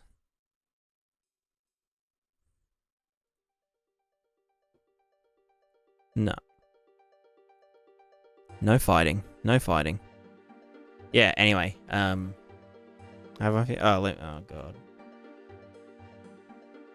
What do we got?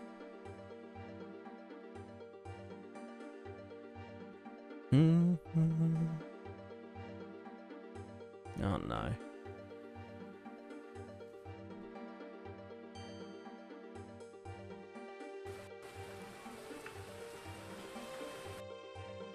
Is there combat? Or is this just a general video? 2 minutes, 2 minutes.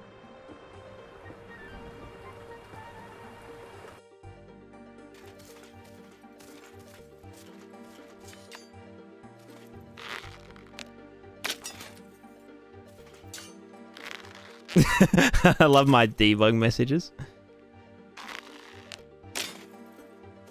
Yeah, this is Adam's audio stuff.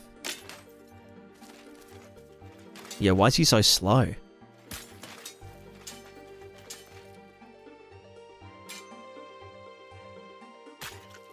Is this you playing or is this my footage?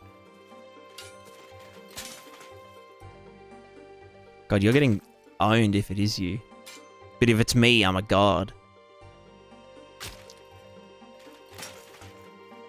That's you? Okay, yeah. Yeah, not too shabby, not too shabby.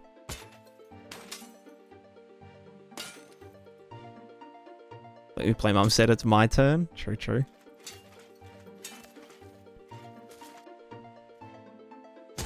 Naked Man. Yo, he fast. Oh, sick combo. Yeah, nice parry. Oh, good dodge. Look at the dodge. Coming in with that sidestep.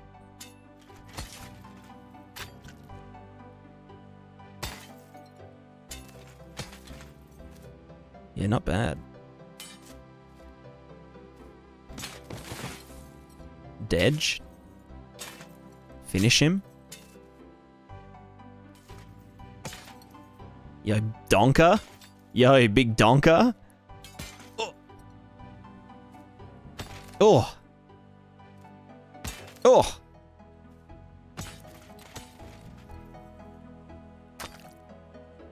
Oh, wait. This is a stupid AI, isn't it? This is just the one that attacks every 3 seconds, right? That kind of... Or is it... No. No, this is real. This is real AI. That one's actually running behavior tree. There was one later on that literally was just in a blueprint. Like, timer, thingo.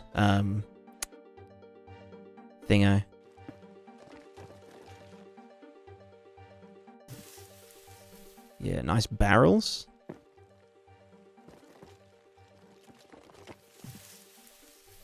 Hell yeah.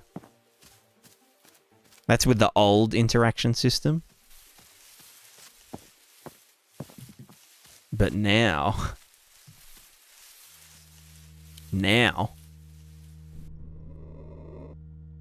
the new interaction system. Directionality.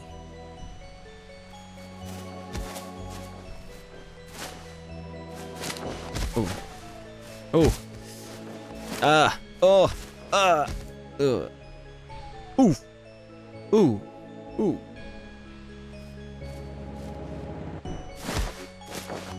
Nice. You want to feel all that videos from 2022? Hell yeah. Where did the whole year go? Year and a half.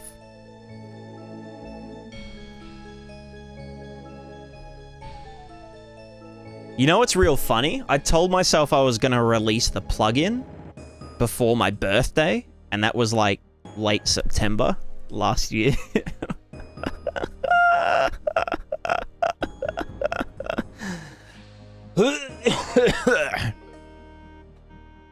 Wow.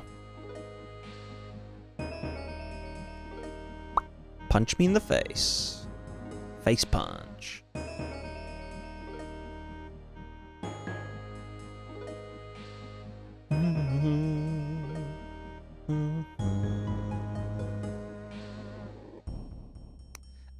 Danio, hello. Was wondering if you can take a character with a unique scaly mesh and make a modular by deleting the parts you don't want, like the modular to also just delete the limbs and the head. You think it's doable? Yeah. Yes. You'd have to do it like in Blender, but if it uses the same skeleton as your character, you could just like put it in Blender, delete all the stuff, maybe like expand it out a bit so it doesn't clip or whatever. And then you're just left with like a character, but all their stuff is invisible, right? Except their torso. And that's how modular characters are. So if we go to like shirt, and we go to shirt without sleeves, then this is like, it's a full character, but it's just the shirt. And it's, you know, it's set up like a character. Like it's got its weights and it's got all that stuff. And then when we layer that on top of a character, that's how we end up with this. A bulky man in a dress.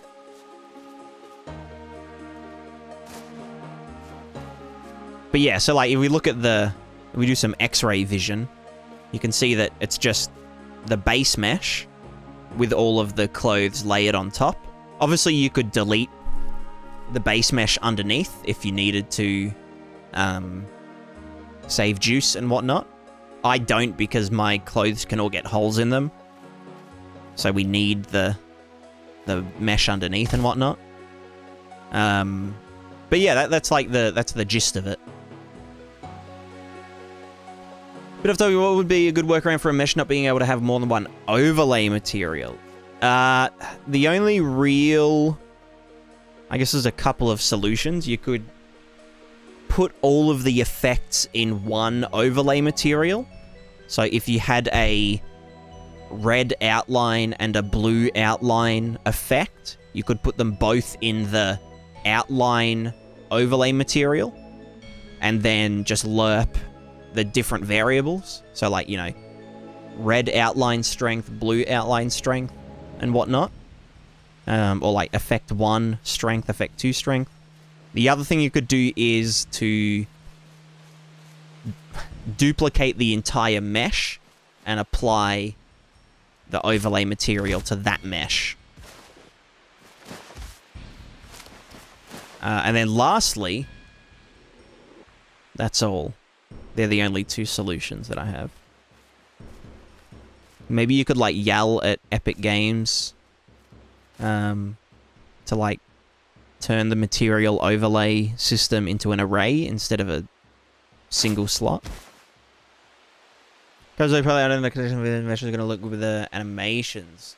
Yeah, so usually, you'd kind of want to hide the connections if you're doing it that way. Like, with, like, you know, the sleeves of the shirt or whatnot. In, like, this character here, for example,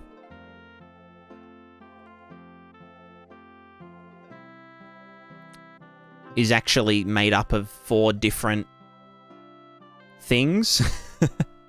But because they're, like, in Blender, they're all joined together, and then at the very and like paint, you know, weight painted together and whatnot, and then at the very last step, I separate it into the 4 different meshes and stuff. When it gets animated, there's no gaps at all. Because it's like, it's made as though they're all one thing. But then, yeah. Does that kind of make sense? Probably not. I'm probably tripping balls. Yeah, why this character so short?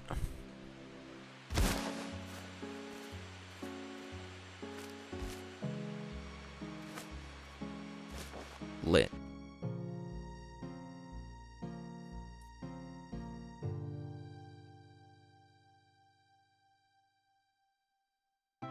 Anyway, what was I talking about before? The action system.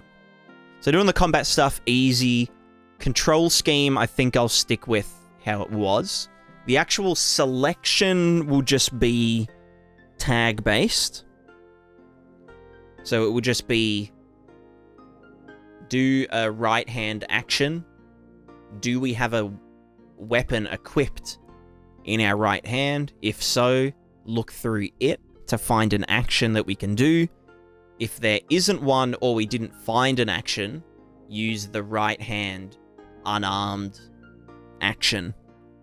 And then that's basically it. And then we have attacks again. Then it's just a matter of doing the attack actions. And then we could start dicking around with the directional, like the footwork. And most of it can just be copied from the old attack animation or the attack actions. Yeah. And then the other thing I need to do is kind of like really figure out how I want to do action broadcasting. So like, or just AI in like combat AI in general. Like I have to kind of decide on a framework for how that's going to work.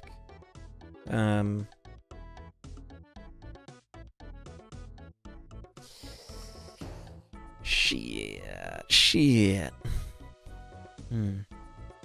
So I cut exactly the same places on Blender for each module. It's smooth, or no way to know if they're using the same skeleton.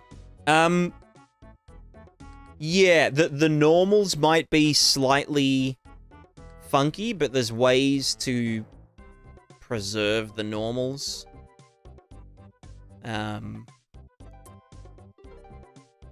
There's a plugin that I use, or a tool that I use to do that. But even with it, I mean, if you're doing low poly, is it like low poly flat shaded? Because then it wouldn't matter. But yeah, if you just if they line up, how do I explain it?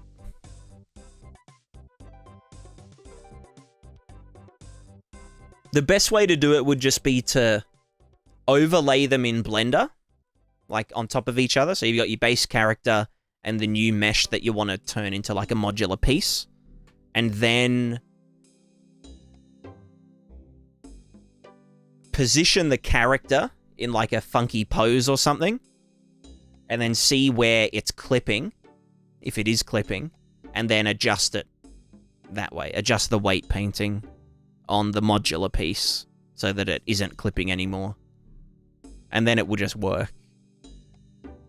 So you can just merge them in Engine using like mesh merging or master pose or that kind of thing. Mm-hmm.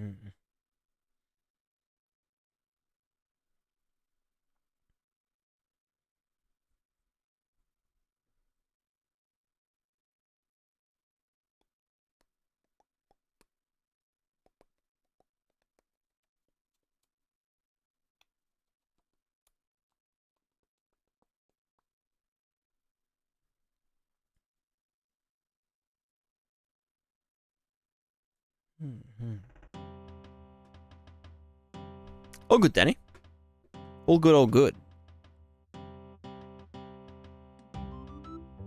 Thank you, thank you. I appreciate it. I appreciate it.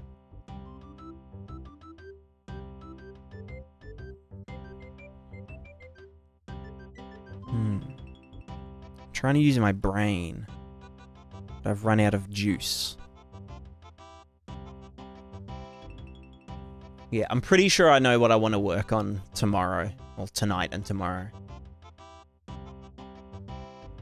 And how I'm going to get there.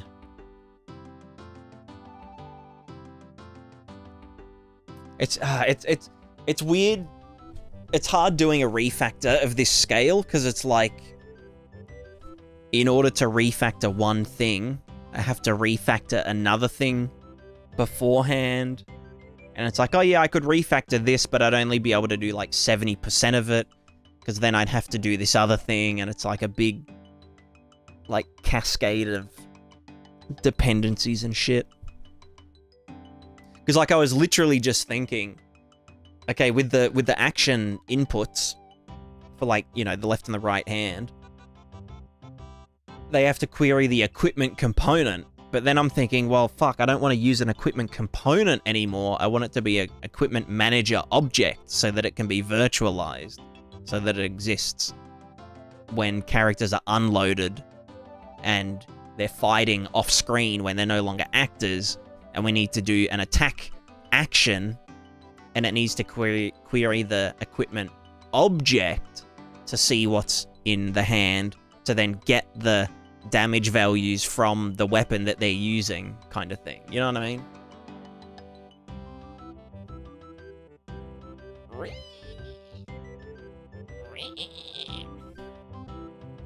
Virtualize everything, no dependencies, viva la static. Yeah. Basically. I mean, when I say virtualize, I mean like, not as in like it's a virtual function or whatever, but like it's headless, like the headless world simulation. Like it's basically just like a text-based adventure.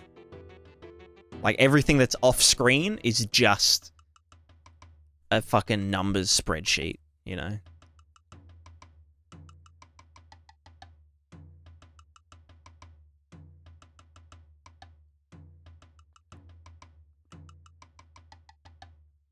Gonna be fun. It's gonna be heaps of fun. We're gonna have tens of thousands of characters all doing stuff for no good reason, other than why not. You know, procedural is based on physical music. It's yeah, kind of. It depends.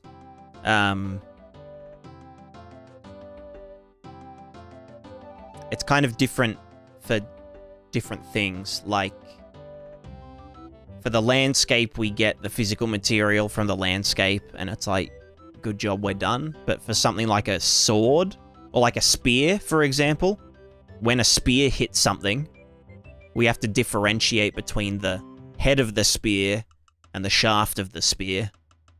Or when we hit a character, if they've got a helmet on their head, then we have to, you know, get that data from the helmet. Or if the helmet's broken, we get it from the head itself. So we play the squishing blood gore sound or whatnot. But all of the data is in a child class of physical material. So we have physics material. We have a child class that then, it's called the Prismatica, the Prisphysmat. It has things like, what's the contact damage of this physical material? What sounds does it play? What's the, you know, the surface hardness? A bunch of other parameters. What's its, like, durability? What's its, you know, damage mitigations and all that kind of stuff. What's its mass? I think mass is already in physical materials. But then we can do stuff like the weapon has lots of sockets on it, and we can assign like a physical material to each of those sockets, or like each of its sub-items, because like a weapon is made up of multiple components, so they're all modular, so we don't have to make like a billion different individual things. They're just made up of, you know, this is a two-handed sword grip with this kind of crossguard, with this kind of blade on it, and blah, blah, blah. Or it applies filters based on parameters like hardness, durability. Yeah, exactly. So, like, the sword clang sound, it's just one sound. If we hit concrete, then it just plays the sound, you know, like that. But if we hit grass, it will fade the sound in slightly so that it misses that, like, the attack of it. So, you know, that way we don't have to do, like, a sword hitting grass sound, and a sword hitting dirt sound, and a sword hitting sand sound, and a sword hitting stone sound. It's just, we have the sword hitting sound, and then we have the grass hitting sound, and we just play them both at the same time. What are the physical materials tied to then, if not colliders? Just like data. Just data. So like weapons have sockets that we trace from. And we have, you know, the primary traces, which are usually with the blade. We have the handle traces, which are for like the, you know, the handle or the shaft or the whatever. The point tracer and all that kind of stuff. And then we can say, okay, you know, the primary part of this weapon is made of sword, and the handle is made of wood shaft.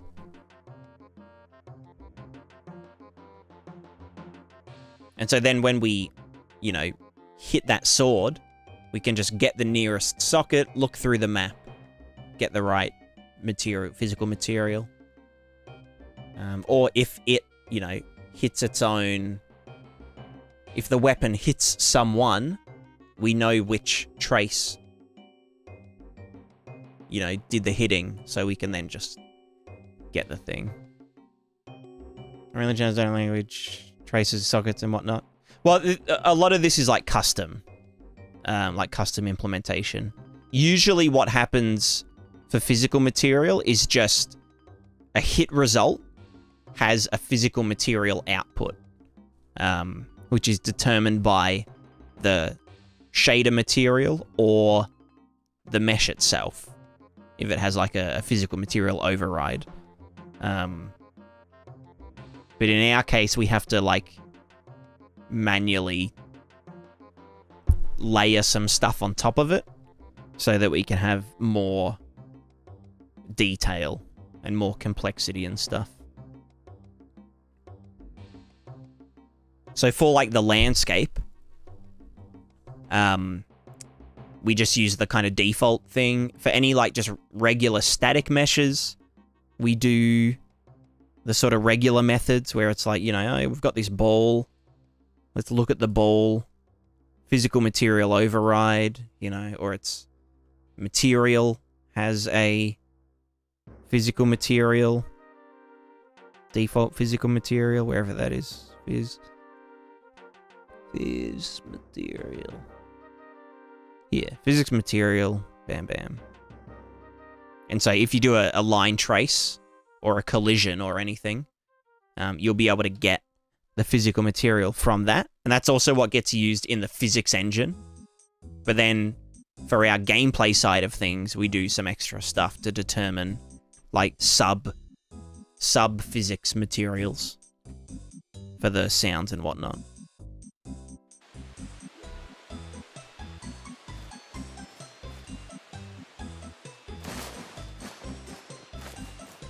Also, they're not set up for this material yet.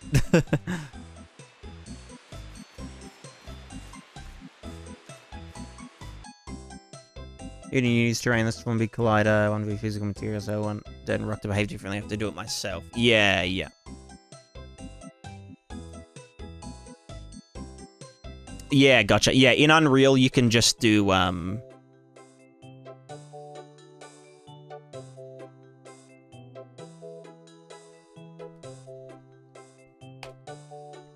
you can just do this.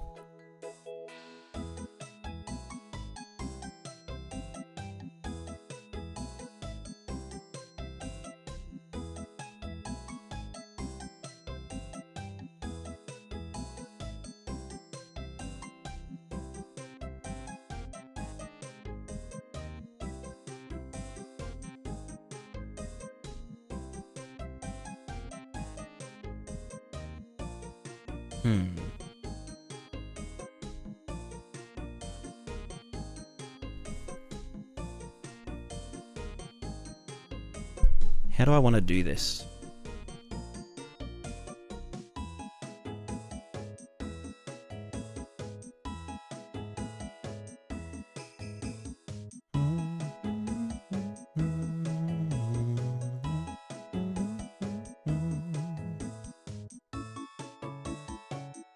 Use layer sampler, regular grayscale. Yeah, but I'm just thinking for the auto material stuff.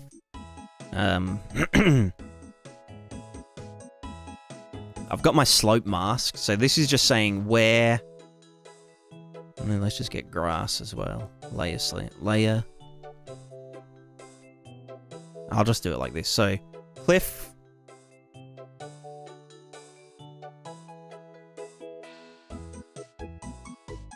Is that. Dirt is dirt minus this equals that. And then grass is just 1. Subtract this and subtract. Or just that. Yeah, that's fine. I don't know how these actually get layered, but if they get ordered or not. But yeah, in Unreal, you can just generate one in the landscape material. So landscape's a bit of an exception, where you can bake a physical material map. Which essentially does that same thing. So it will bake an alpha map and handle all the looking up and all that kind of shit. If I do build physical material only. Okay, yeah, you can hear the... Yeah. So the particles all do their thing. Yep, we get the grass. And then stone.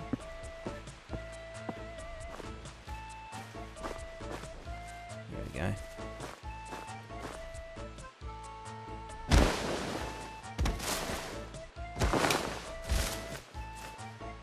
Nice.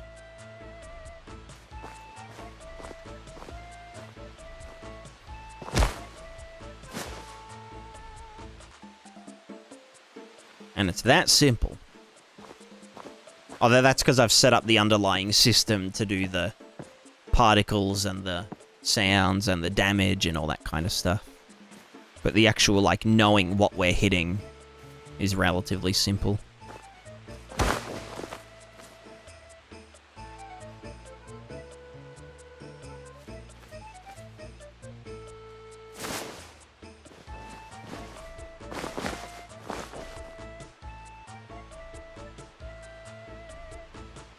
Zap, how's it going?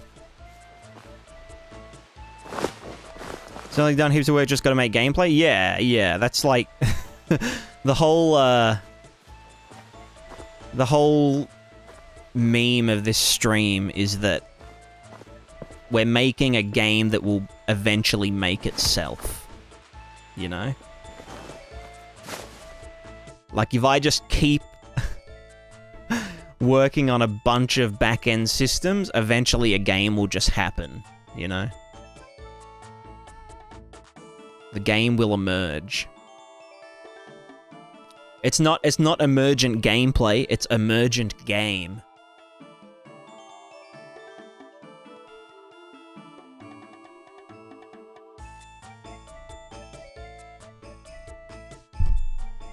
Yeah.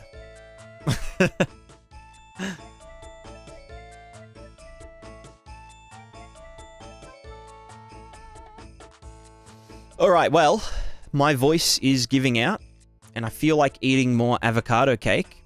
Not avocado cake, zucchini cake. Ooh, chocolate avocado cake would be lit. Immersive sim, here we come. Yeah, that's the plan.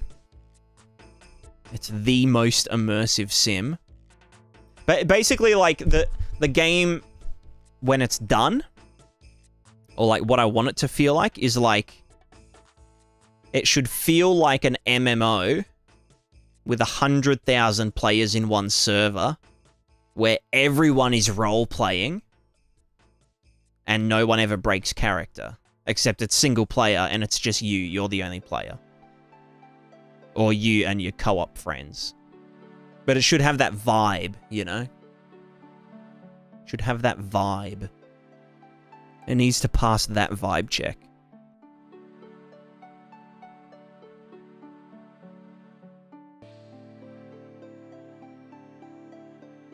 Anyway, we're going to raid Mr. Sovereign, first name Sovereign, last name Dev.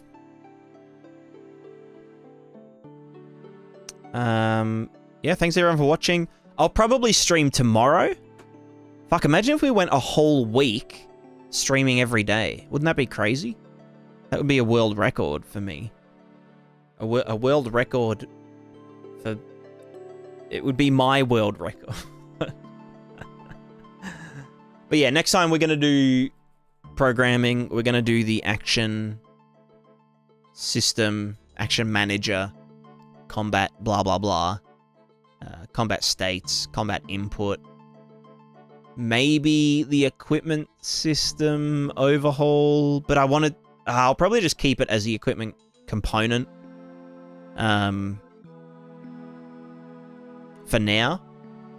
Because I eventually wanted to move to a more less slot-based equipment system and more section-based. But anyway. Yeah. Enjoy Sovereign's stream, and I'll see you all tomorrow. And with that, we say goodbye. Goodbye. Goodbye. And YouTubers, YouTube people, thanks for watching on YouTube. And with that, we say goodbye to the YouTube people. Goodbye. Goodbye, YouTubes. See you next time. See you tomorrow. See you this time tomorrow. Well, 5 hours ago tomorrow.